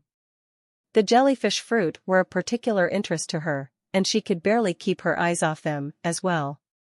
The blue dinosaur began to drool, adding to the number of waterfalls that checkered the cavern. It was eager to get moving and visit the tree. The rock rats were like a rapid river, as well, continuing to race there in unison. The vermin were everywhere, and there was not a single vista left untarnished by their scruffy bodies. They spread out for at least a dozen miles, all packed together without an inch free. On a pillar near the tree stood another rock rat. This was the king, and it stood on its pedestal with its eyes fixed on the jellyfish. Aside from the Rat King, though, no other rat was willing to remain too close to the lake and tree. While he observed the rats, Hansen noticed a shadow below the waters. It lurked, waiting. He wondered what it might have been, but there was plenty of space near the roots of the tree it could have occupied. No rock rat was getting that close, after all. On the east side of the tree, the area looked to be on fire. Hansen saw giant red toads there, impatiently ribbiting and jumping, waiting for the jellyfish to be theirs. There was one particular toad that stood out to Hansen. It was a giant red one, as big as a rhino. Hansen didn't need to use the Dongxian aura to determine that it was a super-class creature. On the west side of the tree, there was a collective of black bugs. They were unfamiliar to Hansen. They were each the size of a fist, and they looked like crickets. Their antennas looked surprisingly sturdy. Their eyes creepily clashed against their black bodies, and as they waited, they produced a sharp and irritating noise. At the front of this group was a cricket that was bigger than the rest, equal to the size of a fully grown cat. As it waited, it remained silent. Another super creature, Hansen thought to himself. But that couldn't have been all. Hansen could detect the presence of many stronger life forces observing the fruit, waiting for their opportunity to snag a prize. When the fruit became mature, it wouldn't just be the 3 clans of super creatures battling for it. In fear of what might happen, Hansen did not allow the blue dinosaur to get too close to the tree. Despite its appetite, the blue dinosaur was willing to adhere to its master's commands.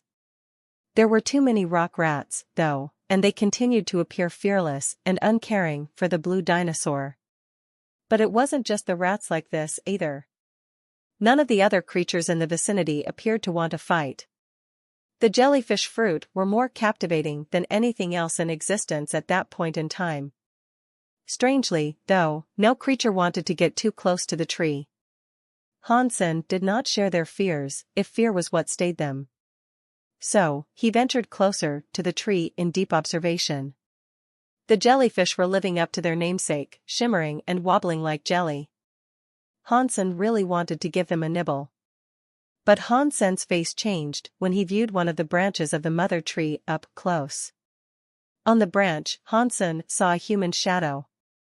No creature dared venture close to the tree, but as for what was amongst those boughs right now, Hansen could not hazard a guess. Hansen stared at the shadow in the tree with shock. After his vision focused to see it clearly, he noticed it was a slender woman. She looked light and brisk, as her garments waved in a subterranean breeze. The woman was incredibly beautiful, so much so, she appeared angelic. She sat on the branch of the tree without shoes, like an art piece. Is that a spirit or a humanoid creature? Hansen wondered, as he was somehow unable to detect the power within her. As Hansen observed her, the woman turned her head to look at him. Then, she smiled. Hansen was still a distance away from the mother tree, but for the woman to notice him and smile made him feel good. He was still a noticeable fella. The consequence of being so handsome, Hansen ran his fingers through his hair and then patted down his clothes. He bared his teeth to present what he believed to be a charismatic smile. Of course, he still knew he should exercise caution. He remained vigilant, beneath his awkward facade of the suave explorer he was putting on. She was the only one that dared approach the tree, let alone sit on it. It was a clear indicator of how powerful she might have been. The lady looked surprised when she saw Hansen smile in response. "Do you know her?" Queen asked, as she looked in the direction of that woman. Hansen shook his head, saying, "Not at all. I don't even know if she is a spirit, humanoid creature, or an actual human. She seems pleasant enough, though." Queen wished to continue the dialogue and say something more, but all of a sudden, a large noise sounded. The red toads began to croak at a deafening volume, like an amphibian choir. The red toad up front, the king, had a frighteningly large belly, and when it croaked, it was like thunder.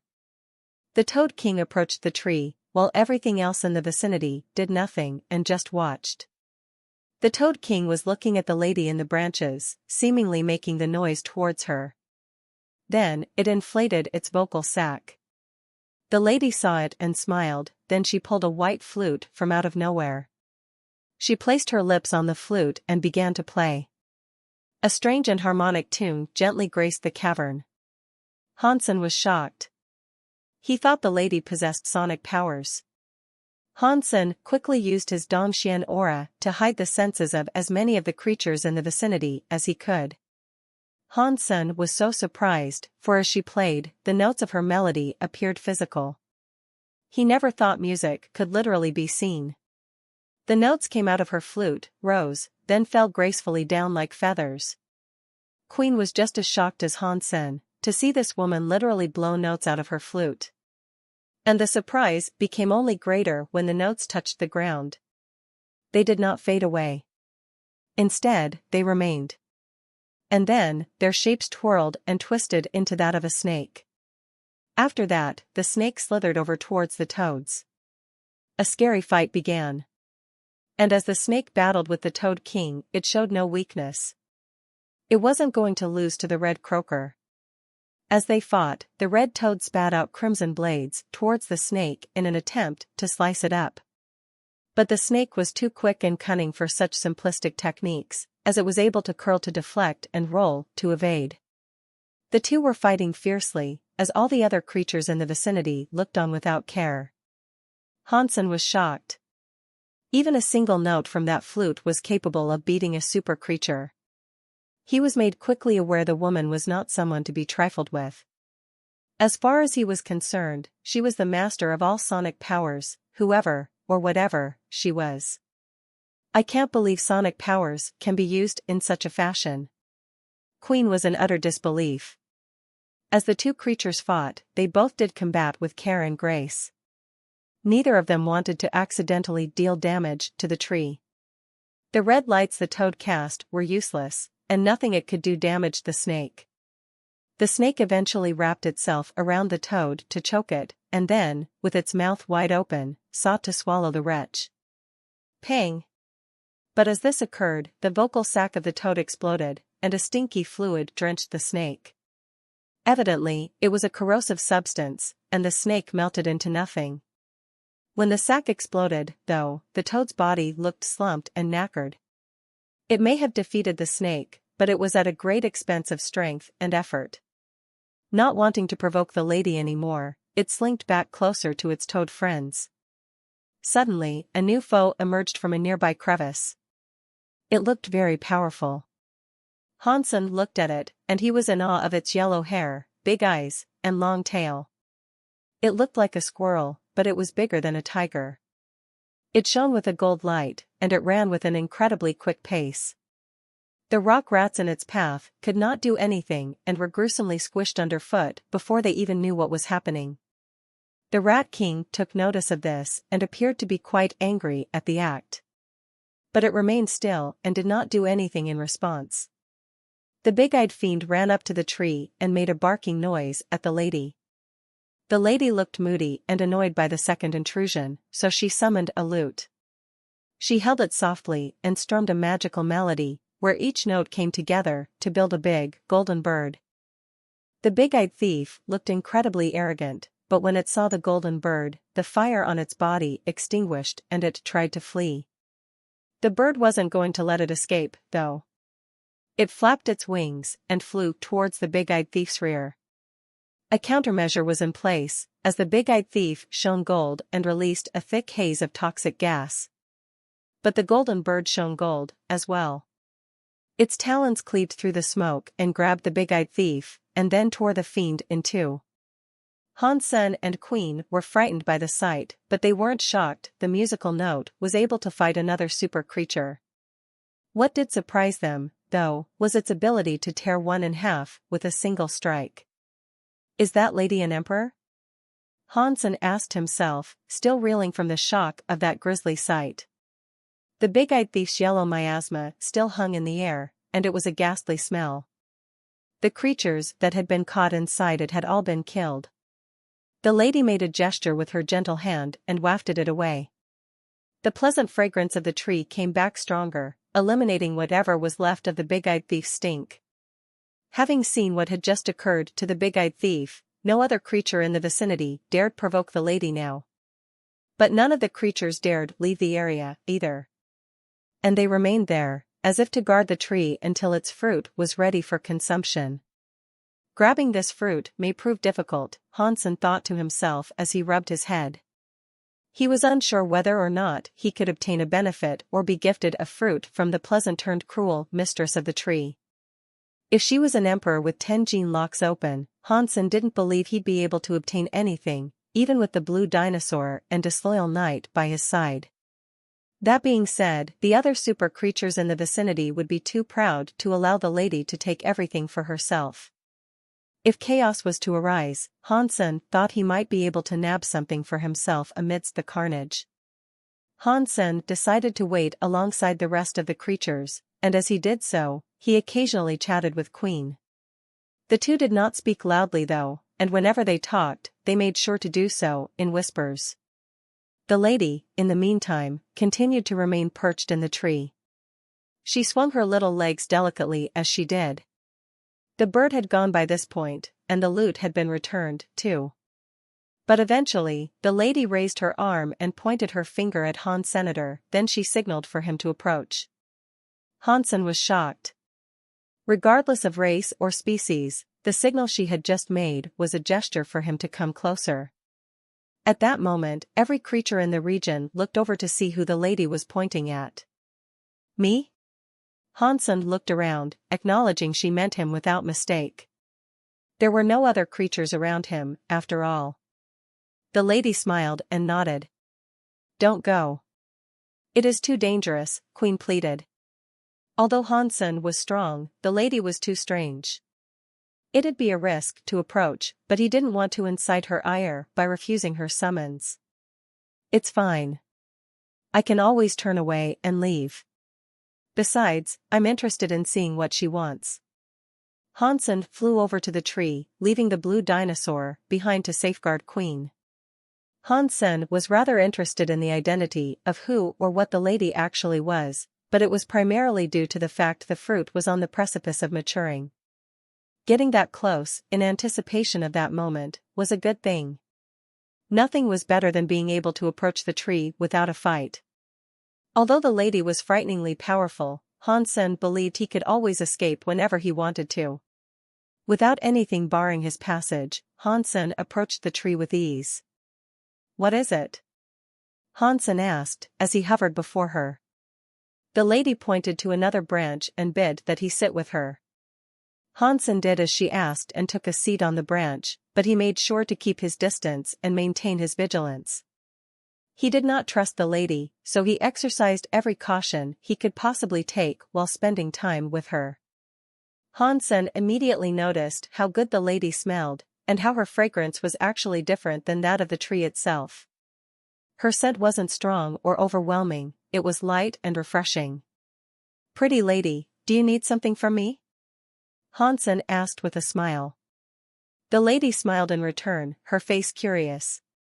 Has a spirit never laid eyes on such a handsome face before? Did you need to take a closer look? You should take a picture, Hansen jested, due to her awkward and intimidating silence. Pretty woman? Do you mind saying something? Hansen said. The lady maintained her stare in silence. That's okay. We don't need to speak. And I know I'm handsome, so feel free to admire me all you like. Hansen started to look at the jellyfish fruit that were tantalizingly near. The fruit all looked alive, and they definitely seemed to be king-class Geno fruit. There must be more than 10,000 of these things. If they can all increase a person's super Geno points, this sanctuary could see the rise of countless more elites, Hansen believed. Hansen had no idea what the fruit did, though. Moment Queen was probably hiding most of the story from him. What is your name? The lady finally asked. The lady's voice was like music, and just hearing it made Hansen happy. My name is Hans Senator, what about you? Hansen asked. If she was an emperor, she'd undoubtedly speak her title. And once she did, he could find out what or who she really was. Xiang-yin, the lady said with a smile. Xiang-yin, Hansen repeated after her, weirded out that it wasn't a name typical of any spirit. Xiang-yin looked at Hansen and pointed at his dragon blood ring, saying, Why would you have that? Has he died? You know Dragon King? Hansen asked with shock. Hansen did not know whether the lady was a friend or foe of Dragon King, so he knew he'd have to tread carefully with his answers on the subject. The last thing he wanted was to have her as an enemy. If you know Dragon King, how have you never heard my name? Xiang-yin asked, with that ever-present smile. Hansen was shocked, and so he asked, Are you one of Ancient Devil's generals? Xiang-yin said, Do not avoid my question. Why do you have that ring? Where is he? Hansen eyed Xiangyin dubiously, not expecting she might be one of the generals. But at least he now knew why she had summoned him over there, and that was due to his possession of the Dragon Blood Ring. Even if she was a general, though, she could be an enemy of Dragon King. There was no telling whether or not she was friendly with him. Hansen told her, "I stumbled across it at the resurrection site." He then went on to tell her the whole story, but with a few modifications. He told her he was only watching the entire thing, and he didn't tell her what had actually gone on between him and Dragon King. Xiangyin, after hearing it all, sighed and said, "Even Dragon King failed to ascend. Tell me, is he dead? Sister, do you want to become a demigod, too?" Hansen, noticing how relatively non-hostile she was feeling some relief. She nodded and said, "When the flower opens, that is the time." Flower? The jellyfish? They aren't fruit? Hansen asked with shock. Xiangyin said, "Who told you these were fruit? They're just the flowers of this tree." Hansen noticed Xiangyin being quite relaxed, and so he asked, "There are many scary creatures here. Don't you think they might interfere with your attempt of ascension?" Xiangyin glossed over them and said, "If I succeed, they are nothing greater than dust compared to me. If I fail, they can have my body." Hansen was shocked. It was then that he understood that the creatures were not there for the tree, but for her. They were waiting to see whether or not she would succeed. If she failed, her flesh would be extremely beneficial and a whole lot more valuable to the creatures than any fruit could be. When she ascended, she would receive the powers of the fourth god's sanctuary. If she failed, she would still have a bit of that juice left in her system. Hansen no longer wanted to steal anything from the area. Seeing the beautiful woman happily face a life or death gambit, he felt incredibly antsy. Hansen knew he could not compete with her, even if he tried his absolute best. But if she had a chance of becoming a demigod, she was definitely an emperor with at least 10 gene locks open. "I did not expect to meet someone I could talk to before I departed this place. I would like to provide you with a gift before I depart." Xiangyin retrieved something weird. The item had been created from bone, and it was oval-shaped. There was a hole on the top, with a number of smaller holes on its body. Hansen had no idea what manner of instrument it was, but he knew it had to be incredibly powerful. Hansen said he shouldn't accept such an impressive gift, but his true intent manifested in his hands, which lecherously reached out and grabbed it. Xiangyin smiled and said, "This is the broken bone. It was crafted from my collarbone. If I fail, this will be a historical relic and proof of my existence." "I am sure you will succeed," Hansen said. Hansen was shocked, though. He thought the generals were all spirits, but if she was telling him the item was crafted from an actual bone of hers, it meant she was a humanoid super creature. Only creatures could create something like this, as spirits could only craft geno treasures. Hansen did not despise creatures, and he had many as pets like the silver fox. She looked human, besides the fact. She was a stunning woman, and he was hard-pressed to believe she really was a creature. She was no nice and generous to give him a gift such as that. Xiangyin smiled, and suddenly, the flowers above began to shine and fall. They didn't fall off like flowers, though. They were like jellyfish, floating down deeper into the abyss of an ocean. The glowing jellyfish were all around the tree, like a dream. But the creatures did not admire the beauty of this scene, they instead stared at the center of the tree. Hansen looked to where they did, and noticed there was a hole in the tree. The hole was bright, brimming with an untold energy. When the light from inside it got stronger, it was like witnessing a rising sun. The jellyfish flowers began to change their course and fly towards it. Thousands of jellyfish flowers flew inside the hole in the tree. Its capacity seemed infinite, as each entered without struggle. And as they did, the light inside grew in intensity. Hansen felt the frightening power coming from inside the hole in the tree. It was so powerful, the Dongxian aura could not provide an accurate reading. Neither could he see what rested inside, beyond the blinding light. Xiangyin didn't seem to be focused on the hole. She merely continued to sit on the branch in a carefree manner. She looked at Hansen and asked him, "Would you like me to teach you how to blow a sun?" "Sure."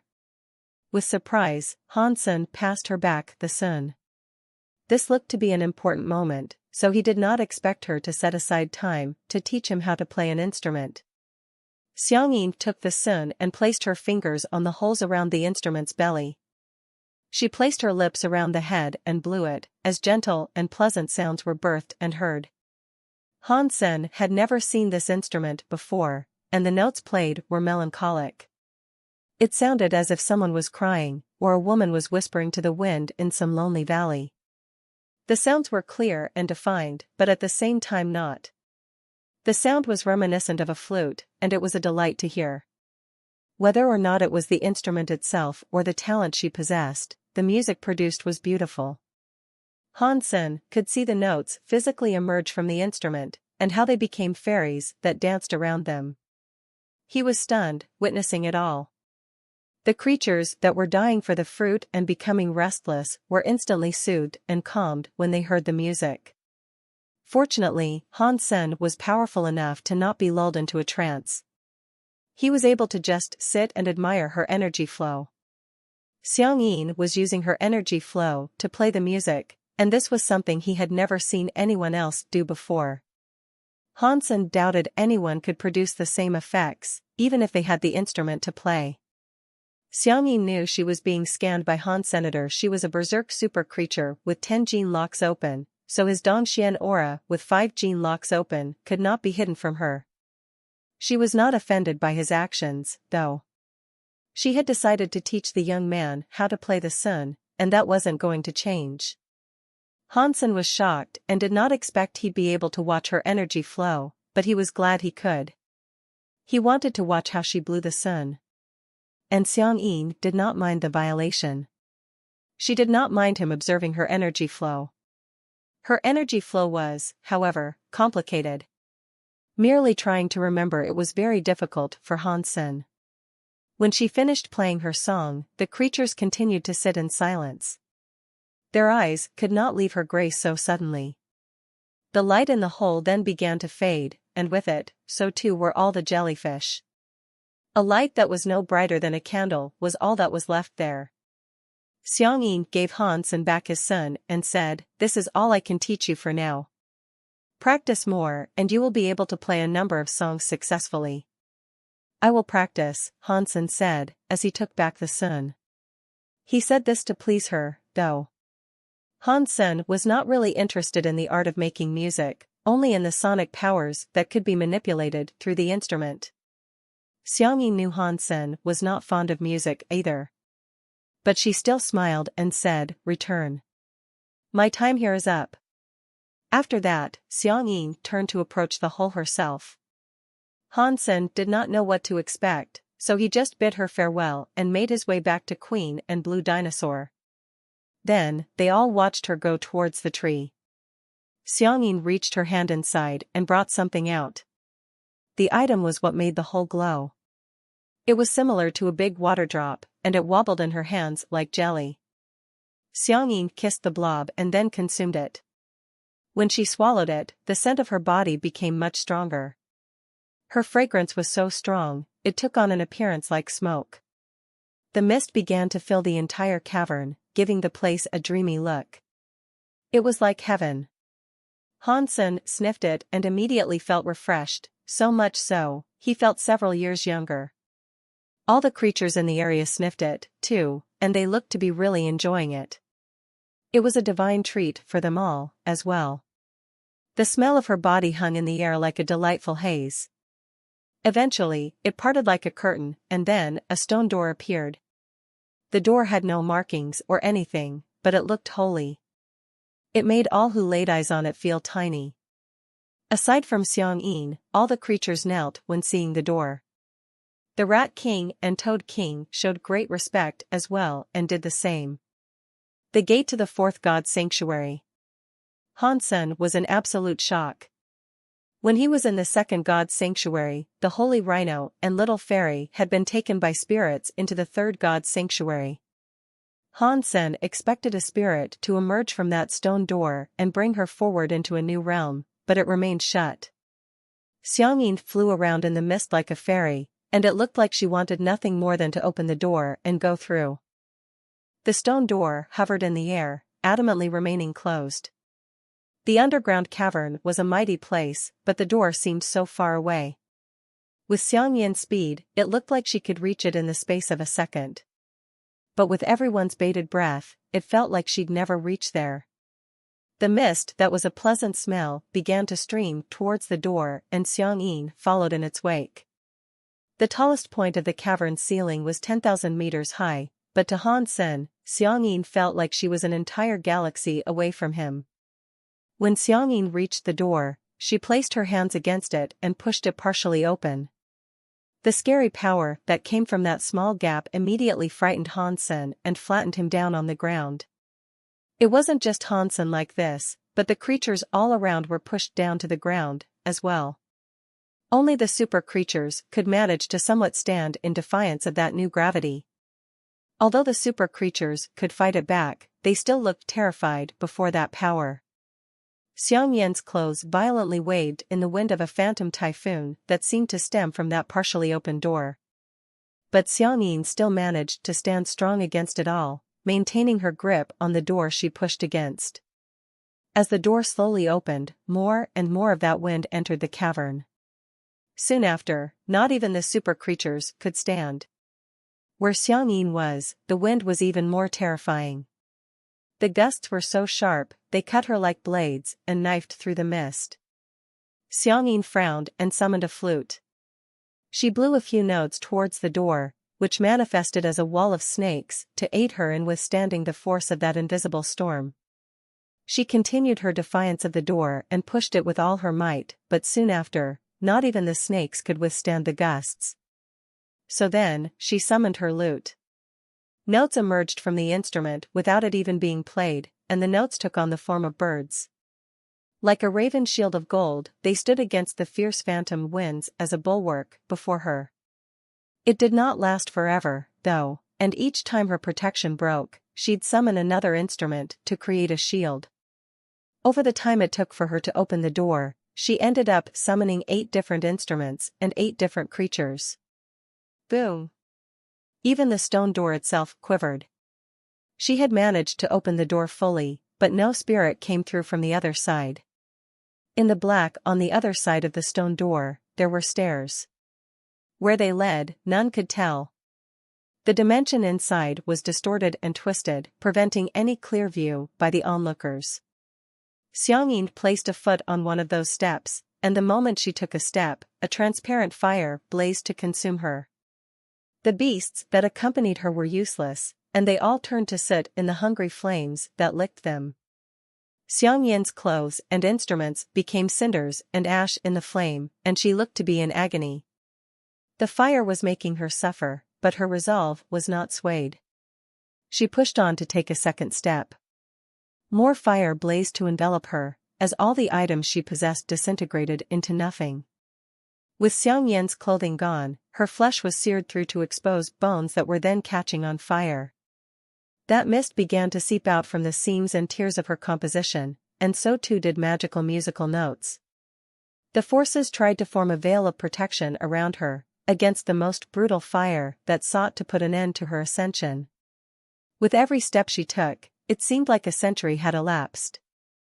And each time she took a step, another one would appear. The transparent fire did not relent as she ascended, and it continued to ravage her as she went. But while it did indeed hurt her, it morphed and warped her super body's genes. Han Sen was shocked. When she reached her 7th step, her super body began to collapse. He could not tell how many more steps awaited her. When she reached the 9th step, her entire body was vaporized. Han Sen could only see a blurry light reach that 9th step, and the notes and mist that accompanied her had drawn faintly. 10 steps of the holy door. I did not expect you to reach the 9th step, you must be the greatest of the 8 generals, a weird voice boomed throughout the underground. Quickly, it tried to follow Xiang Yin. Han Sen was shocked when he saw who it was. It was Yiksha. He looked different than the last time Hansen saw him. Yiksha looked strange, but as murderous as ever. Hansen knew exactly what he was up to. But with Xiangyin focusing on her ascension of those brutal steps, she couldn't turn her attention away to focus on anything else. Yiksha had appeared at the perfect time to prevent her ascension. He was there now, bitterly seeking to stop her. Hansen realized Yiksha must have been hidden there the entire time. He had waited for this paramount moment to reveal himself and make her fail. By doing that, he hoped to achieve the powers of the fourth god's sanctuary and flesh easily. Prior to this moment, Xiangyin would have had no trouble exterminating the villain Yiksha was, but she was on the final step of that excruciating climb. She could not be distracted. But it did seem like Xiangyin herself now acknowledged Yiksha was there. She was shocked by his sudden appearance, and it immediately made her quiver. As she took notice, her notes appeared weaker. Oh, no. Hansen looked at his son and sought to stop Yiksha. Little B** starred. How dare you show your face to me? Yiksha looked incredibly angry, seeing Hansen approach in an attempt to stop him. Hansen summoned Disloyal Knight. The Gold Raven was still evolving, so he knew he couldn't personally put up much of a fight without it. The last time he fought Yiksha, he had only just woken up. Now, he could be much stronger. Disloyal Knight cast his halo and threw a punch towards Yiksha. Yiksha did not evade, though. He fearlessly went forward to meet with Disloyal Knight and threw a punch of his own. When the two fists collided with each other, they generated a massive shockwave. But even though the halo had worked its magic, Yiksha was still stronger than Disloyal Knight. He was the victor in that first strike, hurling Disloyal Knight backwards. Yiksha's face changed, and he said, "A Halo Super Beast Soul?" Hansen was dismayed, seeing the effects not weakening Yiksha as much as he had hoped. It had worked on him, but not to the point that he could not fight back. This meant Yiksha had to be close to opening his 10th gene lock. Yiksha, I knew I should have come looking for you. But today, you have delivered yourself to me, so there's no foul. Come here, let me kill you. Hansen just wanted to infuriate Yiksha, which was a simple enough task. Yiksha knew this, but he complied anyway and said, "If you want to die that much, I'll grant you your wish." Yiksha leapt forward, but this time it was towards Xiangyin. That was his reason for being in this place, after all. Stopping her was his number one priority. Hansen commanded Disloyal Knight to charge forth and stop him, but he was very slow compared to Yiksha. Hansen knew he'd have to chip in, so he drew his Taya and Phoenix sword. Wearing his mantis armor and dragon wings, he flew forward. Yiksha had been weakened by the halo, so with the Phoenix techniques of flight Hansen had learned, he was able to catch up.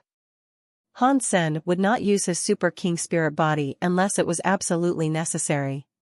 His fitness was still not up to par with a King Spirit. If he wanted to be a match for Yiksha, he'd need another 1,000 fitness levels. But it was Disloyal Knight's halo that evened the odds. Yiksha saw Hansen fly before him to prevent his passage, so he threw a punch and said, "Use your creepy skill. If you don't, you won't be able to fight me. You want me to use that to kill a pathetic, little king spirit like you? Pah. You're only worthy of my bottom-shelf skills." Hansen, with his Phoenix techniques, dodged the incoming strike and retaliated with his own. Yiksha believed Hansen's movements were strange, so he said, "Against my speed, I'm afraid you'll be killed before you even know what hits you. It must be sad to know you'll die without even knowing how." Yiksha sped up once more. His weakened body was managing to move even faster now, and when Hansen next saw him, his lecherous fingers were reaching forth to strike Hansen's eyes. He evaded the fingers by an inch, but not without his helmet being scratched. Hansen felt the marks that had been delivered and his face changed. Only Yiksha's nails had scratched his helmet, but even so, they had almost broken his super armor. If it wasn't for his Phoenix techniques, the scratches would have gone through and shredded his head like a rotting melon. Yiksha wasn't looking to waste time with the distraction that was Hansen, though. He moved forward with the haste of a near teleportation level of speed and grabbed Hansen. A red mist then began to envelop Hansen as he opened the 9th gene lock of the Blood Pulse Sutra. The red mist dyed his armor and weaponry a creepy crimson color. He cast Heresy Mantra, as well. The refined and purified blood began pumping and coursing through his body. His kidney produced a large amount of energy to fuel all this and keep Hansen going in the struggle. But still, it didn't prove enough to keep up with Yiksha. His chest was cut up, and the lacerations began to bleed. It was quite terrifying to see himself be delivered such wounds, despite wearing such sturdy armor. It is no wonder he is one of the generals. He must definitely be as strong as Xiangyin. Hansen flapped his wings, slipped Yiksha's grasp, and flew forward to catch up with him. Then, he cast Dual Blade. Yiksha's attack had not severely damaged Hansen. Killing Hansen would be a trivial task for him, but he knew he had to stop Xiangyin's ascension first. Disloyal Knight finally caught up and punched Yiksha in the back. This was all Hansen needed to keep doing, to slow him down. With Disloyal Knight there, keeping him occupied would be far easier. Yiksha, feeling something else come towards him from behind, turned to look. There, he saw Hansen racing towards him, prompting him to spread his wings. And the moment Yiksha spread those wings, his speed became unfathomably quick. Pang! Disloyal Knight's fist could not catch up, and Hansen could only see a blurry shadow speed away from him. But then, Hansen received a hit to his chest, which sent him flying away. Hansen was thrown through a rock, splitting it.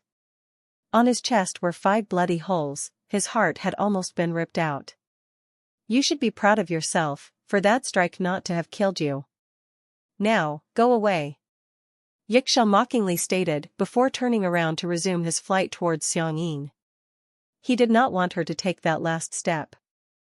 A shadow of blood emerged from the floor as Hansen barred Yiksha's way once more. Do you really want to die that much? That's fine by me. Yiksha was now getting infuriated with Hansen. He and Disloyal Knight had wasted too much time already, and Yiksha knew now that he had to take them out. Yiksha's wings were strong, but he could not remain at that speed the whole time. He flapped the wings and appeared in front of Hansen with a whooshing sound. Yiksha tried to grab Hansen, but he failed. Hansen had dodged it.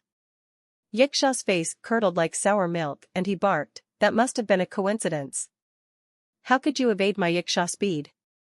Hansen was delighted at what he had just managed to do. Hansen was indeed much slower than Yiksha. But he had opened his 5th tier of the Dongxian Sutra. His ability to read the minds of others was really coming into its own. Yiksha wanted to eliminate Hansen with a burning desire. It was a simplistic notion, and it was reflected in the workings of his mind. Hansen knew exactly what he was thinking in this endeavor. I am going to dig his heart out. Hansen heard his mind speak these words and reacted before Yiksha even made a move. Although Hansen could not entirely dodge the next attack, he managed to get away with only a slight scratch. Is that all you've got, Yiksha? Hansen yelled and started laughing at his humiliation. Yiksha was as shocked as he was angry. The fact that Hansen's evasion had worked twice made it seem unlikely that he was just getting lucky. He can't catch up with my Yiksha speed. Yiksha used the same move to attack again. And like before, Hansen heard exactly what he proposed to do and when he proposed to do it. With effective judgment, he managed to dodge it. With the magic of the Dongxian Sutra and Phoenix techniques, plus the Blood Pulse Sutra and Disloyal Knight's power, Hansen did not even have to cast Super King Spirit right now. Queen was in shock, watching them fight like so. She said out loud, "Wow, he's that strong already? I have my work cut out for me if I hope to keep up." After watching for a while, she began to feel depressed. Hansen's skill was on a whole different level than hers, and it made her feel useless. She almost felt as if she didn't deserve to be at his side. How did he do that? Queen watched Hansen with a complicated expression. But Queen was still Queen, and her will to improve and go on did not falter. In fact, after witnessing all this, it only grew. The fire of her heart was stoked with an even bolder flame. Queen continued to watch and observe Hansen's movements. She recalled how she used to teach Hansen Heavenly Go, but now, it was almost the other way around. She viewed him intently, learning how to perform Phoenix techniques as he did. Queen was a very talented person, and when Hansen used Phoenix techniques, they inspired her greatly. What Queen considered to be the most valuable of Hansen's abilities were his skills of prediction. She had no clue how Hansen managed to dodge half the attacks he always did, particularly so now, with the frightening foe that was Yiksha. Because Hansen was much slower, which was plain to see, she thought it'd be impossible for him to dodge and evade in the manner he was doing. The only way he could stay ahead was if he knew what the attacker was going to perform beforehand. How Hansen might have done so enthralled her. And every time, in succession, Hansen did indeed dodge with success. It was an excellent show. Queen did not know Hansen had learned the Dongxian Sutra, though. She just thought he was a brilliant guesser. Queen was a very talented person, as well. Even Huangfu Xiongqing told her she was perfect for the learning of Heavenly Go. But now, as she watched Hansen, she believed herself to not be half as good. She thought she was lame in comparison. If my talents are as rare as others say, then what does he have that I or others don't? What magic propels him? Queen was in shock and awe over his display. Queen was not one to concede or throw in the towel, though. The better Hansen was, the better she wanted to be. And that was an admirable trait. Hansen did not know this was the way Queen felt. The Dongxian Sutra was the reason he could fight as he was. Hansen was currently fighting like a dragon, and with disloyal Knight by his side, he was only getting better and better against his nemesis. He was used to predicting the moves of his enemies, and his talent with this was only getting better. Yiksha was moving extremely fast, and although he delivered the occasional scrape, it was happening less and less often. Hansen was being dealt less and less damage. While Hansen fought, a power came from someplace to the side. He blocked it with his arm. Cha! A gray spear pierced through his arm and cut through his bone. Hansen looked to where the spear might have come from, and he noticed it was the Rat King that was stood atop the pillar. It was laughing, and then it turned into another spear and flew towards Hansen. With the rock rats now joining the fight, seeking to stop Hansen, things were about to go very bad. It wasn't just the Rat King looking to join the fray either. The Toad King, Cricket King, and other creatures all took aim at Hansen. Seeing the creatures all wanting to kill him, Hansen understood what was going on. All the super creatures there wanted Xiangyin to fail so they could dine on her flesh.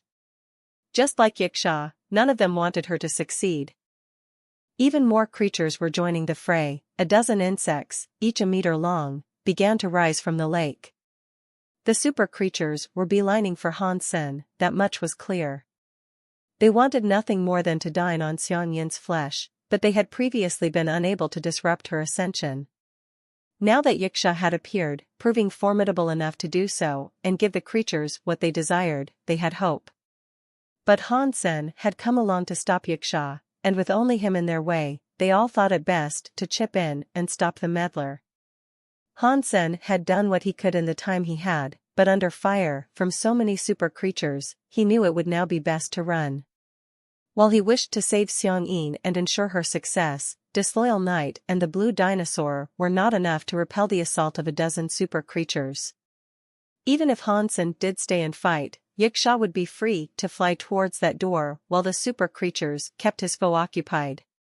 Remaining there would be a pointless endeavor, and stopping Yiksha any further would be silly. Run!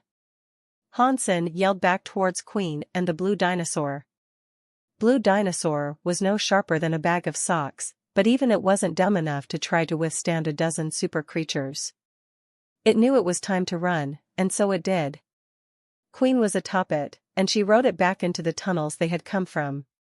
Hansen tried to veil the seven senses of the creatures, so they could neither hear nor see him. But its effectiveness on super creatures was practically null, and it did not quell their raging stampede towards him. All Han Sen could do was focus on his flight out. You had it coming. Yiksha coldly mocked, before turning to go for the door. The 9 steps Xiang Yin had traversed were brutal and endowed with a hungry fire that ravaged all who sought to ascend.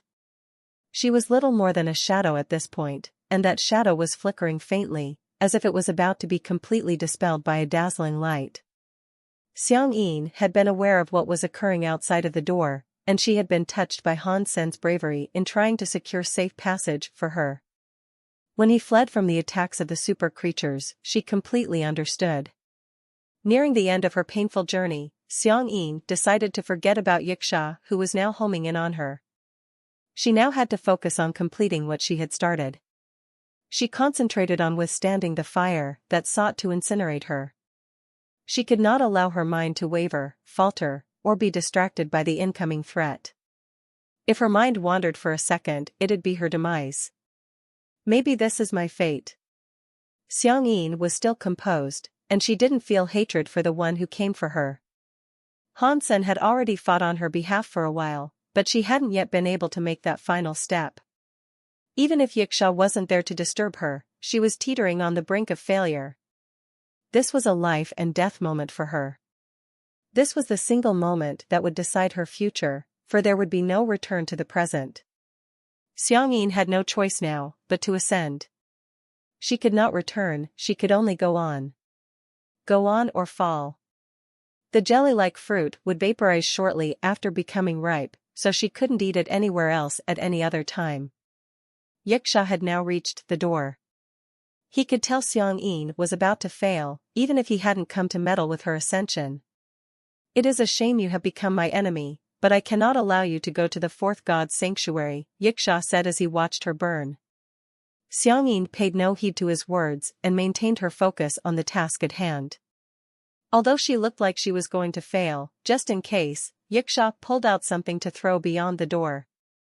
Yiksha had not yet opened 10 gene locks, so he was not foolish enough to enter himself. If he went inside, he'd be turned into soot in a matter of seconds. So, aware of this, he had an item. If he threw this item inside, there was a high chance it would secure her demise. What Yiksha was holding was a black metal fruit called a crimson fruit. It was attuned with the element of fire, and it had been obtained from a king spirit tree. If he threw it inside, it could pollute the holy, cleansing fire. The holy fire cleansed those who walked through it. It rinsed and burned away past sins and removed your old body to provide a new one that was spotless. It was a necessary process to become a demigod. Once the 10th step had been reached, you would become a demigod. Yiksha wanted to pollute the holy fire, though. The dirt of the fruit was said to warp and sour the cleansing process and provide greater damage to whoever walked through it. Xiang Yin, I will take your place in the 4th god's sanctuary and find ancient devil emperor. Yiksha smiled as he prepared to chuck the fruit inside. Xiang Yin believed there now to be no hope. Seeing the fruit leave Yiksha's hand, she sighed. But the moment the fruit was about to cross through the doorframe, it stopped. It appeared as if something was pulling it back. In the next second, the flight of the fruit was course-corrected, and it ended up flying in the opposite direction. A hand then grabbed the crimson fruit. Yiksha saw it happen, and he realized that someone had just claimed his fruit. It's you! Yiksha and Xiang Yin both exclaimed. Han Sen, all bloodied, now possessed the fruit. He smiled and said, you are a noob who does not even have 10 gene locks open. You're using this to disrupt her ascension? Cheap. It's a shame it's mine now. You are dead. Yiksha's face turned green. He flapped his wings and soared towards Han Sen. Yiksha was furious. He only had one crimson fruit, as it was a treasure from a king spirit tree that could only provide one with each harvest. That harvest took 100,000 years to grow. He wouldn't be able to receive another one quite so easily. But while Yiksha was angry, he was not in panic mode yet. The crimson fruit may not have entered the door, but its appearance had still distracted Xiang Yin quite a bit. She looked to be at the end of her tether, and taking that last step seemed out of her reach. Hansen had been grievously injured, but he had come back alone. The super creatures were still on his trail, so it was something that was in Yiksha's favor. And so, Yiksha decided to attack Hansen. He thought it was about time Hansen got a pummeling, and he very much wanted to see him writhing in agony when the posse of super creatures also caught up. But all of a sudden, Hansen blazed with a bright white light. His hair turned white and flowed down to his feet. His eyes turned as white as his gleaming, ivory armor. Pat. Hansen clicked his fingers and turned the entire cavern into one coinstorm cloud. Coins manifested in the air and dropped from every inch of that place. The creatures that sought to catch up with Hansen were immediately suppressed and brought to the ground. Yiksha's body was pumping with pure, unbridled hatred and rage. He swung his lethal nails around to slice the coins. But unlike before, Hansen did not keenly evade Yiksha. All he did was raise the corner of his lips. In his ordinary form, Hansen was too weak to block Yiksha's attacks, that's why he had to focus on evasion. Now things were different. Although Yiksha's speed was still greater, Super King Spirit made Hansen stronger. What's more, between all that was going on, Yiksha's mind was screaming. Pang! Yiksha's nails were about to descend on Hansen, but he did not move until they were about to skewer his eyeballs. And that move was to grab Yiksha by the waist and prevent him from being able to move. How? Green, pulsating veins scrawled over Yiksha's arms. Try as he might to resist, he could not move or free himself. Hansen's hands were like chains, tying up his waist. You are right, you are dead. Hansen said, just as his white light grew in intensity. Hansen's grip on Yiksha tightened, as the madman flailed in hopeless resistance. Yiksha tried using his nails to slice Hansen's belly. He was fast that not even light itself would have been able to dodge. But Yiksha's failing was his anger, and how he screamed on the inside. Hansen knew exactly what was going through his mind, and he knew what to do. Pang! Hansen threw his other fist to repel Yiksha's incoming nail strike. There was so much power in that parry, it broke every finger on Yiksha's hand. They all bent backwards like broken twigs. But the fist didn't just stop there. Hansen's fist continued going forward right into Yiksha's face. Pang! Yiksha wanted to scream, but he couldn't after that. His lips and jaw had been shattered and smashed.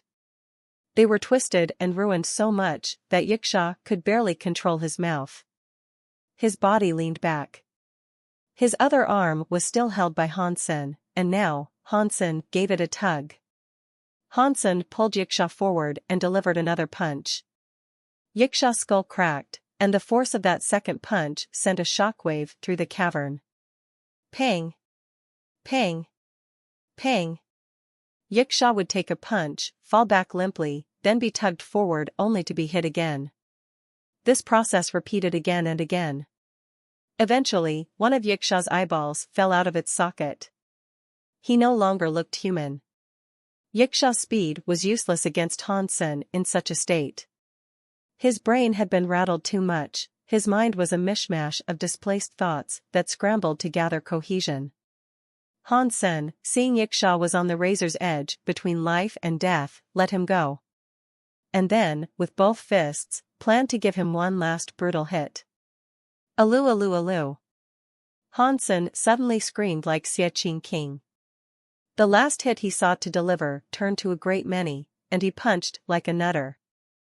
Over and over he threw his fists, with each one making him feel better than before. All of Yiksha's bones had been broken, and eventually, his meat and skin were little more than a crumpled sack to contain a collapsing skeleton.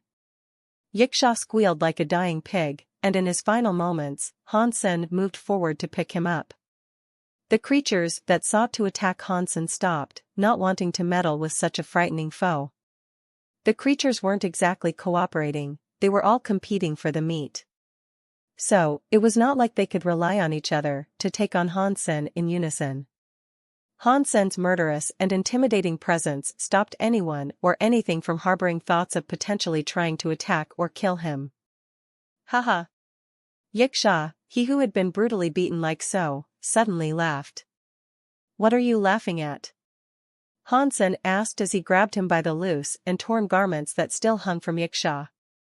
My spirit stone is not here, you fool. I'll respawn, should you kill me. And Xiang-yin? She's going to die.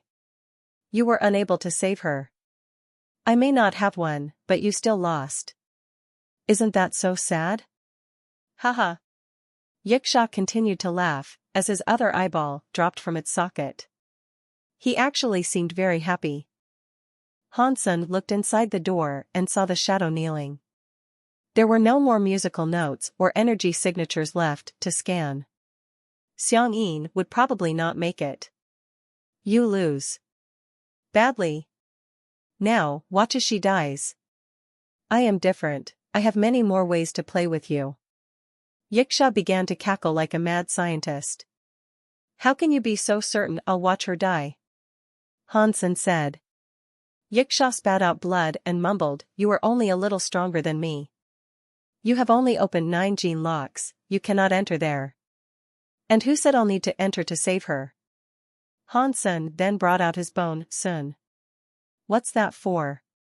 Are you going to play a requiem on her behalf? Or perhaps you're going to somehow play the Song of Gandharv? Yiksha jested in spite. I can play that, if that is what you would like to hear. Han Sen then brought the sun to his lips. He blew into the head, causing a stream of white light to cast its way into the door.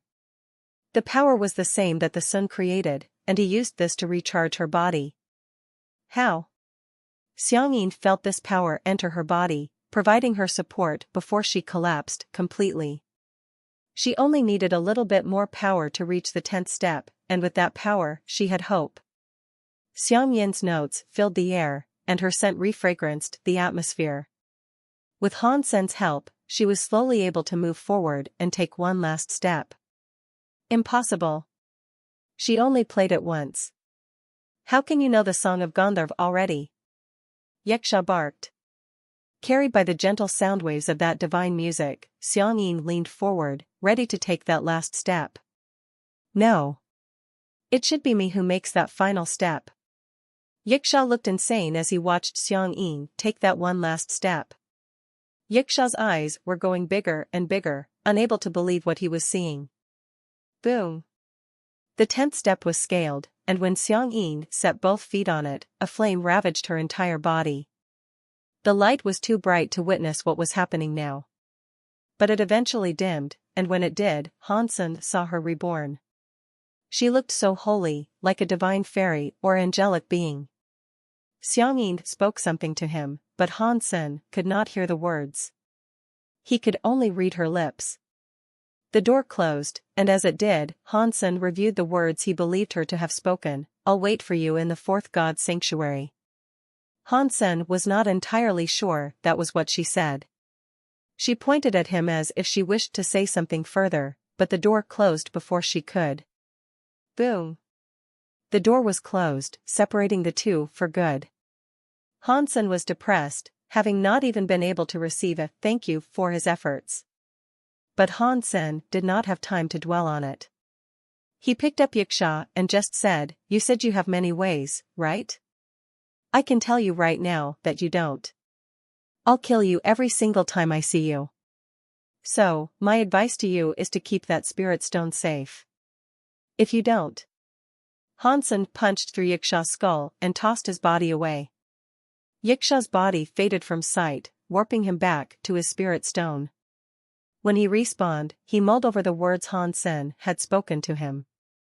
Han Sen's speech was one of remarkable confidence, and it made Yiksha angry to realize that he was now the weaker one. I'll make you regret this.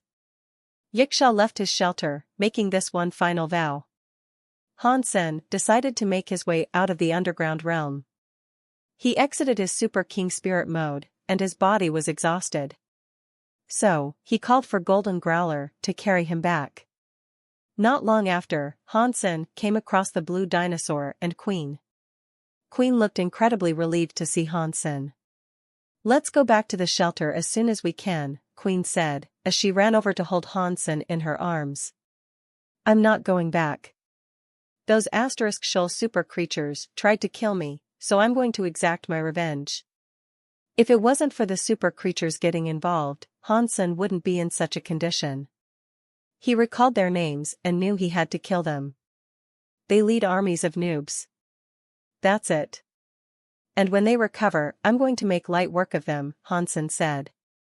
Hansen set up a camp outside the cave's exit, and when he recovered, he thought of going after the Rat King first.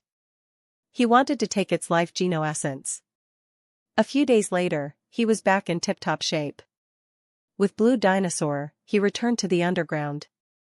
Hansen believed there to be many super creatures residing in that underground realm, and he believed he'd have an easy time venturing in to slay them whenever he desired. It'd be an efficient way for him to become stronger. But Hansen, after returning there, was unable to find one after a few days of subterranean travel. There were no average but strong creatures either. There were only ordinary rock rats, toads, and crickets to be found. This can't be right. Why aren't there any decent creatures for me to slay? Hansen frowned. Queen observed the surroundings and said, "These creatures are smarter than we gave them credit. They are watching us, observing our every move." But down there, they had no other efficient way to track the creatures they sought. They couldn't avoid being watched, as the rats were everywhere. The super creatures had placed Hansen on their blacklist, so they avoided him at all costs. Hansen thought he could easily nab some life geno-essences and super beast souls by venturing down there, but like usual, events didn't quite turn out as planned. "I am getting tired of this damp, godforsaken hole." Hansen sat his bum down on a rock as he spoke. Queen looked at Hansen, wondering what had happened the day Blue Dinosaur carried her away from the region that contained the tree. She did not know why Hansen remained or what he had done when out of sight. The fact that they were afraid of Hansen and evaded him at all costs aroused her suspicion. "Fine. We'll go to the spirit shelter. It's not like a spirit shelter can run off, too." Hansen, in his depression, decided to conquer a shelter. The Blue Dinosaur then carried them both to the spirit shelter. There, they saw Lu Yunhui again. It did not seem like a coincidence, but Lu Yunhui approached them first, asking, "Why have you come back here? If the spirit sees us, we will be killed." "That's okay. We're going to conquer this shelter, if you don't mind. Not that your minding will sway my resolve. Run along and tell Wu Tian and the others to duck and take cover." Hansen did not beat around the bush. Lu Yunhui looked at Hansen as if he was a madman. "And just how exactly are you going to do that?"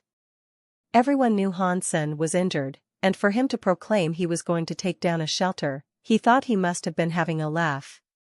Hansen patted Blue Dinosaur and simply said, "This is a good boy. He has what it takes to get the job done." Lu Yunhui gave a wry smile and said, "Even if your pet is very good, there's only one of him. There must be at least 20 sacred blood creatures in this place, and that's not to mention all the royal spirits." Lu Yunhui would not care if it was someone else planning a futile attack on the shelter. But as a surpasser of Starry Group, he had been ordered to maintain a good relationship with Han Senator. That was why he was being nice and showing so much concern. He didn't understand why Hansen was the son-in-law of the president, though, with a blood relation to Luo Haitang. Regardless, that family had given up on Hansen ever since they learned his body had been damaged. Lu Yunhui wasn't sure why he and others of the Starry Group still had to please the young invalid. But orders were orders, and he was still going to do as he was bidden. He thought the Blue Dinosaur was nothing more than a sacred blood creature. When the sacred blood creatures of the shelter attacked, Hansen would be nothing more than a midday snack. "I thought there might be." "Well, run off and go tell the others now." Hansen did not fancy explaining much of anything. Lu Yunhui shook his head and ran off. He didn't want to sacrifice any of his people in what he believed to be a futile fight. Lu Yunhui told Wu Tian what was going on, to which Wu Tian replied, even if his pet was strong, that's ridiculous. Does he really expect to take down this shelter with some half-decent pet and a woman? Pa. Let's just find someplace to hide. We shouldn't be a part of this, Lu Yunhui said. They gathered the other humans and found an excuse to leave the shelter for a time. Hansen set the time of the assault and then brought his blue dinosaur there. Before the blue dinosaur went in to deliver its first strike, though, Queen was already running ahead into battle to slay what she could. Lu Yunhui, in the meantime, had run far away from the shelter. Old Lu, do you think maybe Hansen has healed? An elder surpasser asked. I doubt it. The demigods and top doctors said nothing could be done for him and he'd never be healed. Not even Luo Haiteng could help, Lu Yunhui said. While they discussed, they suddenly felt the contracts binding them break. They were all in absolute shock, and they looked incredibly happy. Wu Tian screamed in joy, shouting, How? How did Hansen take on that shelter? Let's go back and take a look. Lu Yunhui said. They ran back to see nothing but the charred remnants of destruction. The ruined bodies of dead creatures lay littered everywhere. Hansen and Queen were walking away as they arrived. Hansen's clothes had not even been wrinkled, whereas the woman beside him looked as if she had just taken a bath in a sea of blood. Her gold scimitar was caked in blood and fleshy bits. What was even more shocking was the master of the shelter, Dark Prince, was now following Hansen like a slave. He was willingly obeying Hansen.